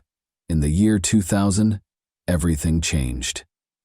At the age of 12, Peter met a young, vivacious woman named Georgina Simmons on his 50th birthday. Georgina was born into a household of 3 boys and grew up in Newport. She was confident, headstrong, and had a strong personality. At 16, she left school, found work at a call center, and enrolled in cosmetology classes at the same time. The connection between Georgina and Peter Deem, a guy 6 years her senior, School first appeared to be a dependable route to a secure future, but when she gave birth to her daughter Emily at the age of 17, her life started to change. She attempted to adapt to her new job as a mother, but she soon met Peter Morgan, who would fundamentally alter her life. As a young mother, Georgina Simmons attempted to fit in at Peter's mother's home, where they shared a small daughter. She had just enough money from her job at a contact center to scrape by, and she woke up every morning in the dingy, unwelcoming dwelling. She was aware that she wanted more. She firmly believed that she was entitled to greater things, including more money, freedom, and excitement. She was tired of spending her days in a stuffy office on the phone, and she yearned for something more, something that would give her life purpose and luxury. Georgina's boyfriend, Pete, was a quiet, homely man who didn't like for parties or a flamboyant lifestyle. She frequently grumbled about their meager income and how they had to make compromises on everything as a result. He was happy with routine and stability, unlike Georgina, but his longing for a peaceful, uncomplicated life made her feel stuck and unable to see a way out. Georgina made the decision to make a living by using her looks. The young lady almost developed an obsession with her appearance. She started wearing provocative clothing, playing around with cosmetics, and exploring the potential of cosmetic surgery. She soon had liposuction, 2 breast augmentation procedures, and burlesque and exotic dance classes. A world with unrestricted financial flow became possible as a result. She began earning amounts she had previously only dreamed about while working at a private dance club. She made the decision to undergo a whole makeover in order to draw the interest of rich guys who could afford to hire her. Her life began to alter at this point. Eventually, Georgina and Pete were able to leave his mother's house and move into their own apartment. She also thought she had at last acquired some independence for a while. However, it was insufficient. Her aspirations and desire for luxury increased daily. She started thinking about becoming a high-end escort after her job at the club failed to meet her needs, which she rationalized to herself as a means of providing her daughter with a better future. Under the alias Hannah James, she signed up for a well-known app that charged high prices for a variety of services. Georgina was correct when she predicted that her skills and appearance would draw in wealthy clients. Pete opposed the idea, even though he was aware of Georgina's ambitions. He didn't want his spouse to do such work because he was aware of the dangers associated with those kinds of interactions. But he had to make a compromise since he loved Georgina and was afraid of losing her. In exchange for keeping their love secret from their families, the pair consented to an open relationship, enabling Georgina to carry on with her escort business. Only a few clients had access to her private life and services, which were kept under wraps. When Peter Morgan, a multimillionaire going through a midlife crisis, came across Georgina's photo on the app in May 2012, her profile became viral. He was enthralled right away and set up a meeting. As Peter and Georgina ate dinner together on their first date and engaged in light conversation, Peter felt a connection he had been lacking. Her confidence as well as her appearance drew him in. He paid her $200, 0 cents, for a kiss that night, but by morning the sum had increased dramatically. For Peter it was more than work, but for Georgina it was simply labor. Peter preferred variety and had never met the same woman twice before, but Georgina was different. Their encounters went from once a month to once a week, and he was prepared to repeatedly pay for her time. Peter became aware that he was in love with her. Money was no longer a concern and he enjoyed being with her. He was paying for her business as well as her services. Morgan lavished her with presents, clothing, shoes, pricey jewelry, and even a red Ferrari while they were out to eat and watch movies together. Over time, his emotions started to develop into an obsession. As much as possible, Peter wanted Georgina by his side. She was more than just an escort to him now. She was a companion, something his wife and kids would never leave. Peter paid Georgina $10,000, 0 cents, to stay with him for the weekend, not realizing that another woman was spending time with him in their family home. Helen, Peter's wife, was unaware that the events unfolding in her bedroom could cause their marriage to fall apart. It was all business to Georgina. It didn't interest her. Despite Peter's increasing fixation on her, all attention was on the lavish amount of money he spent. Without showing any regret, she kept seeing other clients. Even her boyfriend Pete stayed in her life in spite of her relationship with Morgan. This didn't stop Peter, though. He chose to give Georgina greater exclusive rights, since the one thing that disturbed him was the idea of other clients spending time with her as well. The concept of sharing her was intolerable. Georgina accepted that Morgan was willing to spend a huge amount of money on her being his only partner. She was aware that one client may bring in more money than dozens of others. From that point on, Georgina only saw Peter, who was earning about $133,000 a month. This sum paid for her personal expenses, food, and living expenses. Although it appeared that everything was under control for a while, their agreement was about to set off a series of events that would permanently alter their lives. For Georgina and her daughter, the old mansion, which seemed cut off from reality, turned into a sort of jail. Intoxicated by his wealth and power, Peter Morgan thought he had complete control over his new princess's life. Since the main house was too dilapidated, he moved Georgina into a small bungalow on the estate's grounds, claiming it was for her and her child's safety. As part of their agreement, Morgan made sure her boyfriend Pete Dedium was not allowed to enter the property at all, which effectively isolated Georgina. This isolated existence in an opulent environment continued for 3 years. Peter made every effort to fabricate a fantasy of a fairy tale for Georgina, including lavish holidays in South Africa, expensive presents, and trips to London and other cities. He made it a point to spend as much time with her as he could, and paid for her beauty procedures. Georgina had evolved into more than an escort in his mind. She was like family. Peter was utterly engrossed in his fantasy as they drove ATVs throughout the estate, watched movies, walked along well-kept trails, and enjoyed private moments. However, beneath all of this apparent luxury, fissures were starting to appear. Even though she lived in a castle, Georgina continued to carry out her tasks without showing any affection for Peter, treating him as merely a client. Her boyfriend, Pete Deem, was able to visit her less frequently the more time she spent with Morgan. He tried to alter the situation as he battled her absence and the widening gap between their worlds. Pete started concentrating on improving himself, working out and trying to look more attractive to Georgina. He upgraded his wardrobe with designer clothes, lost weight, and even whitened his teeth in the hopes of regaining her attention. But the truth was far harsher than he had expected. Helen, Peter's wife, meanwhile, began to suspect that anything was up. She had long disregarded her husband's dubious business travels, but when she found a receipt for flowers sent to a different woman, everything changed. She was aware that her husband had been cheating on her for a while, but rather than addressing him, she further distanced herself by going about her everyday business. She appeared to be happy with this arrangement, or maybe she just didn't want to become involved.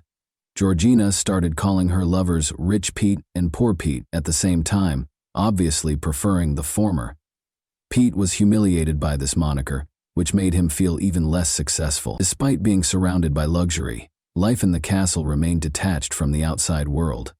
While her daughter was growing up apart from her father, Georgina spent days and nights with Morgan.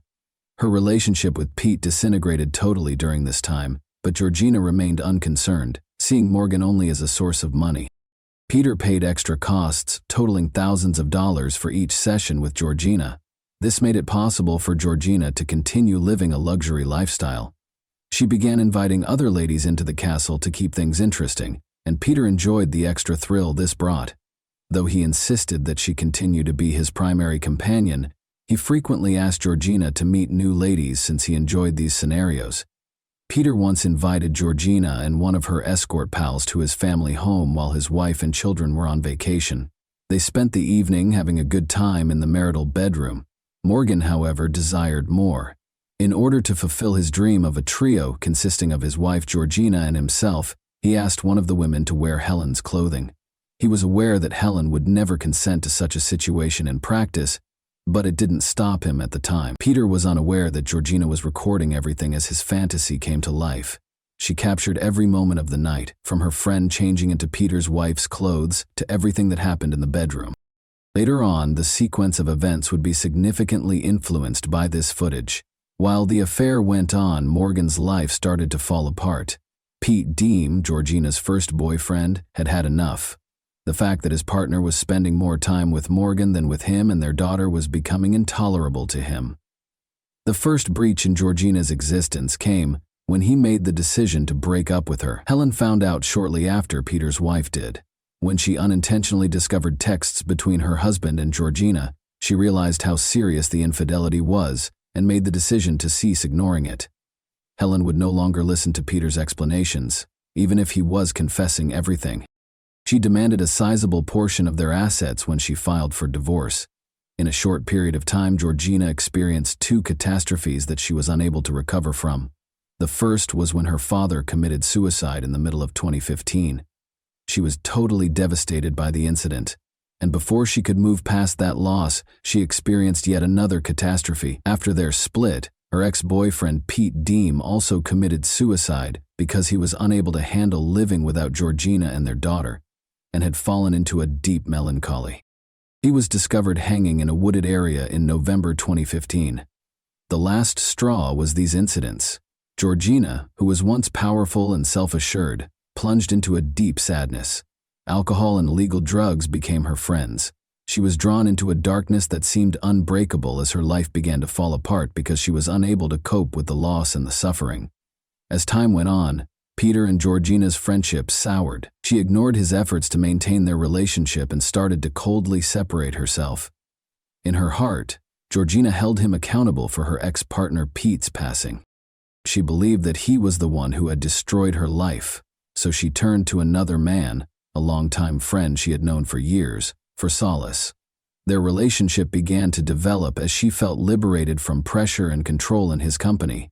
For Georgina, it was a chance to break free from Morgan's control and experience real care and support.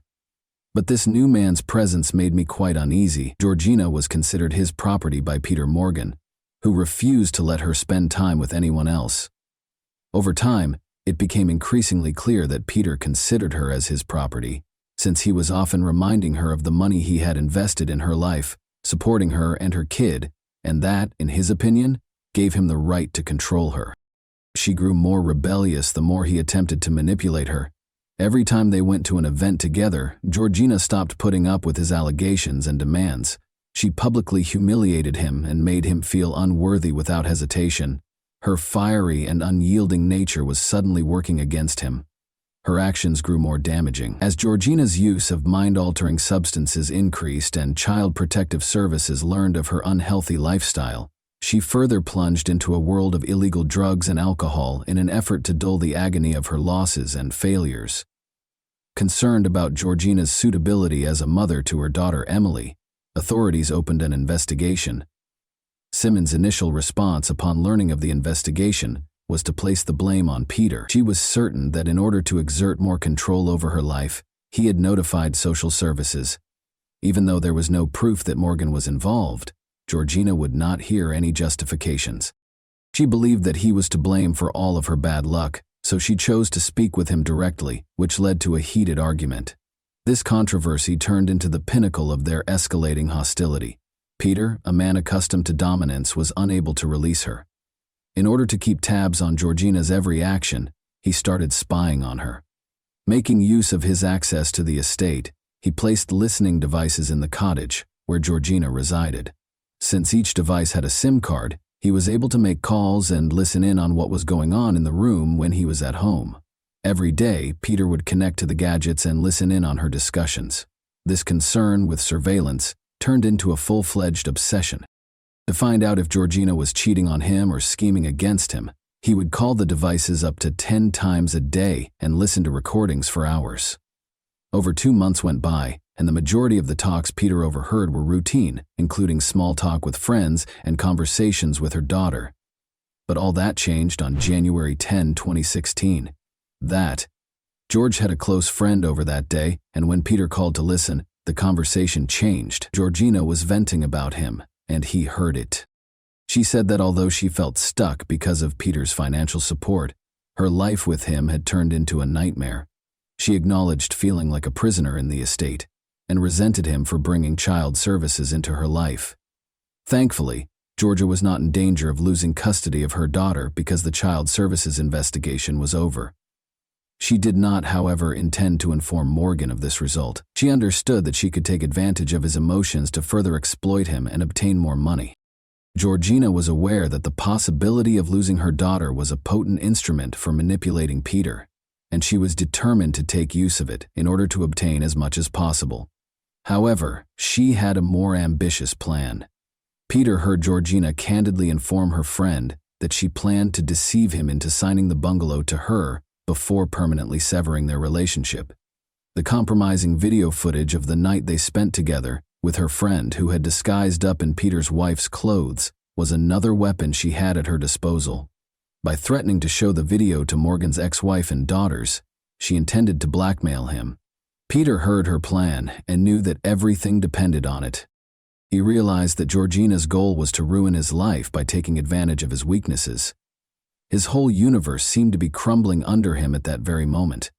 He was aware that his acquaintances and associates would abandon him if his daughters learned about the recording and would not want to interact with him. As he listened to these revelations in the quiet of his house, Peter Morgan experienced a range of emotions from shock to wrath, realizing that all he had worked so hard to build could fall apart in an instant.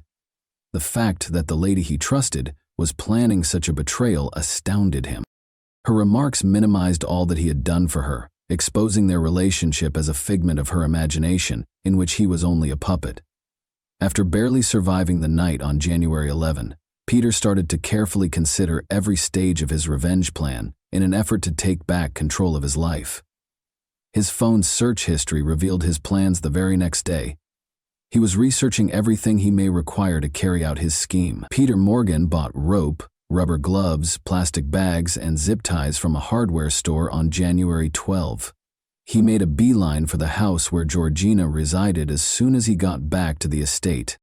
He made no effort to be polite this time. He addressed her right away and claimed to be aware of her plans.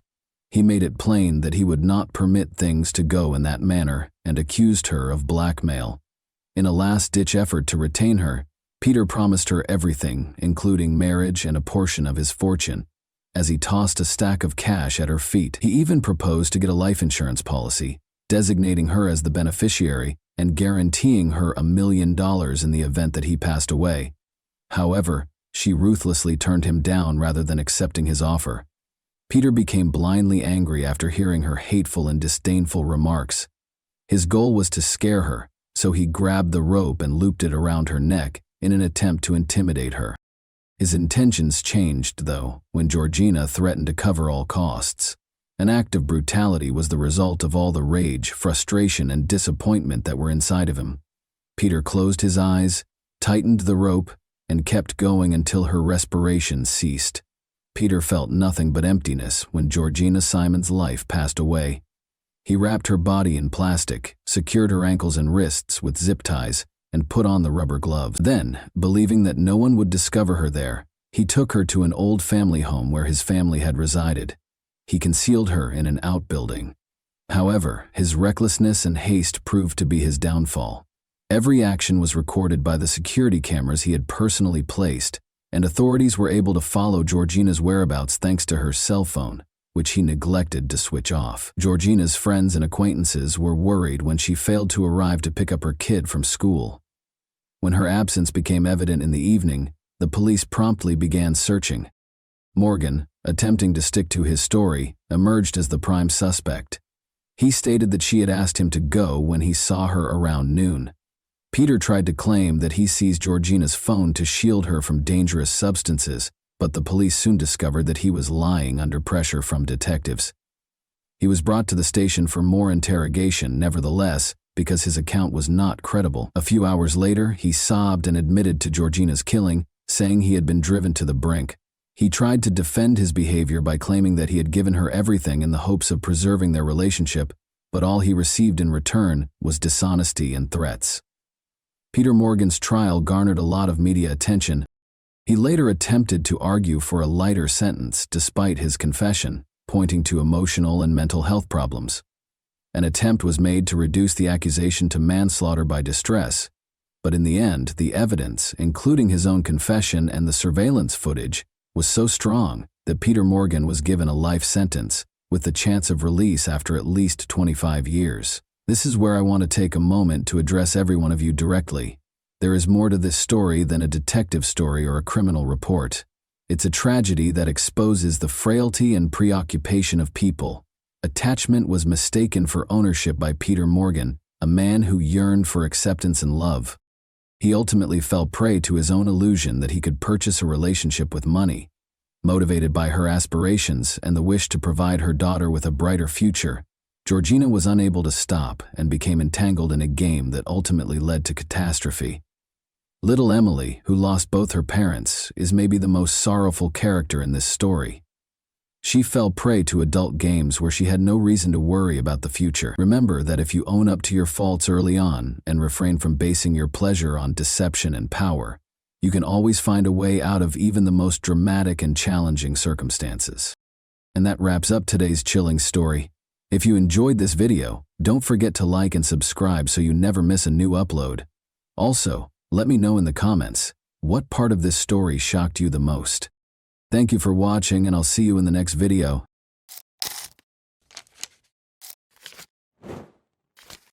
Hey guys, welcome to my channel, and today we're going to take a look at another horrible case with you. Have you ever questioned how well you actually know the neighbors? What's behind their warm grins and informal salutations? Psychologists and investigators concur that people with psychopathic tendencies are more likely to commit violent crimes, but there are no clear rules for spotting potentially dangerous people among your acquaintances. The beginning of this eerie case involves Brian and Beverly Mauck, an apparently ideal couple whose lives appeared to be straight out of a fairy tale. They enjoyed traveling and spending time together, were financially stable, and were incredibly in love. However, when they relocated to a different neighborhood, everything was different.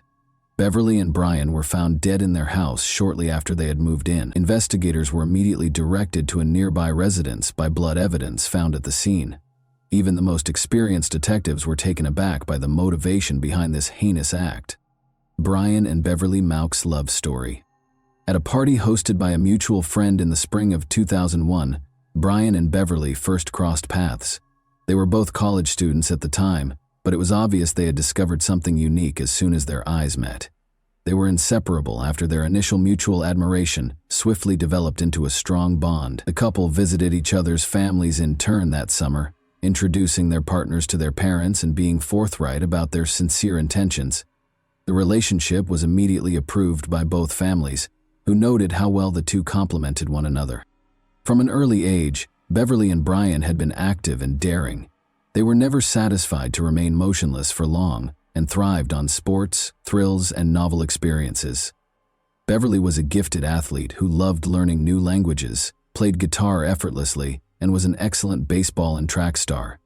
She was loved by both her peers and her friends, and her bright smile could light up any space. Sports that were riskier and more unusual had always appealed to Brian. He was passionate about rock climbing, surfing, and diving, and he loved taking risks. A true adventurer at heart, he saw danger not as a threat, but as a challenge he was always ready to face. Every year, he tried to visit a new place and learn a new skill. When Brian and Beverly first saw and spoke to each other, they immediately realized they were on the same wavelength. This became the starting point for their intense and fulfilling relationship. Together, they climbed mountains, skied and snowboarded, went scuba diving, and conquered waves and peaks alike. Despite their whirlwind romance and seemingly perfect relationship, the couple wasn't in a rush to get married. They both wanted to finish their education first. Once they graduated, they focused on saving for a house. Brian began building a career at an industrial company, and Beverly got a job as a hotel administrator, where her language skills were invaluable. On May 15, 2006, the couple officially tied the knot. They held a beautiful ceremony by the ocean, inviting only their closest family and friends. Afterward, they went on a long honeymoon, visiting several countries. When they returned, Brian and Beverly purchased a spacious home in the quiet town of Graham in Clearfield County, Pennsylvania.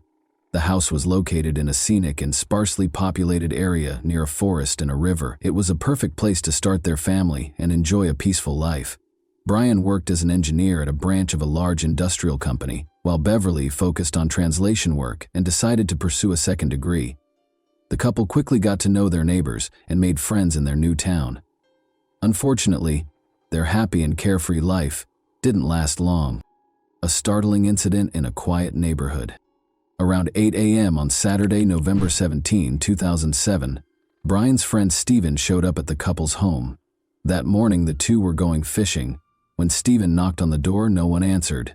Steven knocked more loudly and waited, thinking that Brian had likely overslept, but there was no sound in the house. Steven made the decision to wait in his car for roughly half an hour while making several unsuccessful attempts to call Brian, but his calls were not answered. Frustrated and feeling a bit upset that his friend might have changed plans without telling him, Steven eventually left to fish on his own, since he had all the necessary gear with him. Later that day, still unable to reach Brian or Beverly, Steven decided to return to their house once again. There was no answer at the door. This time, Steven decided to walk around the property and look through the windows. He was starting to feel uneasy. Brian was a responsible and punctual person who wouldn't just disappear without notifying anyone. When Steven reached the garage, he looked through a small window and saw that the couple's car was parked inside. This made him even more anxious, but he tried to push away any bad thoughts. Moving to the living room window, he attempted to see inside, but as it was already getting dark outside and the house lights were off, it was hard to make anything out. What he could see, however, left him deeply alarmed. The TV was lying face down on the floor, and just beyond it, something large and unmoving was on the ground. Steven rushed back to his car to grab his fishing flashlight, switched it on, and directed the beam into the living room. What he saw froze him in terror. On the floor lay two bodies, partially covered with a blanket that was soaked through with blood. One bare foot stuck out from one side, and a hand was visible on the other. Horrified, Steven immediately called emergency services to report what he had seen. He waited for law enforcement to arrive, staying by the house of his friends. When officers arrived, Steven was the first to be interviewed. He recounted everything he knew about the day and expressed deep regret that he hadn't checked the windows earlier that morning when neither Brian nor Beverly answered his knocks or calls. Examining the crime scene, the front door wasn't locked, nor was it forced open, which immediately raised suspicions. Inside, in the living room, the lifeless bodies of the homeowners were discovered. Both had been dead for at least 12 hours. Based on initial observations, the cause of death was determined to be gunshot wounds inflicted by a large caliber weapon. Each victim had been shot 3 times, leaving no chance of survival. The precision of the attack indicated that the assailant was determined and deliberate. But why? There were no signs of theft, personal belongings, cell phones, and even cash were untouched, ruling out robbery as a motive. There were no signs of struggle, and apart from the gunshot wounds, the bodies showed no evidence of other injuries or aggression. Investigators were left with the chilling impression that this was either a calculated execution or a deeply personal act of vengeance. However, according to witnesses, the couple had no known enemies or unresolved conflicts. The bodies had been moved after the crime, as evidenced by drag marks smeared with blood across the floor. The perpetrator had clumsily attempted to clean up, leaving smeared blood trails and splatters on the walls and furniture, indicating where the victims had been during the attack. 6 spent shell casings were found at the scene. Surprisingly, the assailant hadn't bothered to collect them. Later, forensics verified that a .22 caliber revolver was used to fire the shots. Investigators came to the conclusion that a single perpetrator most likely shot both victims using the same weapon. The lock remained intact, indicating that the couple had voluntarily allowed the guest inside. Investigators speculated that Brian may have answered the door, identified the guest, and granted them entry. He may have turned toward the living room after inviting the individual inside, but the moment he did, the attacker produced a gun and fired 3 close-range shots into Brian's back. One of the bullets left his body and hit the TV screen, knocking it to the ground. Beverly probably came out of the bedroom because of the noise. She attempted to flee when she noticed her husband lying in a pool of blood and the attacker standing close by. Unfortunately, she didn't get very far before she was killed in the hallway after being hit in the back by 3 bullets. Later, her body was pulled into the living room and set next to Brian's. The fact that both victims were still in their pajamas suggests that the crime was committed while they were asleep in the early hours of the morning. It was still unclear why the attacker had wrapped a blanket over the bodies. The drag marks on the floor were smeared, giving the impression that someone had attempted to clean them but had instead made the situation more chaotic. It appeared as if someone had attempted to sweep away a sizable bloodstain that was close to the body. Investigators discovered a long-handled plastic broom behind the couch, its bristles matted with dried blood. But the reason the broom handle was left at the scene was because the criminal had carefully cleaned it of fingerprints. The reason for the broom's use quickly became apparent. The criminal had been carefully cleaning the floor in an attempt to remove bloody shoe prints. Similarly, palm prints and smudged fingerprints were discovered on door handles, furniture, and walls, making identification impossible. Experienced forensic investigators were aware that the longer a criminal remained at the scene, the more likely it was that they would leave behind something incriminating, even if the attacker made an effort to clean up and hide their tracks. Their intuition was right. They discovered a crucial clue: a partial boot print on the blanket that covered the victims' bodies. Because it wasn't blood-stained, the print wasn't immediately noticeable. Rather, the tread pattern showed on the fabric underneath it, and it was imprinted where there was only a thin layer of blood on the floor. After sending the blanket to a lab, forensic experts determined that the tread belonged to a rare type of heavy-duty work boots with a unique sole design. After more research, it was discovered that a Clearfield County construction company had recently bought multiple pairs of these exact boots. With this lead, investigators started questioning company employees in an effort to reduce the number of possible suspects on their list. Detectives discovered a palm print on one of the surfaces of the house in addition to the shoe print. There was optimism that the case would be resolved in a matter of days, and it appeared to be a breakthrough. Nevertheless, no matches were found when the print was scanned through law enforcement databases. This implied that the offender had no past records and had never had their fingerprints taken by the police. The initial suspect, Stephen, the friend who had found the bodies and alerted the police to the crime, was, of course, the first suspect. Suspicion was aroused by the fact that he had been to the crime scene twice that day, but Stephen clarified that he didn't call the police until later because he had thought earlier in the morning that Brian and Beverly were just sleeping. Stephen was shocked and furious to learn that he was a suspect. He had no alibi because he said he had been fishing by the river by himself for almost the whole day, where no one else had seen him. Nevertheless, his timeline was confirmed by investigators using traffic camera footage. As he had described, the recordings verified that he had traveled to and from the fishing site during the day. Stephen was further exonerated by fingerprint analysis, as tests for gunshot residue on his skin and clothing revealed no evidence, and his prints did not match any recovered from the scene. Furthermore, the boot prints were not the same size as Stephen's shoes, and he had no affiliation with the construction company that had bought the boots. All suspicions against him were abandoned, since there was no proof linking him to the crime. An unexpected observer. In the meantime, detectives interviewed neighbors extensively in an attempt to locate witnesses. They eventually received a promising lead when they knocked on the door of Daniel and Jennifer Tabaris, who lived across the street from the Mocks. When they called, Daniel said he was happy to answer their questions, but that his wife Jennifer was at work. He disclosed that at approximately 5:30 a.m., he now knows that the strange noises he heard from the Mauck's house on the day of the crime were gunshots. Daniel, intrigued but wary, had noticed a white pickup truck parked close to the Mauck's home through his window. He was positive the car was not the couple's. Two men left the Mauck's home a few minutes after the loud noises were heard. The low light just before dawn made it difficult for Daniel Tavares, the witness, to get a clear view of them, but he gave a thorough account of the white pickup truck's driver that was parked close to the house. Daniel reported that the driver was a white man of about 40 years of age, with a sturdy build, long dark hair pulled back in a ponytail, and a mustache. Additionally, he saw a tattoo on the man's left hand, though he was unable to discern the design. No other neighbors reported seeing anything similar, despite the fact that this information seemed promising. Brian and Beverly's friends, family, and co-workers were unable to name anyone in their social circle who fit this description or had a truck like that. The fact that the car was not visible on any local traffic cameras further suggests that the criminals may have evaded detection by taking a detour through the woods. A county-wide alert was issued for the white pickup truck, but no leads were found. A fresh suspect surfaces. In an interview with detectives, Beverly's mother recalled that a few months prior to the crime, her daughter had brought up Jeremy Flint, a neighbor.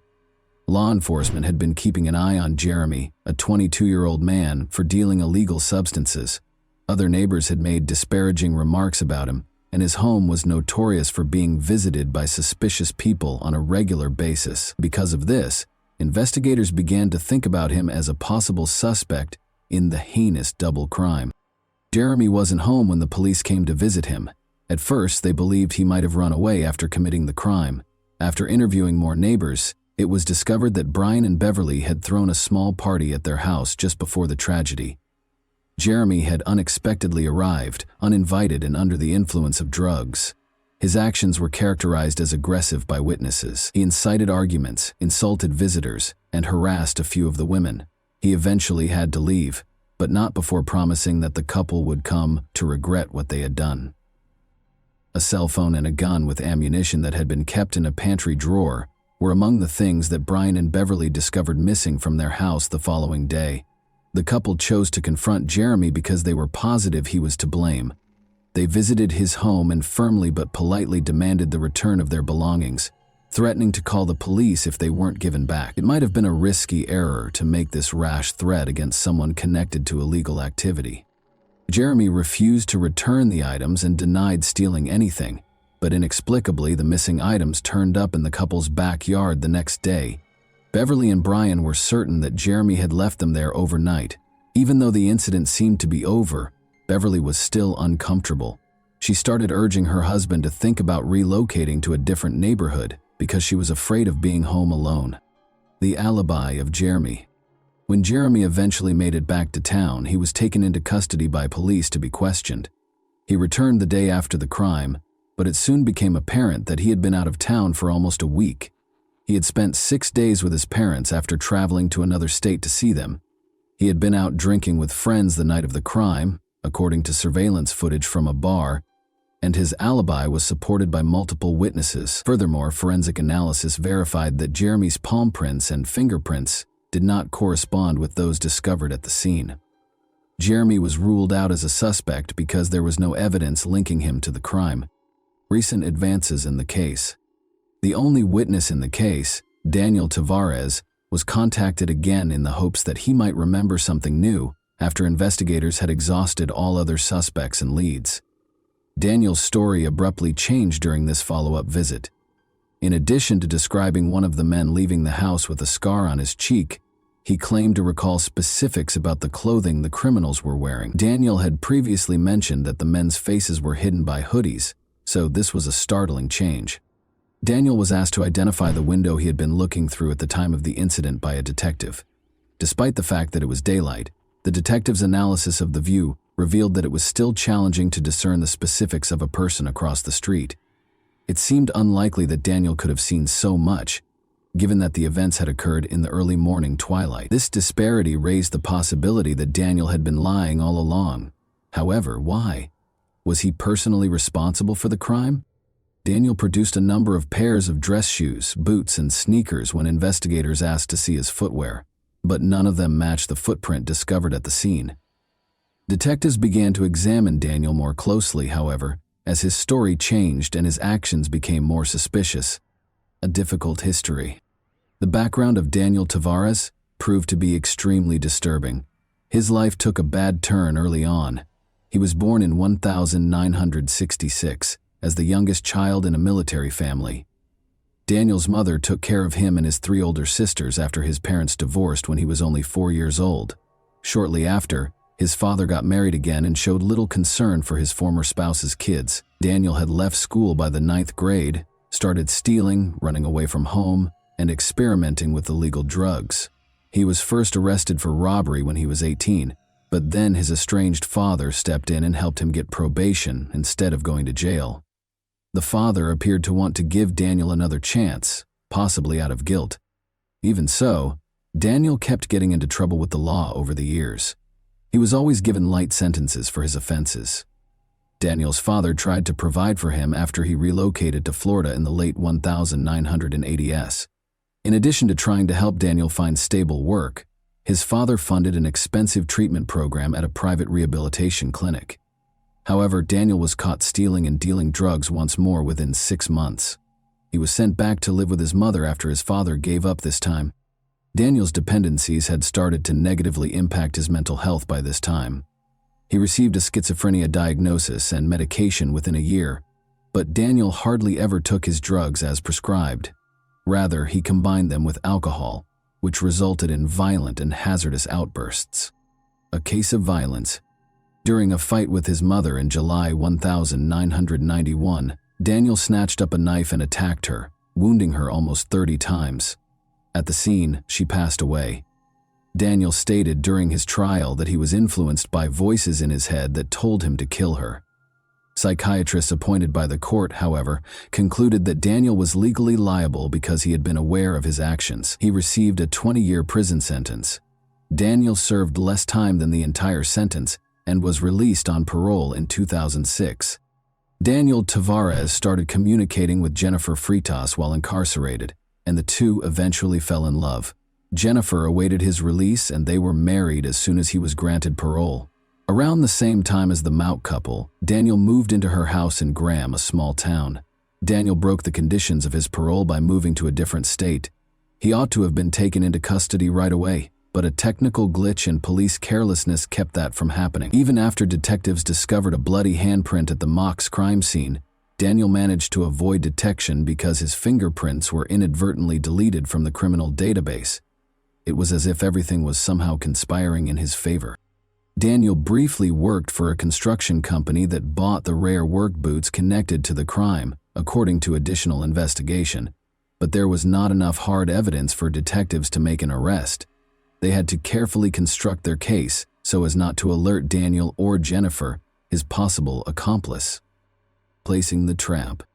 Daniel was asked to come to the police station on November 24, 2007, ostensibly to help with composite sketches of possible suspects. He enthusiastically accepted and enthusiastically described and assisted in drawing portraits of people he had made up entirely for about an hour. He was preoccupied when a second officer walked in and remarked nonchalantly that in order to rule Daniel out as a suspect, they needed to get his fingerprint. After some hesitation, Daniel finally consented, certain that there would be no evidence of his presence at the crime scene. The officer casually mentioned that investigators had discovered an unidentified bloody handprint at the Mauk's residence after fingerprinting. Daniel tensed visibly and started to explain that his prints might have been left at the Mauk's house because he had been friendly with them and frequently visited them. The officer calmly replied that there was no reason to be concerned because the handprint was bloody and obviously that of the criminal. The discussion then turned to Daniel's past by a second detective. Daniel confessed to killing his mother after he brought up the crime for which he had served time. Unexpectedly, Daniel started to describe the horrifying specifics of that crime with icy fervor. He gave off the air of a real psychopath, grinning as he explained what he had done. Forensic experts were comparing Daniel's prints to those recovered from the crime scene in the meantime. Detectives presented Daniel with the evidence after the results showed a perfect match. Anger immediately replaced his arrogant manner. However, officers handcuffed him and placed him under arrest before he could lash out. Daniel was forced to confess and assist investigators due to the overwhelming evidence against him. He clarified that he had spent hours drinking and using potent drugs at a bar the night before the crime. The bar staff threw him out and threatened to call the police when he ran out of money to pay his tab. Daniel Tavares was furious when he remembered that he had given his neighbor Brian Mauk a tattoo as a friendly gesture the month before. Daniel, however, arbitrarily demanded $50 for the service after deciding that he should be paid for his labor. At 5 in the morning, armed with his revolver, he arrived at the Mauk's home while they were still sleeping together when Brian opened the door. Irritated by the early visit, Daniel's demand for money was there. Perplexed and irritated, Brian declined, instructing Daniel to return once he had calmed down. However, Daniel insisted. Brian decided it would be simpler to pay in order to defuse the situation, so he went to another room to get the money. Daniel took offense at a comment he made as he was leaving. Daniel became indignant at this. In an instant, he pulled out his gun and shot Brian 3 times in the back. Beverly was awakened by gunfire and went outside to investigate. She saw Daniel standing with a gun over her husband, who was lying on the floor in a pool of blood. She attempted to flee back to the bedroom after realizing the danger, but she was shot 3 times in the back before she could do so. Upon acknowledging the seriousness of his actions, Daniel returned home and asked his wife Jennifer to assist in cleaning up the crime scene. Sadly, Jennifer didn't appear shocked by what he did. Together, they carried Beverly's body into the living room, set it next to Brian, and wrapped a blanket around them both. Jennifer proposed erasing the bloody footprints with a broom. Additionally, she carefully cleaned surfaces to get rid of fingerprints, but she overlooked one important one. After cleaning was completed, Daniel threw the murder weapon into a nearby river. The revolver was never found, despite investigators' best efforts. The fallout. Daniel Tavares received a life sentence without the chance of release. Jennifer, his wife, expressed profound regret, saying she had aided Daniel because she was afraid for her own safety. She only received a 1-year prison sentence for tampering with the evidence. A terrible discovery was made in 2015 by new homeowners remodeling the house where Daniel had previously resided with his mother. They discovered human remains when they were digging in the backyard.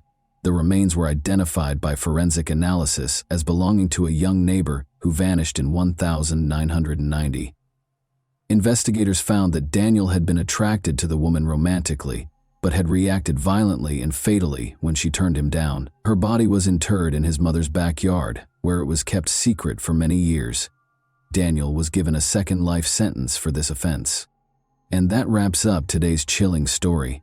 If you enjoyed this video, don't forget to like and subscribe so you never miss a new upload. Also, let me know in the comments what part of this story shocked you the most. Thank you for watching, and I'll see you in the next video.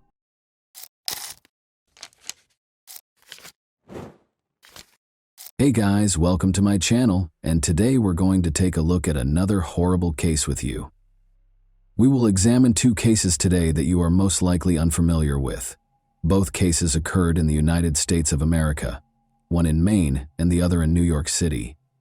2 19-year-old women encountered unanticipated events that ended their plans and aspirations and permanently altered their families' lives. Michaela Conley, 19, lived in Bar Harbor with her mother and stepfather. The town of Bar Harbor is located on Mount Desert Island in Frenchman Bay, Maine. It provides access to the nearby Acadia National Park's mountains and cliffs. When Michaela was 4 years old, her father passed away. On May 31, 2018, Michaela picked up her friend Jaliek Keene at Logan Airport in Boston and drove him back to Bar Harbor. Conley and Keene attended Mount Desert Island High School together. Before graduating in 2015, he played running back for the Mount Desert Island High School football team. According to a friend and coach, he had just finished playing football for the Krausevo Royal Crowns, an amateur team in Serbia. He is thought to have been returning from Europe when Michaela Conley met him at the airport. The same evening, she took him back to her Bar Harbor home on Eden Street, which is directly across from the Connors Emerson School. Michaela and Jaliek decided to go for a walk after leaving the house at around 2 in the morning. Michaela never came home. Later, Jaliek went back to Michaela's house the following morning and informed her mother that he had left his wallet and cell phone in Michaela's room and wanted to get them back. Danielle Timoney, Michaela's mother, was shocked to hear that her daughter had not spent the night at home. Jaliek claimed that after a fight with Michaela, he left her alone and walked away. According to Jaliek, he had not seen Michaela. Michaela's mother then reported her daughter's disappearance to the police. Court documents are the most trustworthy source of information. One such document that describes Michaela's fate will now be read to you. A detective who worked on the Michaela Conley investigation provided this testimony. Thomas Pickering, a detective in the Maine State Police Major Crimes Unit North, is your affiant. As of February 2012, your affiant has been a detective. Due to my own investigative efforts and the efforts of other Maine State Police detectives and other law enforcement personnel who shared their findings with me as part of the investigation, I have first-hand knowledge of the facts and circumstances that are described below. Although this affidavit does not contain all of the information we have learned during our investigation, I think it is enough to show that there is reasonable suspicion that Jaliek Keene committed murder. The Maine State Police contacted your affiant on June 1, 2018 in Bar Harbor, Maine. On June 2, 2018, around 11:32, Bangor RCC reported a missing person from Bar Harbor. After arriving at the Bar Harbor Police Department, Eurofient was informed by Maine State Police Sergeant Jason Richards of the following facts: that on March 22, 1999, Michaela Conley was reported missing to the Bar Harbor Police Department, that she had left in the afternoon of May 31, 2018, to travel to South to pick up Jaliek Keene and a woman named Natasha, that her mother, Danielle Timmons, reported her missing on June 3, 18, at around 1:04 p.m., that Danielle reported that her cell phone was found this morning on the grounds of the Connors Emerson School, that a school official gave Danielle a cell phone, which Danielle recognized as her own, that on June 2, 2018, an MSP canine search team discovered human remains in the wooded area between the Connors Emerson School and the intersection of Eden Avenue and West Street in Bar Harbor, Maine, that a video was uploaded to Snapchat from Michaela's phone on June 1, 2018, at 2:19 a.m., that a male named Jaliek Keene was identified in the video, and that the video showed what was thought to be the playground at the Connors Emerson School. The remains were hidden beneath branches, bamboo, and other vegetation. The body had been dragged from the vicinity of the school, as evidenced by the obvious drag marks found upon closer inspection of the scene. Later, it was determined that the remains belonged to Michaela Conley, who was born on March 22, 1999. On June 3, 2018, State Medical Examiner Dr. Margaret Greenwald performed Michaela Conley's autopsy. Dr. Greenwald called me to share her initial findings. She discovered evidence of strangulation and blunt force trauma to the head and face after the autopsy. In addition, there were numerous abrasions and contusions on the torso and extremities, which suggested both dragging and intentional harm. Additionally, there was evidence of anal penetration with injury, including rectum contusions, anus lacerations, and contusions. She believes that strangulation and blunt force trauma are the causes of death. Homicide is the manner of death. Before MSP detectives Jason Fowler and Paul White discovered the body, Jaliek Keene was interviewed on June 10. He acknowledged in that interview that Michaela had picked him up at Logan Airport and that they had driven back to Bar Harbor together. He claimed to have stayed with her until the wee hours of the morning at her house, and that while they were there, they both went onto the grounds of the nearby Connors Emerson School at around 2 in the morning. I was able to verify this claim by looking at surveillance footage that was obtained from the school. He claimed that they made out and had sex for approximately an hour while they were together on the school grounds, as will be covered in more detail below. Then she got angry. A physical altercation broke out. He displayed the scratches on his back to the detectives. "She had forced it upon me," he said. He claimed that he left at 3:30 a.m. and never came back. "I never saw her again," he said. Jaliek and I had a walkthrough on June 3 before I interviewed him. He acknowledged that they had had vaginal sex at that point, and in response to my questions, he revealed that this was their first time having sex together, and that he had also had anal sex with Michaela. He went on to say that he never saw her again after leaving her on the school grounds at around 3:30 in the morning. He told me that he waited for her for 4 hours after walking down to the shoreline close to the Bar Harbor shore path. I was able to get the video surveillance footage from every camera at the school by collaborating with other detectives. By watching that video, I was able to see Michaela Conley and Jaliek Keene strolling along the path that connects Eden Street to the Connors Emerson School at 2:17 in the morning. Jaliek and Michaela walk off camera toward the school's Eden Street side, which is where the playground is. After that, I watched more video from a camera mounted on the building's Eden Street side. Low light levels and cobwebs in front of the lens, which partially obscured the view, resulted in poor video quality. It was like taking pictures with night vision. However, I managed to see someone who looked like Michaela enter the scene and sit on the ground in what must have been a very dimly lit space.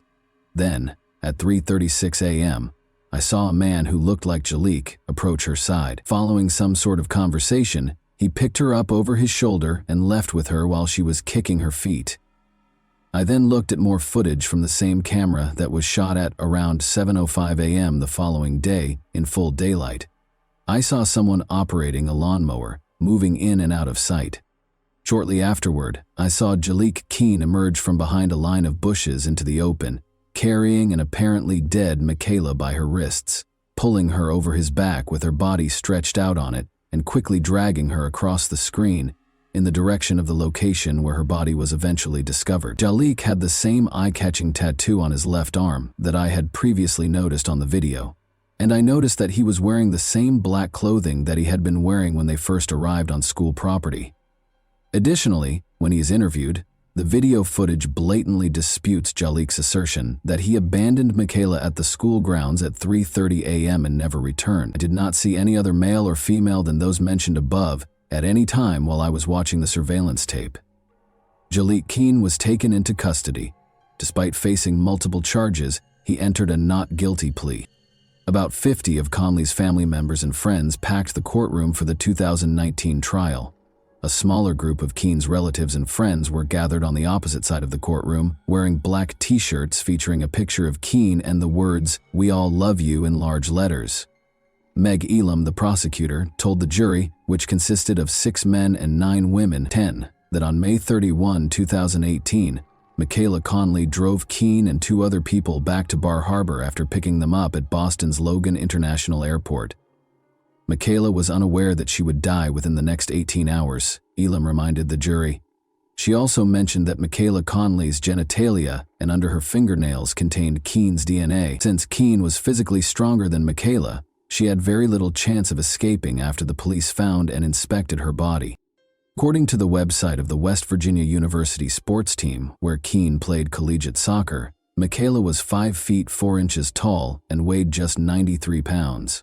In 2015, he made a separate opening statement to the jury, stating that he weighed 180 pounds and stood 6 feet tall. Attorneys Don Corbett and Jeffrey Tutaker, who are Keene's representatives, stated that although prosecutors have circumstantial evidence against Keene, they are unable to prove that he killed Michaela Conley because there may have been another person on the school property who escaped being captured on camera. According to Corbett, police never tested objects discovered on the playground, such as cigarette butts and an empty alcohol bottle, in an effort to identify additional suspects. According to her, there is no evidence of Conley's cause of death or the identity of those present when she passed away. Circumstantial evidence, according to Corbett, does not prove anything beyond a reasonable doubt. It makes people guess. Before Corbett told the jury how Conley and Keene, who had known each other since elementary school, went to Conley's mother's home on Eden Street, which was right across the street from the elementary school, when they arrived in Bar Harbor at around 1 in the morning. Elam gave her opening statement. Her mother never saw or spoke to her again after Conley and Keene left. According to Elam, Keene returned to the house the following morning and claimed that he had left his cell phone there the previous evening. Conley's mother discovered that Conley was missing when she went up to her daughter's room to get it. Keene informed Conley's mother that he had last seen her on the school grounds at around 3:30 a.m. when she inquired about the whereabouts of her daughter. Conley's mother was notified later that morning by school personnel that they had located Conley's cell phone on the school's playground. Later that morning, after a thorough search involving Conley's friends and the police, they also discovered Conley's shoes outside the school. Keene persisted in telling people that he last saw her at the playground. Even the defendant took part in the search. Elam claimed that even though he already knew where Michaela Conley's body was, he feigned to search for her. Keene began as Conley's friend but ended up being a wolf in sheep's clothing. According to the victim's stepfather, "I am completely shattered. I am irreparably damaged. This is my life sentence without my girl. Keene has destroyed our family, Jalik." According to Danielle Timoney, Conley's mother, Keene made the decision to testify on his own behalf. A video that purportedly showed him carrying Conley's lifeless body and then washing himself in a water spigot was shown to him on the grounds of Connors Emerson School. Keene claimed he couldn't remember what was captured on camera. Prosecutors and defense lawyers questioned Keene. He claims that after an international flight from Serbia, where he played football, he had been up for about 36 hours that night. Keene claims he didn't remember anything from that morning until he left his wallet and phone at Conley's house.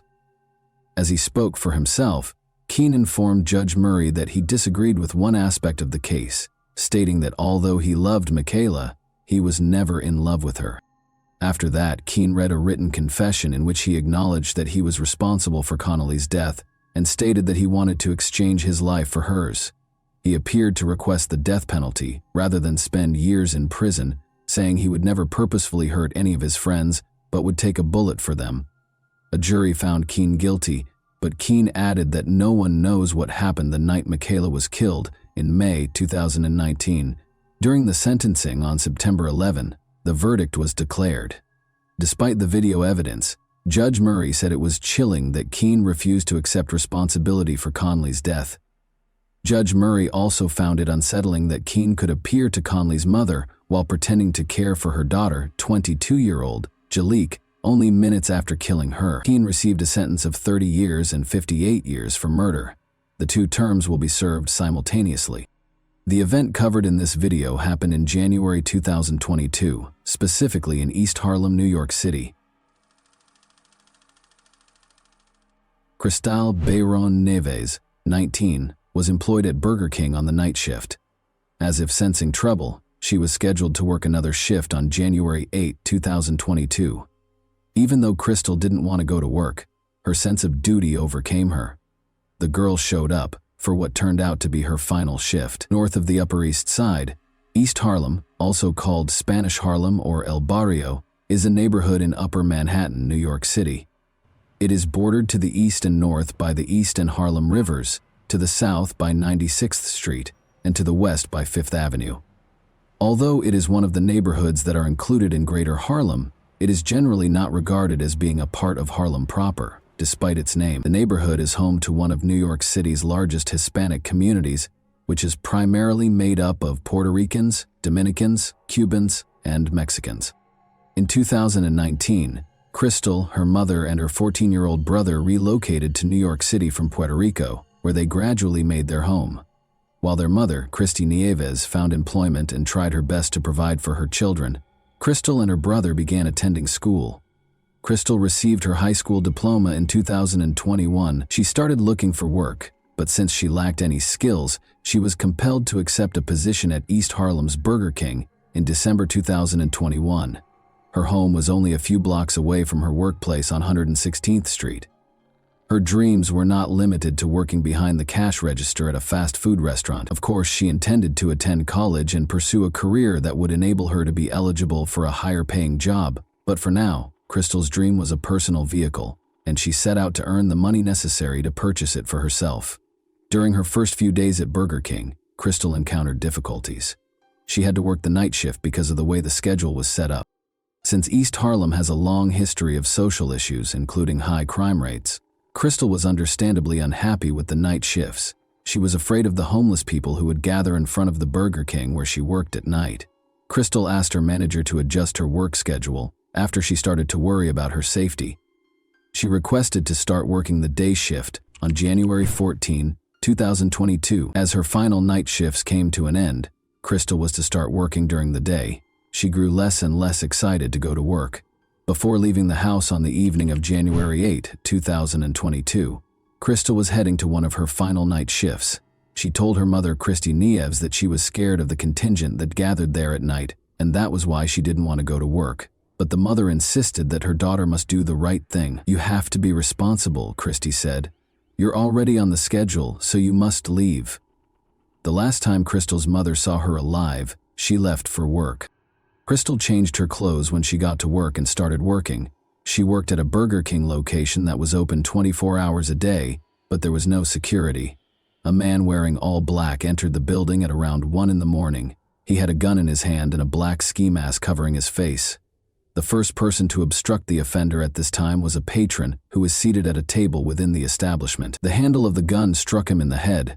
The 59-year-old female manager was struck in the face by the perpetrator after she was next in line. Then, the masked man threatened Crystal as he walked up behind the cash register. He insisted that she take the money out of the cash register and give it to him. Although there was only $100 in the cash register, Crystal opened it, took the money and gave it to the criminal in order to comply with the demands. The masked man pulled the trigger because he apparently didn't like receiving so little money. Crystal was struck in the chest by the bullet. The manager called 911 after the offender had left the property. Police and an ambulance showed up and took Crystal to the hospital, where the doctor tried her best to save her life but was unsuccessful. The location where everything occurred was cordoned off by police, but they were unable to track down and capture the criminal on the hot tracks. The female manager told the police everything they could recall after the customer was struck in the head by a gun handle. They claimed that Crystal followed the offender's instructions without question. However, he still shot her. Although the suspect's face was hidden by a mask, the New York Police Department released a picture of him in the hopes that someone would recognize him and report it for information that would result in the criminal's arrest. The $10,000 reward offered by the New York Police Department was quickly raised to $20,000. What took place? Additionally, Crystal's family suffered a severe blow. Funeral arrangements were now a burden for the family, even though her life had only just begun. Outside the Burger King building, a temporary memorial was set up, and worried citizens brought flowers and lit candles. According to Mayor Eric Adams, he met Nieves' mother and observed the anguish on her face. He expressed gratitude to the NYPD for their efforts in apprehending the suspect. Even though I don't attend arrest press conferences, it was extremely personal for a cold-blooded murderer to shoot a 19-year-old girl after she cooperated. There are far too many firearms on our streets, as we have repeatedly stated. Adams said that when a fundraiser was set up for the Nieves family, hundreds of worried people answered the call for assistance. In her native Puerto Rico, Christy Nieves made the decision to bury her daughter. When contributions totaled $45,000, the fundraiser was shut down. Crystal's family members received complimentary tickets to Puerto Rico from JetBlue Airways, which has its headquarters in New York. Police were working to solve the case in the interim. Throughout the city, leaflets featuring the offender's picture were actively circulated. The incident was discussed on television news programs, and the picture was also circulated on social media. There was no justification for shooting this young woman, so it's likely that very few people in New York are still unaware of Crystal's incident. The money had been transferred. She was making an effort to follow the gunman's instructions. She was killed for no apparent reason, according to NYPD Chief of Department Kenneth Corey. 5 days after Crystal's death, police spoke tearfully about the teen's last moments. After the culprit fled the scene, they declared that they had arrested a suspect. Detectives used surveillance footage to follow his movements. On Friday, January 14, Winston Glynn, 30, was taken into custody. The clothes the murderer allegedly wore the night of the attack were discovered in nearby dumpsters when police arrested Glynn at a Bedford-Stuyvesant, Brooklyn address. According to law enforcement, they found a phone that he had taken from the manager of the restaurant and thrown into a subway tunnel. They also used security footage to follow the attacker to a nearby bodega where, an hour prior to the deadly altercation, he made an electronic transaction. Among other charges, he was accused of first-degree murder. Surprisingly, Glynn, a Jamaican native, worked at Burger King for a while in 2020 in the exact location he chose to rob. He also resided in a homeless shelter. Furthermore, he probably went in disguise as a customer the day before the attack to take a look around. Because Glynn was familiar with the facility and knew there was inadequate security, investigators came to the conclusion that he planned the attack. He left before Crystal began working there, so he didn't know her. As officers led Winston, Glynn, out of the police station in handcuffs and shackles, he screamed at the irate crowd of onlookers. "Our reparations for 400 years of slavery are nowhere to be found," Glynn inquired. Then he yelled, "America is going to burn," as loudly as he could. As the suspect was being led from the station, a crowd of bystanders gathered outside and threw profanities at him. Glynn repeatedly accused the judge of lying during the courtroom arraignment. "You didn't see the judge, liar," the suspect yelled. "Liar." At a subsequent court hearing, Glynn was accused of first-degree murder and robbery and was not granted bail. He likened himself to Jesus Christ and Nelson Mandela. Nelson Mandela. What happened to him? What became of Jesus? They weren't guilty. I want to be a leader in all of that, Glynn. Many people are envious. He asked why he would use a traceable payment so soon before the crime, and why it took days for a witness to identify him after the news had broadcast the robbery's video. "I used to work at a tip line, and I'm sure someone called it. That's all," he raged, alluding to the 8 months he worked at the East 116th Burger King in 2020, the location of Bayron Nieves' murder. "This can only go in one direction. They let me go, and I sue the city for keeping me for so long," he continued. "The system treats the lower class as if we are unimportant," which infuriated Glynn, before asserting that the families of the wealthy and powerful truly profit from crime and chaos in the city. He also made strange references to Freemasons and the Illuminati. Glynn entered a not guilty plea in the death of Bayro Nies. Glynn's criminal history includes at least 4 prior arrests, including menacing with a weapon in November 2021 and criminal possession of a weapon in December 2020. Winston Glynn is currently awaiting sentencing. A conviction for first-degree murder carries a life sentence without the possibility of release. And that wraps up today's chilling story. If you enjoyed this video, don't forget to like and subscribe so you never miss a new upload. Also, let me know in the comments, what part of this story shocked you the most? Thank you for watching, and I'll see you in the next video.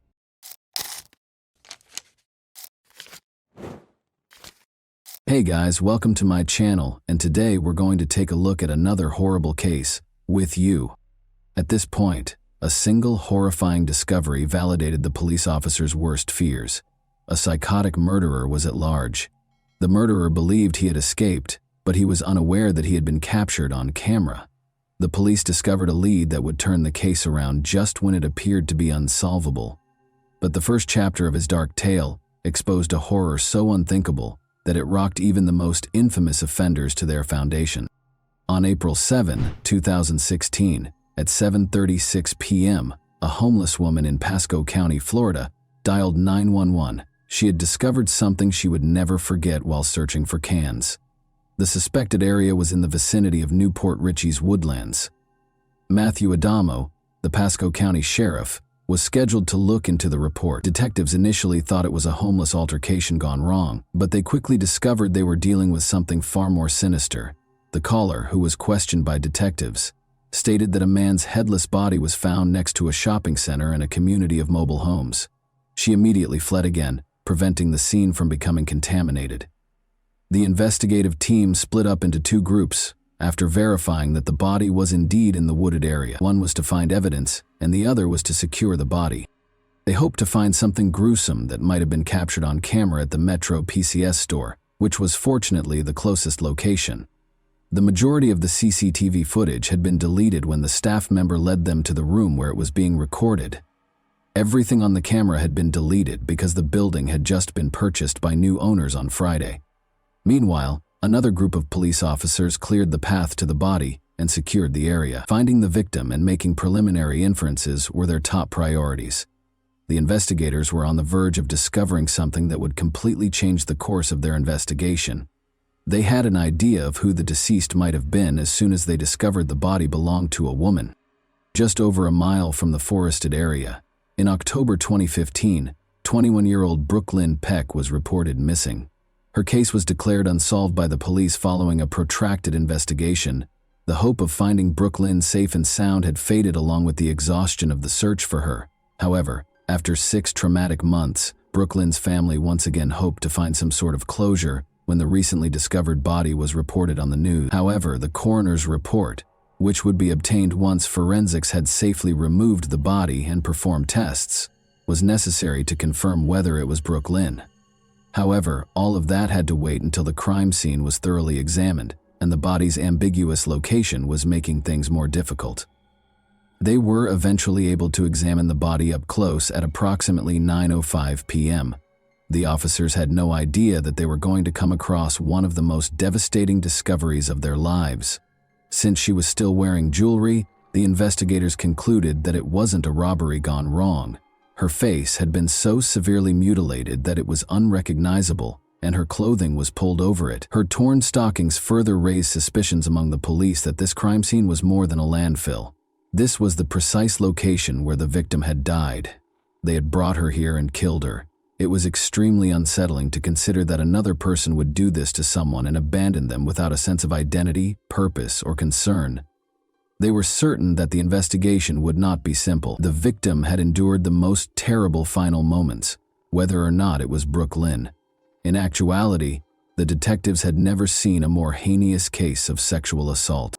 The medical examiner's office eventually informed them that blunt force trauma to the head was the cause of death. The investigators were aware that they had seen the aftermath of a deranged, unsettling fantasy. The real, unsettling tale would begin to take shape here. Their best guess for the Jane Doe's identity was Brooklyn Peck. The detectives immersed themselves in Brooke Lynn's case file while the body was prepared for forensic examination. They discovered something grim there. They found a physical characteristic that made it impossible for the body to be Brooke Lynn, even before the forensic report disproved the link between the body and Brooke Lynn. This was just one of the many twists that made this case feel like a movie. The tip of the recovered body's left pointer finger was still present, but Brooke Lynn's was missing. They now understood that Brooke Lynn Peck was not the deceased. They felt a wide range of emotions upon learning that this was not Brooke Lynn. They had been hoping for some closure, so they went from being relieved and happy that it wasn't her to feeling sad that it wasn't her. The effort to positively identify Jane Doe was a complete failure. Searching through the month's missing persons reports until they discovered a good match was the next difficult task. In an effort to identify the woman, and if at all possible, provide closure to yet another family in need of answers, they launched a thorough search through recent missing persons reports. After searching through the documents, they eventually discovered a match, a woman who had been reported missing just a few weeks earlier and who looked remarkably similar to the body they had found. The detectives realized they were starting a completely new investigation after making this identification. Judith Terrianos, age 52, was the owner of the body. The family of this grandmother, who had been missing for more than a month, was in the same state of desperation as Brooke Lynn's. They were aware that it would take a careful balancing act between forensic accuracy and unwavering resolve, and maybe a little bit of luck, to find out what had happened to this woman. Their attention now turned to discovering the truth about Judith's terrible fate, even though Brooke Lynn's case was still pending. Newport Richey was not Judith's home. She was only a guest. She had gone there to visit a friend who was fighting cancer with another friend. Unfortunately, she never came home. Born in September 1963, Judith Terrianos was originally from Maine. When she was younger, she frequently took family vacations to Greece because she loved to travel. The 52-year-old who had volunteered at a bookstore and worked at a nursing home in the past was said to be a kind and compassionate individual. In February 2016, the mother of three had gone to Florida to take care of a sick friend. By obtaining a fingerprint from the deceased, the medical examiner's office was able to identify the person as Judith Terrianos. The CCTV footage collected from the area gave detectives a vital lead when they eventually identified Judith, which gave the case new life. The detectives divided into groups. A couple of detectives went to a convenience store to get video, and a few others went to find her last known location. They focused on a convenience store and a number of nearby companies. She was seen buying alcohol at a nearby convenience store which she was known to frequent in the first surveillance footage they found. In the surveillance footage, they saw Judith and another individual buying her items at the time. She was seen in the video purchasing alcohol at a nearby convenience store with an unnamed man. That left the police with a suspect to pursue, one who might have the answers to this puzzling riddle. They were unsure whether the man was the cause of Judith's death or if he was just another acquaintance when they found the surveillance footage of her in the convenience store with him. He might be able to help them with the investigation. Since he was the last person seen with Judith, identifying him became the top priority. He wasn't registered, regrettably, because the DNA evidence taken from the crime scene didn't match anything in the database. With only a description and a picture of the man, the detectives had no choice but to search the neighborhood. In the hopes that someone would recognize their main suspect, they went back to the trailer park and knocked on as many doors as they could. All of them provided hazy descriptions, suggesting that they were either unaware of what had occurred or that they were unwilling to speak with the police. They came closest to a man named Grizzly, who possessed both evidence and information. He provided them with concrete proof and information that went beyond mere rumors. He told the police that although he didn't know the man well, he had provided him with a place to stay for a few days. Additionally, he told the detectives that the man had forgotten his bag. Because it directly connected the suspect's clothing to the scene, Grizzly's disclosure was a significant turning point in the case. But that was where Grizzly's knowledge abruptly stopped. He said that aside from the fact that the suspect appeared nervous, bordering on paranoid, and eager to get out of town, he didn't know much about him. Grizzly claims that although the man had discussed purchasing a one-way ticket to Chicago, he had not provided any personal information, not even his name. An unexpected lead was about to be given to detectives, and it developed in a way that added to the mystery's unnerving aspects. The police suspected that there might be a lead so significant that it would completely blow the case apart. They promptly gave him the assurance that anything he revealed would be treated with the highest confidentiality and protection, because they were at a pivotal point in their investigation. Stefan was the first to speak. Stefan knew the mystery man as well as Judith. His name, Stefan said, was Timothy. Timothy had mentioned his interest in Judy while they were together at a convenience store. The investigators had never been closer to the truth, thanks to Grizzly's evidence linking the mystery man to the scene, and Stefan's now implied willingness to divulge something significant. Something Stefan was about to reveal would finally solve the mystery once and for all. Even though the mystery man had finally been identified, Stefan had more in store for us. Police had found a bottle of rubbing alcohol at the scene. They were unaware of its significance at the time. They now knew that in an effort to hide his identity by destroying the DNA, he had poured rubbing alcohol on her body. The man was recognized by Stefan as Timothy Johnson. After expressing interest in Judith, Timothy's feelings would take a deadly turn in a matter of hours. The detectives were on the verge of making a discovery that would completely change the course of events. For them, it marked a significant turning point. After investigating Timothy Johnson's background, detectives discovered that he had been arrested 4 times in Florida for domestic abuse, aggravated battery, and twice for not showing up for court. Curiously, 3 weeks prior to the discovery of Judith's body, one of those arrests for aggravated assault occurred. He broke into a woman's house late at night after drinking too much. More significantly, though, this indicated that he was already under police arrest. Timothy Johnson lacked any genuine regret for his crimes and was incredibly heartless. With CCTV footage, witness statements, and evidence that placed him close to the crime scene, the detectives were now prepared to address the most pressing issue. Just the video evidence was important. Witnesses also recalled Timothy's unpredictable behavior and interactions with Judith in the days preceding her death, and it caught him close to the crime scene around the time of Judith's murder. As the pieces came together, the detectives were ready to construct a strong case because they knew that Timothy's violent past gave the current charges context and substance. When the detectives went to the prison to question the cold-blooded killer, the police thought they had finally located him, but they had no idea that this was only the beginning. Detectives discovered as they dug deeper that they were looking into a pattern of increasing violence rather than just one murder. Johnson's history of arrests suggested that he was used to getting away with grave consequences for his behavior. In June 2015, Timothy entered a no-contest plea for misdemeanor battery, adding to his criminal history. In December 2015, he was also accused of resisting a police officer and violating his probation. Timothy was arrested in January 2016 for using a knife to break into the home of his former roommate.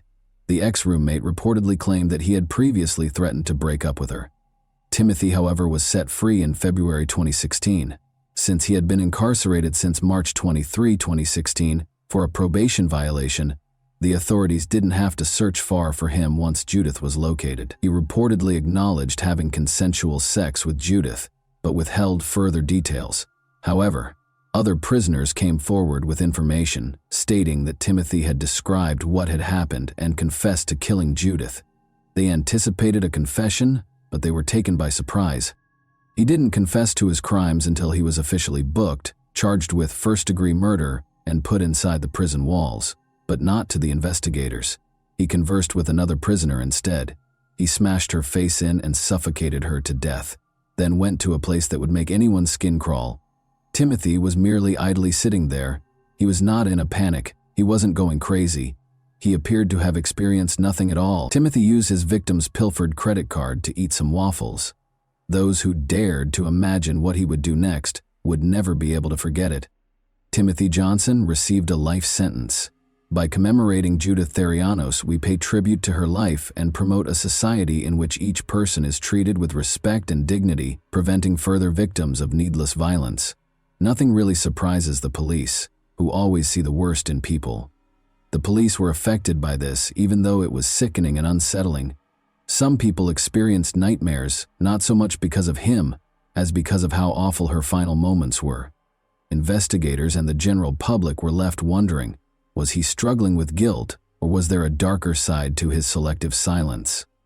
This confession's timing and nature sparked numerous debates. Timothy was ultimately convicted of first-degree murder and given a life sentence in October 2017. For the January 2016 incident, he was also found guilty on 2 counts of aggravated assault and sentenced to 5 years in prison each. According to prison records, Timothy is still a prisoner at the Union Correctional Institution in Rayford, Florida. And that wraps up today's chilling story. If you enjoyed this video, don't forget to like and subscribe so you never miss a new upload. Also, let me know in the comments, what part of this story shocked you the most? Thank you for watching, and I'll see you in the next video.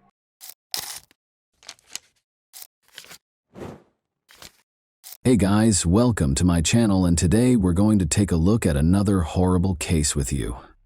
Doug Estes, then 33, went out that afternoon with his stepson and a buddy on November 17, 1990, a Saturday and the second day of firearms deer hunting season. The bodies were found by Estes' stepson. The ideal day for a hunt was November 17, 1990, but before they could catch a game, Jim Bennett and Doug Estes' lives were cruelly taken in Kalamazoo County, starting a domino effect that would last for more than 30 years. There were 2 hunters who were suspected and 2 hunters who were killed. A concealed clue that held the secret to solving the mystery was latent amid the enigma. What was the hint that prevented its discovery earlier? Why did it take the investigators so long to find out the truth? The way of life in Kalamazoo County, Michigan, throughout the thriving 1990s, was characterized by a strong work ethic, solid interpersonal ties, and a common dedication to advancement. There were 223 of 411 people living in Kalamazoo County, Michigan. A diverse range of people with varying goals were present, with one crime defining its history. The 1990s unfurled as a transformational decade against the backdrop of this dynamic county. On November 17, 1990, a relatively warm day in Kalamazoo County, the fatal day occurred. The hunters were headed to the Fulton State Game Area in hopes of catching a good game.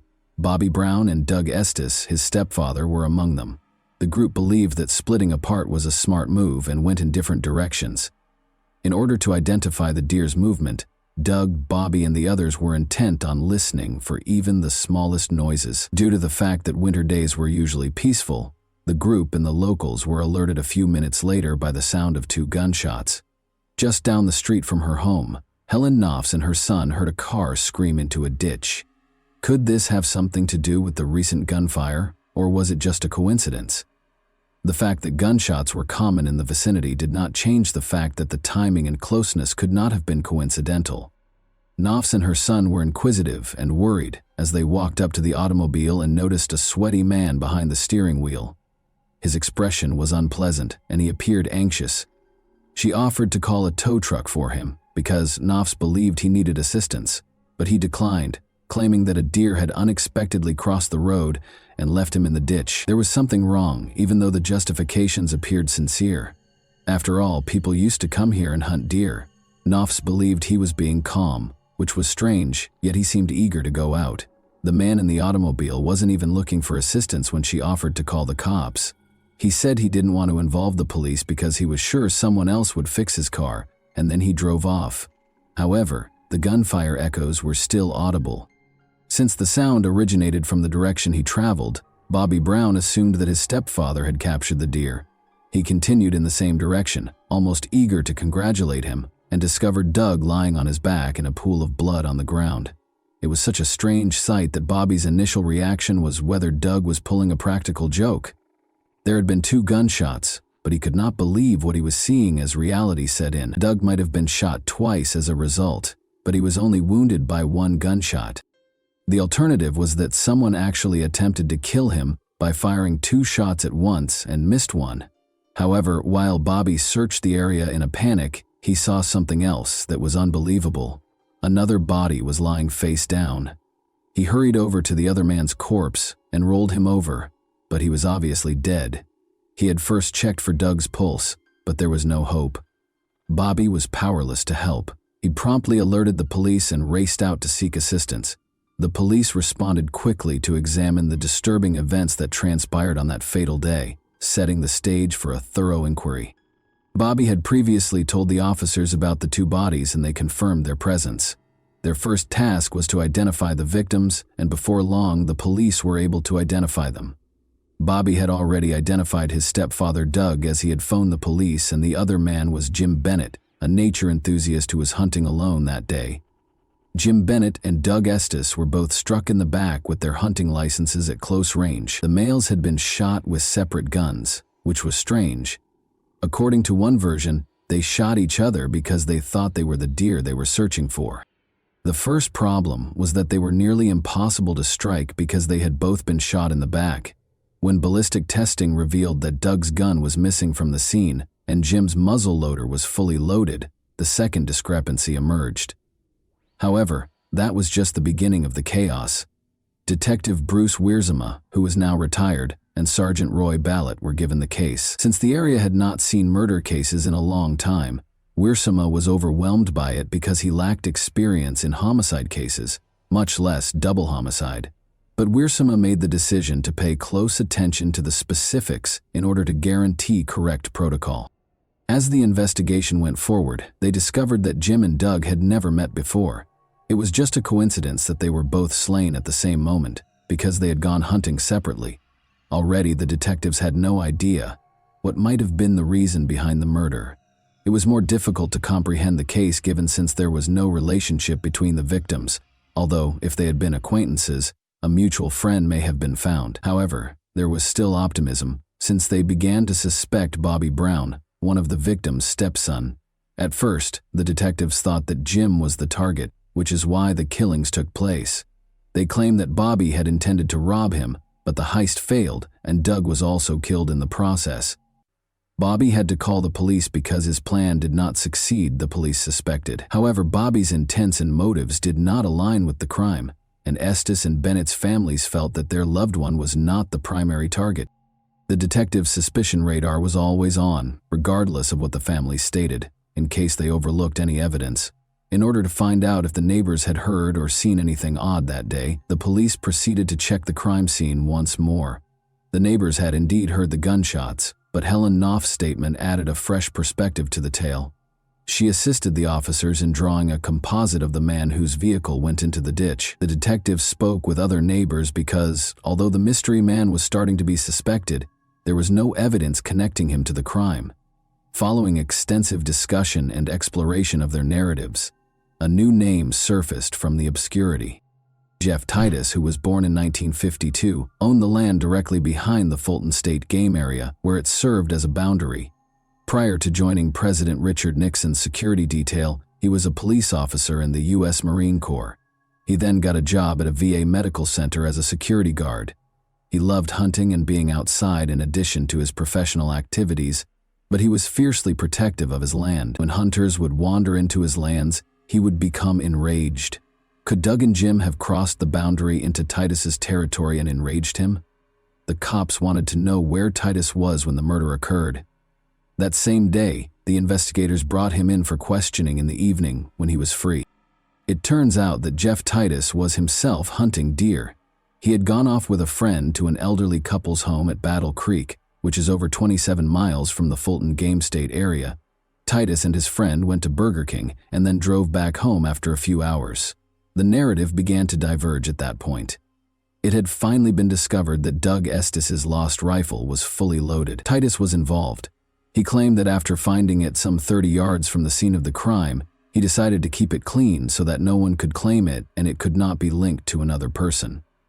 The revelation demonstrated that Doug and Jim had not killed each other and that someone else was to blame for their deaths, even though it threatened to seriously implicate Titus. Although it undoubtedly sparked concerns, Titus was cleared since there was no way to verify whether his tale was false. More importantly, he had a strong alibi. However, the investigators were aware that something was amiss. Despite their best efforts, the situation seemed to get more complicated. The investigation ultimately became cold in 2000 since there were no new leads or closures. A fresh team of detectives, led by Detective Mike Brown and now retired Sergeant Mike Workema, took over the case files and reopened the double homicide case of Doug and Jim. Re-examining the neighbors, re-examining the clues, and re-evaluating the previous suspects were the first steps in their investigation. It turned out that Bobby Brown was the object of their initial suspicion. He was cleared after much back and forth who had slain those men that day, then if the primary suspect was exonerated and there were no leads or clues. In retrospect, that would seem like a straightforward response, but the cold case investigators took their time and ultimately concluded that Jeff Titus had to be the murderer, regardless of what the original cops thought. Since the incident had occurred more than 10 years ago, people's recollections were hazy and their accounts varied. It was turning out to be harder than they thought. But the investigator quickly developed a tenable theory. It implied that Titus had left the hunting property where he had been at the time of the murders on November 17, 1990, and gone back to his own adjacent property close to the Fulton State Game Area. He took this move because he believed that someone might have entered his property without permission. Following that, it was thought that he killed the victims before returning to the Battle Creek farm and going home with his friend. Titus, a father and married man, was arrested in 2001 after his co-workers at the Veterans Affairs facility made reports. During the deer hunting season, they both revealed that Titus did not appreciate trespassing hunters. It was a good enough motivation, the cops said. Additionally, his colleagues claimed that he boasted and talked openly about the murders. The now retired Assistant Prosecutor Scott Brower of Kalamazoo County presided over Jeff Titus's trial in 2002. Unfortunately, Titus's alibi witnesses had become weaker with time and were no longer able to testify in his favor. The original investigators who had completely exonerated Titus of any crime were not called to testify during the trial, and his neighbor Helen Knopfs did not appear on the witness stand regarding the mysterious man in his car. Titus was found guilty and given 2 life sentences without the chance of release. Even though the prosecutors did not dispute the veracity of his alibi, he was imprisoned in Coldwater, Michigan, at the Lakeland Correctional Facility. However, this tale was far from over. Howard Swabash, a recently retired polygraph examiner from the Michigan State Police, was a noteworthy addition to the team during Titus's legal defense, which was led by attorney William Fett. It turned out that Fett had hired Swabash as a private investigator. According to court documents, Swabash's wife filed for divorce in January 2002, just 5 weeks after Titus was accused of murder. Even though the identity of the second woman involved was kept secret, the accusations of marital adultery led to the dissolution of their marriage. 3 months after Titus was found guilty by a jury, on the memorable Halloween day of October 31, 2002, his wife Julie visited him at Saginaw Prison with their daughter and private investigator Swabash. Since they had not gotten along for years, Julie told Titus that she planned to file for divorce. According to the public records, Swabash and Titus's ex-wife Julie eventually got married in Florida in April 2005, just 3 years after Titus was found guilty. This was a startling development that sparked speculation about their relationship and how it might have affected the case.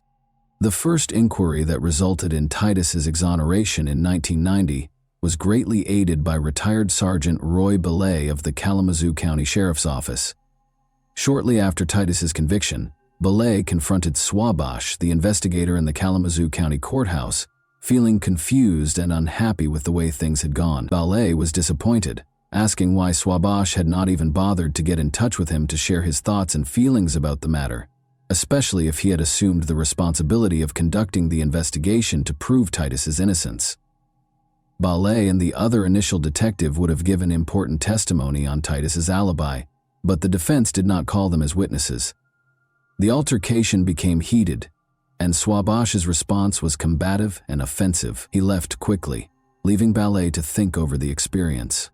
During a phone interview from prison, Titus freely questioned if the private investigator for this defense team had been genuinely interested in his interests. Titus maintained his innocence throughout the entire incident, saying, "It's a shocker, and then I wonder, was he working for me? Was he working for an ulterior motive? I don't know." But when Bruce Wiersma and Roy Belay, the 2 detectives who worked on the original inquiry, publicly said that they were willing to testify in favor of Titus's alibi, it was a turning point. The University of Michigan's Innocence Clinic became interested in this development and became involved in the case. At the same time, an independent inquiry was launched by the Michigan Attorney General's office. As both organizations examined the evidence, an important discovery was made. A key aspect that had not been revealed to Titus's defense team during the initial trial was that they discovered that there were many hunter deaths in the area and that it appeared to be the work of a serial murderer. Without a doubt, it cast suspicion on any possible link between Titus and Doug and Jim's untimely deaths in 2002. The Innocence Clinic filed a motion for relief of judgment and a new trial on Titus's behalf as a result of these findings and other strong evidence. The genuine turning point, however, occurred in 2019 when 47-year-old producer Jacinda Davis, who is well known for her work in the true crime genre, happened upon her most compelling narrative while traveling the highways to find ideas for her next series. The murderer's journey took her to the center of Michigan, where she was enticed by Jack White's renowned Third Man Records. She came over the intriguing case of Jeff Titus while browsing the internet. Susan Simpson, a 34-year-old former lawyer who is now a podcaster, shared a trip with Davis. Simpson, Rabia Chaudhry, and Colin Miller were the hosts of the popular podcast Undisclosed. After meeting, discussing, and finally deciding to work together, Davis and Simpson decided to combine their narrative skills to help solve the mysterious Titus case. On October 26, 2020, Simpson's podcast Undisclosed was set to debut its upcoming season. The audience was able to uncover some previously unknown facts and delve further into the complex issues of the contentious conviction after it was broadcast. At the same time, on November 1, 2020, fans watched the premiere of the gripping 2-hour documentary Killer in Question, which was broadcast on Investigation Discovery. During their investigation for the series and podcast, Davis and Simpson discovered that there was a problem with the story. The original detectives in this case absolutely 100% clear Jeff Titus and believe he is not guilty, and the cold case team is the opposite. They believe beyond a doubt that they have the right man. During their lengthy investigation, they discovered a significant breakthrough involving 2 key witnesses who had seen a car stuck in a ditch immediately after the gunshots, Davis said. I can't think of another case where there are 2 sets of detectives that don't agree. Further issues were raised by the fact that Titus's neighbor, Helen Knopfs, could have readily identified him if he had been in the car. When they discovered that the driver was not him, they began to question the stranger's motivations and the reason behind his hasty departure from the scene. Was he the elusive killer they were looking for? They were shocked to see that the composite sketch created using Knopf's testimony bore a striking resemblance to Ohio serial killer Thomas Dillon. Dillon has previously targeted outdoor enthusiasts, hunters, and fishermen. When he was finally caught in 1993 for killing other hunters, Knopfs herself had even recognized him from a police lineup, according to FBI reports. Both Simpson and Davis were full of optimism that their accounts might inspire others who might have important information about the Estes and Bennett killings to come forward. Simpson noted that the simple act of sharing these stories frequently has a cascading effect, encouraging people to come forward with insightful information that may be added to the ongoing investigation. Davis agreed with them. She admitted that memories might evolve with time, with little information occasionally disappearing. Original memories, however, usually survive on their own. Both investigators had their own judgments about Titus's guilt as they dug more into the case. After initially being dissatisfied by the evidence, Simpson found strong corroborations that supported the original investigators' conclusions. Simply put, the evidence against Jeff Titus was insufficient. The Michigan State Attorney General's Office's Conviction Integrity Unit has been thoroughly reviewing Titus's case since 2019. Since none of the motions filed by the Innocence Clinic had been approved throughout the ongoing inquiry into this potential erroneous conviction, Jeff Titus was forced to serve 2 life sentences at the Lakeland Correctional Facility in Coldwater Branch County, Michigan. Despite the challenges, the Innocence Clinic worked to get Titus released from the facility in 2021 because of the COVID-19 outbreak, which resulted in several of the Lakeland inmates testing positive for the virus. They requested a bond release under extraordinary circumstances. Regretfully, the district judge who administered their plea thought it was unjustified. The podcasters Davis and Simpson were the first detectives to discover a possible connection between Dillon, the serial killer, and the 1990 killings. Their natural curiosity brought them to Dillon's troubled history, since he had admitted to the gruesome 1993 killings of 5 hunters and outdoor enthusiasts. And Dillon also told his cellmate that he was a main suspect in another murder in Pennsylvania, and that he was involved in the murders of 2 hunters in a county that he thought the police would never connect him to.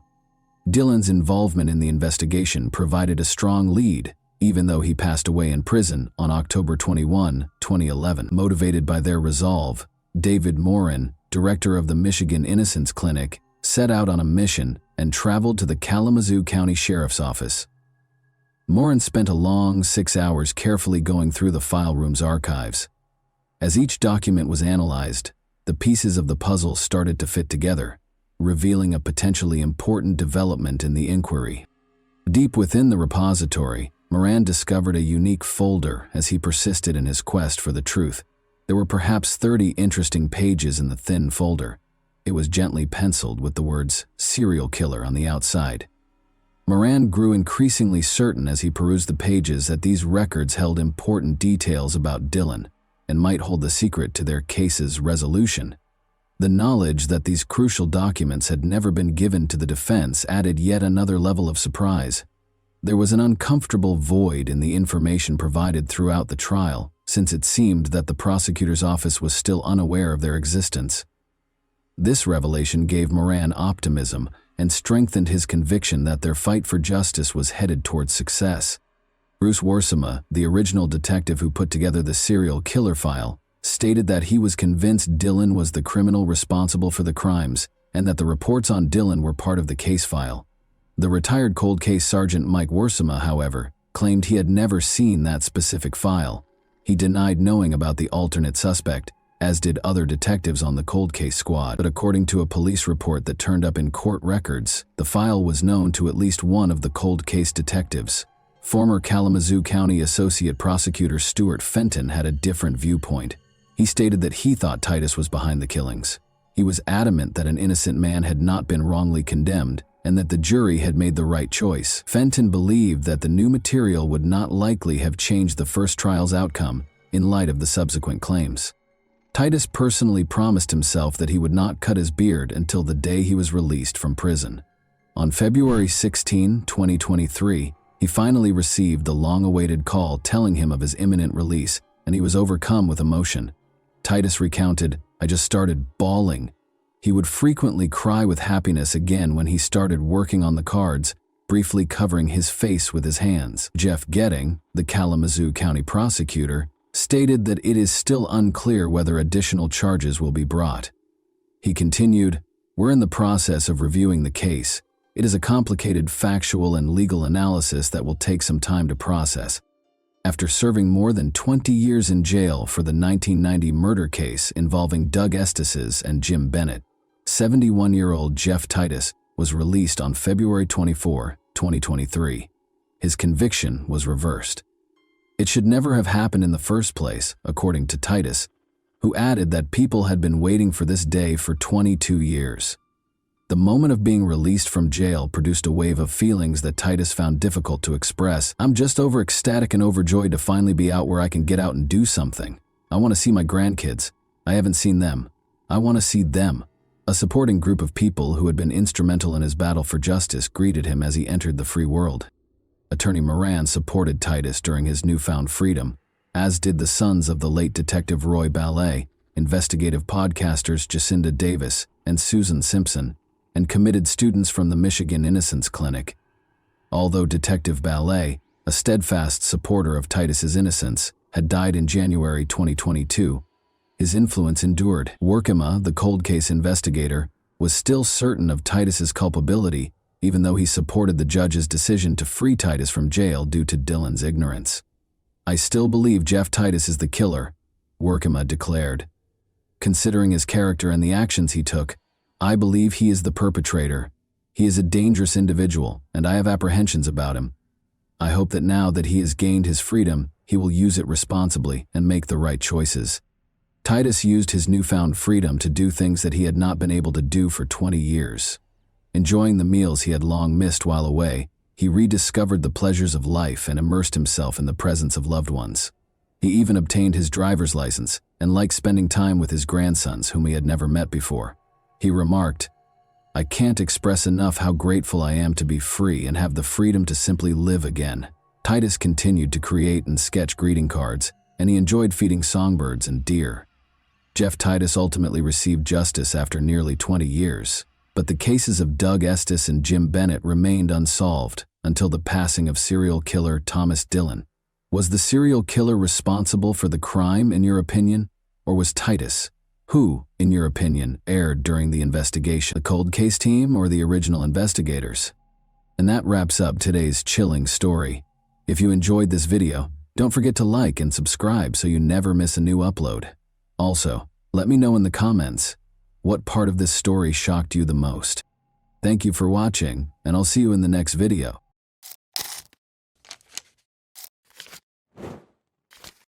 Hey guys, welcome to my channel, and today we're going to take a look at another horrible case with you. The discovery of the victim's body is usually the first piece of information we receive after a murder. From that point forward, the police begin their investigation to determine what happened and who committed the crime. But not this time. In this case, the typical scenario was disrupted when the victim identified their assailant before he committed the crime. This story occurred recently, in early May 2022, in the city of Peleon Norte de Santander Department, one of Colombia's 32 departments. In this city, there lived a 16-year-old girl named Ana Karina Blanco Duran. She was the oldest of 3 children in a modest family, similar to many others in the region. However, this had no impact on Karina's personality or dreams. She was in the 11th grade and eagerly awaiting graduation. Karina's relatives and friends described her as disciplined and determined, but also cheerful, sociable, and optimistic. However, like most teenagers, she had doubts. She expressed her thoughts in a letter she wrote for a school assignment 2 weeks ago. In the letter, the girl stated that, like everyone else, she had goals that she wanted to achieve. However, at the time, she was preoccupied with being happy, studying, and assisting her mother, whom she described as a beautiful, strong, and resilient woman who had a huge influence over her. The following year, the girl intended to attend university and study psychology or philosophy. This would allow her to pursue her dreams, the most important of which was to buy a house for her mother. At the same time, Karina acknowledged her overwhelming fears and doubts. She wrote that she was afraid of growing up and facing the big world alone. She sometimes wished she could go back in time and play with dolls again, something she didn't get to do as a child because she had to grow up quickly and help her parents. Karina, almost prophetically, explained what would happen to her in 2 weeks in her final sentence. She wrote that she feared human evil, and she was not mistaken. What she was afraid of eventually shattered her dreams. Karina awoke early on May 3, 2022, as she usually does. She lived in La Vega, a village in the Cashra municipality. Karina had to walk for at least an hour every day along several country roads to the bus stop that would take her to school because her village was relatively remote. The morning progressed as usual. The student awoke, ate breakfast, said her goodbyes to her family, and left the house at 5:30 a.m. However, shortly after Karina left, her father began receiving messages from her. It was unusual. Karina wrote to her father that while walking down the country road, she noticed someone following her. A man was approaching her very closely. When the girl quickened her pace, the stranger did the same. If she attempted to take a different path, he would follow her. Karina was understandably uneasy and suspicious. She mustered the courage to take a discreet photo of the stranger and send it to her father so he would know who was after her. Cesar Blanco, Karina's father, became extremely concerned for his daughter's safety. He dashed out of the house, taking the same route to the bus stop that she had taken, but he couldn't find her anywhere. The man assumed the danger was over and Karina had safely boarded the bus. Unfortunately, this was not the case. Karina's parents were later informed by the school that she did not attend class that day. Karina's parents reported her disappearance to the police. Because it was a small village where everyone knew each other, word of the incident spread quickly among the locals. The girl's family distributed a photograph of the stranger who had been following her since the morning. A few hours later, a man who worked at a local farm mentioned another farm worker who looked very similar to the man in the photograph. Despite the blurry image, he believed he recognized him. Additionally, that worker was late for work on the same day. Armed with this information, Several villagers and Karina's relatives went to the farm where these men worked and demanded answers from the person Karina had most likely photographed. The man in question was Alexander Keogh, a 55-year-old Venezuelan native. He had arrived in town 4 months ago and was staying with a relative. Alexander had found work on the farm where he was located. The people were outraged by the schoolgirl's disappearance and acted aggressively. He eventually admitted to assaulting Karina, killing her, and disposing of her body in the Kashra River. It's understandable that the villagers, particularly Karina's relatives, wanted to take matters into their own hands following such a confession. However, the police arrived just on time. The officers apprehended the suspect, rescuing him from the angry mob. The police took Alexander Carrillo to the station and began interrogation. He repeated what he had previously told the villagers. He admitted to killing the schoolgirl and revealed where her body was disposed of. Following the crime, he cleaned himself up, changed his blood-stained clothes for clean ones, and returned to work. The man truly believed he would never be found, unaware that the victim had taken a photograph of him. During the interrogation, villagers gathered near the station. They were furious and wanted to take matters into their own hands. Concerned for the man's safety and believing his life was in danger, the police decided to transport him to another location. They escorted the suspect out of the station and attempted to get him into the car. However, when the crowd began to act, they dragged Carrillo from the vehicle and attacked him. The police couldn't intervene because there were so many of them. The mob beat the perpetrator with sticks and stones before someone attacked him with a knife, killing him. Even after that, the crowd refused to disperse and blocked the police from approaching until they were certain that the man had died. Karina's body was discovered on the riverbank, exactly where her assailant had indicated. Her bag was nearby. The girl was partially undressed, and the autopsy revealed she had been sexually assaulted. She died of 2 penetrating wounds to her chest and neck.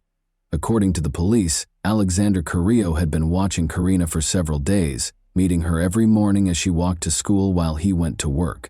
This version is supported by the fact that, a few days before the attack, Karina informed her school friends that she was being followed by a stranger, which made her extremely uncomfortable. The police have stated that the investigation will not be terminated at this time. They will investigate the actions of the local police officers who allowed the man's lynching, as well as who initiated the attack and delivered the fatal blow. According to local media reports, it was a relative of Karina, but the individual's identity has not been revealed. Pain and outrage swept through the city. An event was organized at Karina's school to honor her memory, while also protesting the killing of women. Students and teachers wrote an open letter to express their outrage at the current state of affairs. She wasn't drinking, she was not dressed provocatively, she wasn't in a bar. She walked to school every weekday wearing rubber boots because she lived on a farm, and she, like many other boys and girls in the country, had to overcome obstacles in order to receive an education. She feared that someone was following her. She was just 16, terrified. Her dreams, desires, and life were stolen from her. After Karina's voice was silenced, all that remained were the voices of those of us who demanded a safer environment and normal families in which children were taught not to hit, violate, or murder one another. Karina's killer did not see her as a person with her own life, dreams, and loving family, so the villagers decided to repay him in kind. Lynching is considered unacceptable by many, and it has no place in a civilized society. However, for many others, it simply reflects a lack of faith in the justice system. They are dissatisfied with the prevalence of impunity and the fact that the criminal will never face the harshest penalties. They believe the police are not doing their jobs, so they have decided to take action to remedy the situation. It is heartbreaking to see girls who leave for school and never return, becoming victims of murder. But in this case, Karina was the one who exposed the criminal. Karina did not behave recklessly. She immediately sensed the danger emanating from the persistent stranger, secretly photographing him and sending it to her father. She let him be caught before he could harm another innocent girl. Unfortunately, it was too late for her. However, without that photograph, the police could have gone days, months, or even years without finding the killer. And that wraps up today's chilling story. If you enjoyed this video, don't forget to like and subscribe so you never miss a new upload. Also, let me know in the comments what part of this story shocked you the most. Thank you for watching, and I'll see you in the next video.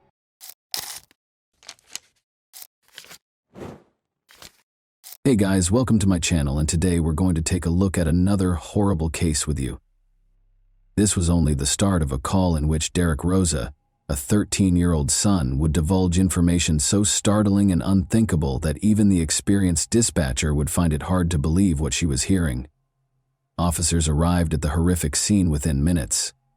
Unaware that they were going to come across one of the most unsettling cases they had ever come across, the police carried on with their investigation. Derek shockingly called 911 on October 12, 2023, to report that his mother, Irina Garcia, was hurt at their apartment in Hialeah, Florida. The most horrifying crime they could have ever envisioned began with that unsettling 911 call. Derek appeared to be experiencing intense grief during the call, as he told the authorities that his mother, Irina Garcia, had been confirmed dead. A 13-year-old son reporting the news to the dispatcher would have been a heartbreaking moment, but everyone was about to be shocked by the horrible secrets concealed behind this call. "I shared some pictures with my friends," he told the dispatcher. What images would he have been able to show his friends? Derek quickly gave the answer when he disclosed yet another startling fact that caught everyone off guard. It was shocking to hear Derek tell the dispatcher that he killed his mother. Derek's motivations are still unknown, but he was going to divulge information that would only make matters worse. The apartment was occupied by 3 people. Given that Derek and the newborn baby were in the apartment, the dispatcher recognized the urgency of the situation right away. To protect the infant, the police had to move quickly. To find out what had happened, detectives raced to the crime scene. Everyone in the area was shocked when the police arrived and took Derek into custody. Derek was standing with bloody hands and no remorse at all. Without any delay, the detectives got to work on their investigation. They found Irina lying on the bed with her newborn baby covered in blood, and they also found a pool of blood on the floor of her room. Derek had committed the heinous crime of stabbing his mother more than 40 times. After attempting to collect all of the evidence discovered in room 201, the authorities were taken aback when they came across a crucial piece of evidence that left the entire team in shock. Just before Derek dialed 911 on the evening of October 12, 2023, they first discovered the doorbell camera footage. When Irina was last seen, she was nursing her newborn child, according to the footage from the doorbell camera. A moment later, Derek showed up and hurried off. Derek asked why Irina always told him to run slowly after she told him, in Spanish, not to run too fast. Then he walked out of the apartment and then came back in. What might have caused that horrific crime? Derek might have been annoyed by his mother's worry, but the question was still unanswered. In addition to remembering Derek's 911 call exchange with the dispatcher, the detectives needed to figure out how he was carrying a weapon. Furthermore, just as he was about to reveal yet another unexpected development, the dispatcher asked if he had any weapons at home. He soon disclosed a startling reality. He acknowledged that after killing his mother, he intended to use the gun he had to end his own life. The fact that Derek had attempted self-harm shocked the detectives. It exposed his unstable mental state at the time of the murder. They were uncertain, though, whether it was the product of mental illness or a deliberate act. The video of Irina's murder was the first important piece of evidence the detectives were about to see, and they were shocked to find it. The video clearly showed Irina lying on the bed with her newborn baby gently comforting her. However, in a subsequent clip, Derek was seen standing over Irina with his hand in motion, suggesting that he'd attacked her while she was asleep. The knife that Derek claimed he used to attack his mother was also discovered by the authorities. Luckily, he didn't hurt his sister, but these pictures were sufficient proof that Derek killed his mother. In addition, he admitted that after killing his mother, he had sent 2 pictures to his online friend, one of himself and the other of his mother, who had passed away. His hand was obviously covered in blood in the picture he sent to his friend, which amply demonstrated the gravity of the situation. The revelation of a 13-year-old son who not only murdered his mother, but also dared to show pictures of the crime to someone was startling. Once the detectives gathered sufficient evidence, they became certain that something was wrong with Derek. The investigators recognized the importance of comprehending the family's history, as it could reveal information about Derek too.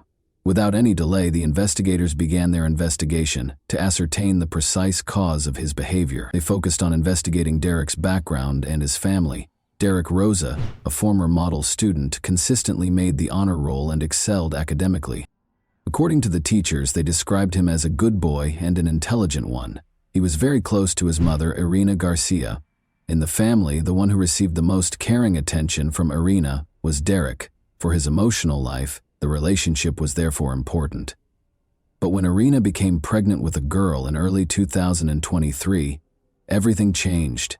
The newborn's arrival somewhat altered the dynamics of the household. Derek was left feeling defeated on the sidelines as Irina instantly turned her focus to the baby. Derek was more emotionally affected by the shifts in family dynamics, which made him more shy and envious of his younger sister. According to some people involved in the case, Derek might have felt abandoned and believed that the new baby was receiving the same amount of love that his mother used to give him.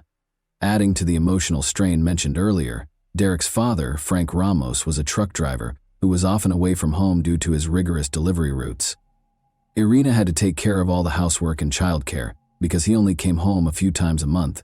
Even though there were no overt signs of severe family strife, the investigators later came to the conclusion that Derek might have felt lonely and emotionally deprived as a result of the lack of a father figure and a newborn child. Derek became more and more resentful as the months went by. Over the course of the evening of October 12, 2023, it became violent. The video from the baby monitor that showed Derek standing over his mother while she slept was found by the police. This terrifying incident occurred shortly before Irina passed away. According to the police, Derek acted out of jealousy, displaced aggression, and a desire to win back his mother's affection and control over the family. The investigators felt compelled to question Derek in order to obtain a more thorough understanding.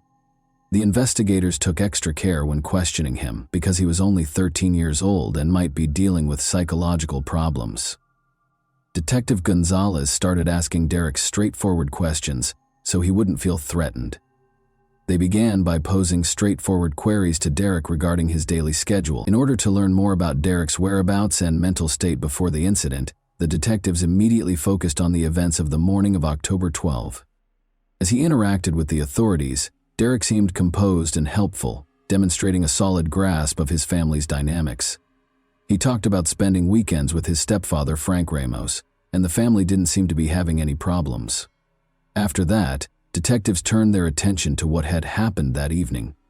Derek appeared to hesitate before answering this question when detectives asked it. Derek had been giving accurate information up until that point, but the detectives were about to ask a crucial question when he gave them an unexpected response. When the detectives asked him what weapon he used to stab his mother, he gave them an unexpected answer. Derek casually brought up the size of the murder weapon. He seemed to be casually speaking with the authorities, displaying no remorse, and he was not aware of the grave consequences of his crime. The detectives carried on their discussion. He disclosed yet another startling fact. He had stolen the gun from his stepfather's closet and tried but failed to shoot himself. They were hoping to learn more about his friend, with whom he shared the crime photos, and the conversation was going well so far. It was important to mention that he spoke with Sweden, an online friend, virtually every weekend. Additionally, Derek confided in him enough to share pictures of the crime, suggesting that they may have discussed something significant. As a result, the detectives quickly turned their attention to Derek's conversation with his friend. Detective Gonzalez noticed something on Derek's shirt just as he was about to mention the 911 call. He remained unaffected, even though the officers were appalled by the evidence of his crime on his shirt. Rather, he calmly held up his bleeding hand. Derek was clearly emotionally detached as he explained what he had done. The investigators asked the crucial question, and shortly after, the graphic depiction of Derek's crime surfaced, frightening them. It was genuinely terrifying when Derek described the crime in detail, demonstrating each stage of his assault on Irina with hand gestures. Derek was obviously fully conscious when he committed the crime. He was clearly uncomfortable when the detectives questioned him about why he killed his mother, and he quickly came up with a reason to use the restroom. Still, the investigators persisted in asking the same question. Derek asked for a lawyer after becoming uncooperative. Without Derek Rosa's confession to explain his actions, the case was still being investigated.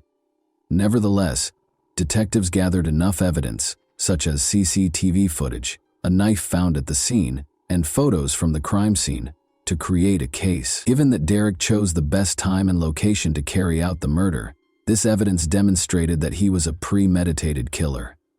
Derek was charged with first-degree murder and made his first court appearance on October 15, 2023. He showed no remorse for the charges against him and remained emotionless and icy throughout the hearing. Derek's defense attorney asked for a postponement of the hearing, claiming that they had not yet received the state attorney's notice of intent. They also asked whether psychological factors might have been involved and talked about the part that some mental health conditions may have played. Evidence quickly refuted this, demonstrating that Derek had searched for prohibited items on Google at 6 p.m. on October 12, 2023. At 6 p.m. on October 12, he did conduct Google searches. He entered the following search terms: Is a small knife good for killing? What is the best place to stab someone? And the carotid artery image diagram. This search history revealed evidence of planning, which bolstered the prosecution's claim that the act was planned rather than spontaneous. Derek was moved from the adult jail to a juvenile detention facility at the request of Derek's defense lawyers. They claimed that Derek needed a psychological test that could only be performed in a juvenile facility because of his age. The prosecution, however, disagreed, claiming that Derek's search history demonstrated premeditation and that this offense was extremely serious. But the defense also brought up his mental health problems. He had been diagnosed with ADHD by a psychologist and on the autism spectrum by another specialist. They further supported their case for Derek's placement in a juvenile detention facility by highlighting the fact that he had threatened to hurt himself. It was evident to the psychologists who examined the case that Derek's actions on that fateful night were the result of a well-thought-out plan rather than an impulse. He had planned what he was going to do because he was captured on the baby monitor above Arena. The most concerning evidence of Derek's mental illness also surfaced after the crime, when he shared a selfie and a picture of his mother's lifeless body with a friend. This conduct revealed a lack of any fundamental humanity, which is a trait frequently lacking in psychopathic people. Throughout the trial, Derek's family steadfastly supported him in spite of the overwhelming evidence against him. One particularly poignant instance was when Derek's grandmother, representing his family's steadfast support, waved at him and blew him a kiss from the courtroom. At this point, more than 50 people were shouting Derek-supporting slogans while holding banners outside the court. On November 7, 2023, the organizers presented him as an innocent teen and a former honor student. Regardless of the offense, Derek's supporters argued for his opportunity to change. A hearing regarding the admissibility of evidence was held on December 15, 2023. Citing the premeditated nature of the crime, the judge decided, after considering the facts, that Derek would continue to be held in adult custody. His supporters criticized this decision, claiming it disregarded his age and mental health conditions. Derek's defense team keeps arguing for a lighter sentence as the case progresses, claiming that life in prison without the possibility of release would be unfair to a child of his age. The trial has come to represent the complexity of juvenile justice, bringing up tough issues for society to consider. Do serious crimes committed by minors deserve life in prison, or should they be given an opportunity to change? The court will further evaluate Derek's mental health and determine his ultimate sentence at the next hearing, which may be set for December 2024. Derek is currently being held in adult custody under 24-hour supervision while his family and the general public await the outcome. Traditional ideas of guilt, innocence, and rehabilitation in the legal system have been called into question by the case, which has had a long-lasting effect. What elements, in your opinion, might have contributed to Derek's choice to carry out this crime? His actions could have been motivated by a number of things, including jealousy, specific psychological issues, or the possible influence of his online friend. And that wraps up today's chilling story. If you enjoyed this video, don't forget to like and subscribe so you never miss a new upload. Also, let me know in the comments, what part of this story shocked you the most? Thank you for watching, and I'll see you in the next video.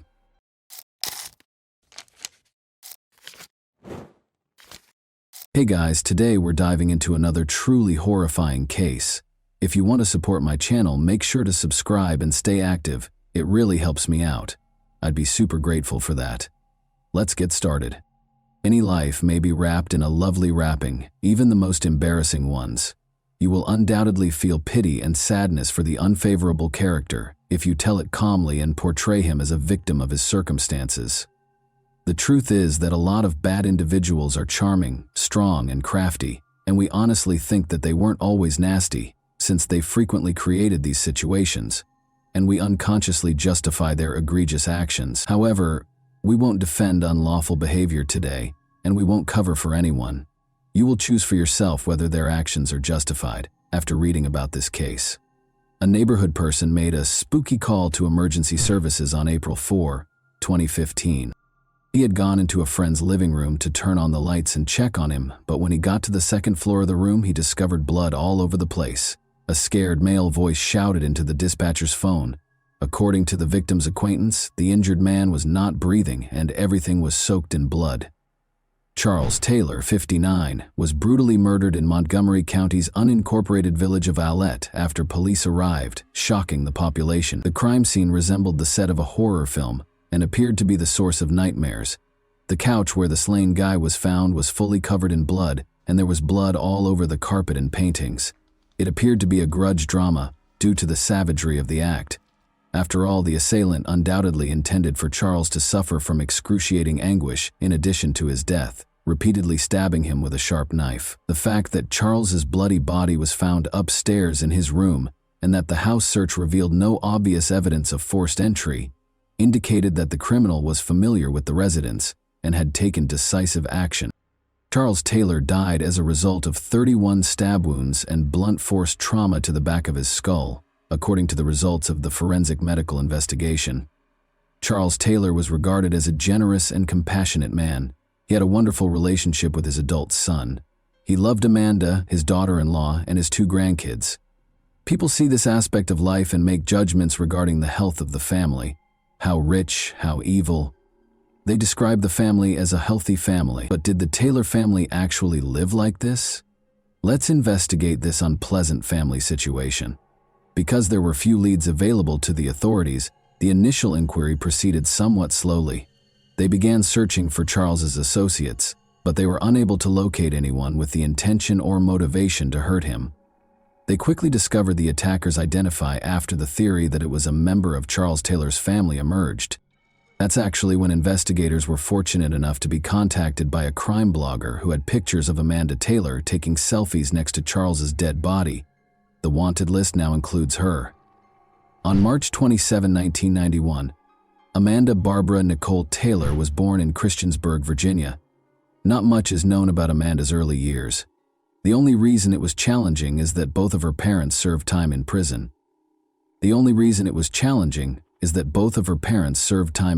After meeting Mariah Robach, Amanda created a lot of troubles for herself, which led to the start of her youth.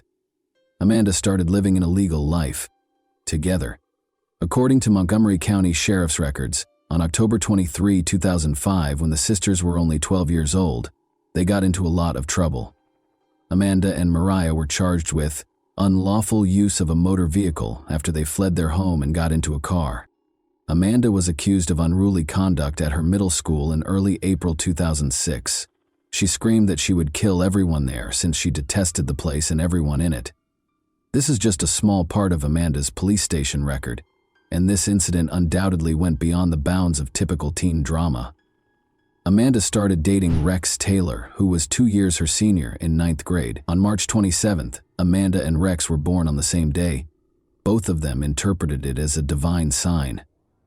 When Amanda learned she was expecting a child, she quit school altogether.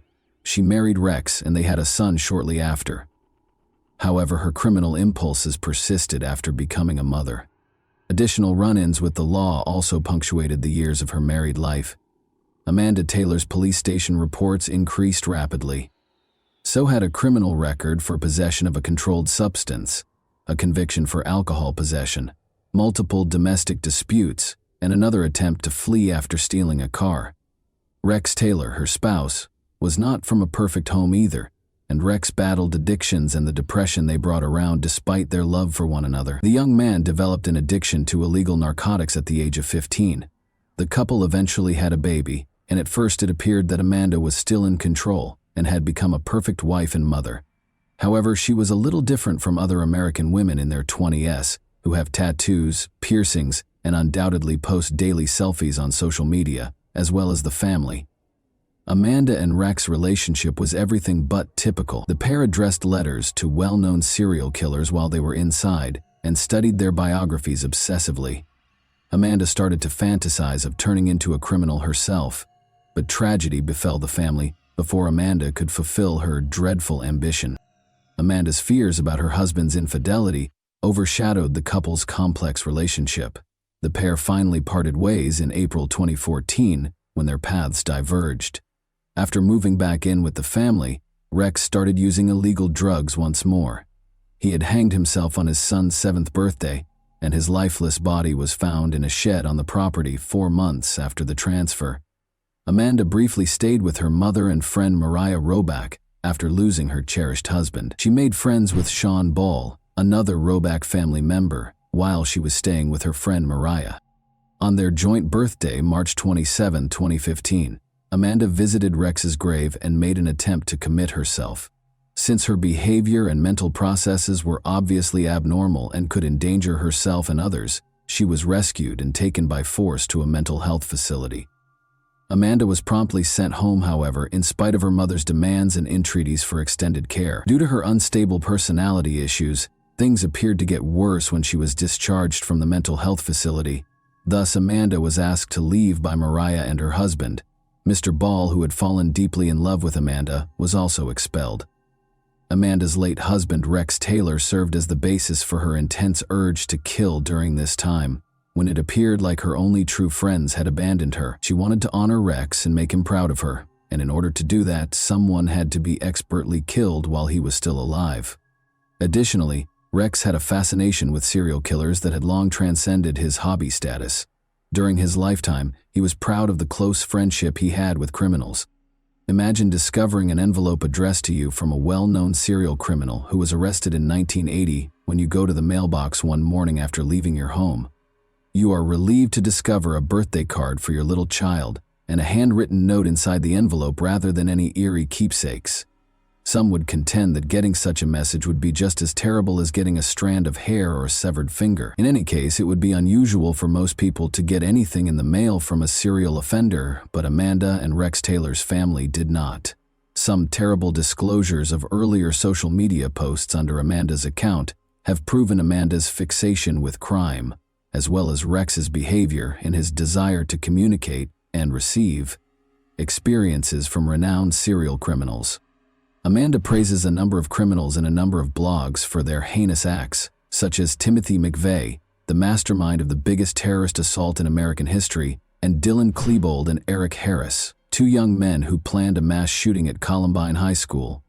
She naturally chose to begin her career as a criminal with a vengeance, since she wanted to be one of those vicious criminals she so greatly admired. After a while, Amanda blamed her husband's death on Rex's father, Charlie Taylor, saying that he had not assisted Rex in kicking his pill addiction but had instead acclimated his son to illegal substances. The cold-bloodedness and cynicism with which Amanda exacted revenge on her father-in-law, Charlie Taylor, will chill you to your core. She required a helper who would support her acts without reservation. She needed a willing accomplice to support her if she felt threatened, and Amanda already had one. Of course, it was Sean Ball, the man she was in love with. She was worried that she wouldn't be able to do it alone the first time. It was only a matter of time until she would take over him. Amanda quickly found the eager accomplice she sought in Sean, but since he didn't know what he was getting himself into, Sean and Amanda came up with their evil plan with military accuracy and carried it out. At precisely 3:27 p.m., the time that Rex and Amanda were born, Amanda and Sean visited Charles Taylor's run-down house in the neighboring town of Ironton, Virginia, on a spring April afternoon in 2015. In order to fill an Easter basket for her cherished grandchildren, Charles had to pay her money. After a half hour of pleasant conversation, Amanda suddenly sat down on the couch beside Charles, as if a switch had been flipped in her brain. Amanda's actions took a significant turn. After she started viciously stabbing Charles with a knife, Sean struck him in the head with a tire iron. Then, after shocking Charles, Amanda drove the knife hard into his chest once more. She seemed so angry that she was unable to see anything around her, and Charles simply stared at her and said, "What are you doing?" He reached out and grabbed her hair as she stabbed him, but Amanda kept stabbing him, and he kept screaming. Amanda Taylor used a sharp bayonet knife to stab her father-in-law, Charles Taylor, 31 times. She wanted to feel his final breath and wanted him to know that she was the one killing him every time she looked into his eyes. She desired Charles's death as a form of retaliation.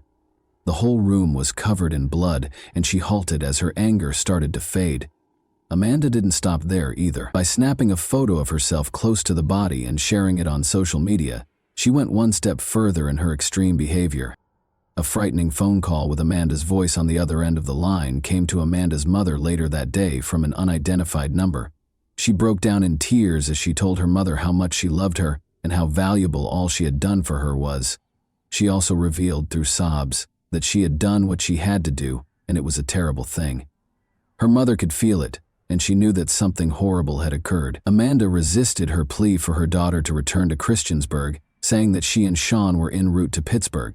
It was well known that Amanda was in a downhill spiral, and it all began nearly 8 months ago when her husband Rex Taylor, who had battled depression and illegal substance misuse for years, committed suicide by hanging. When authorities looked at Amanda's social media profile, they were taken aback.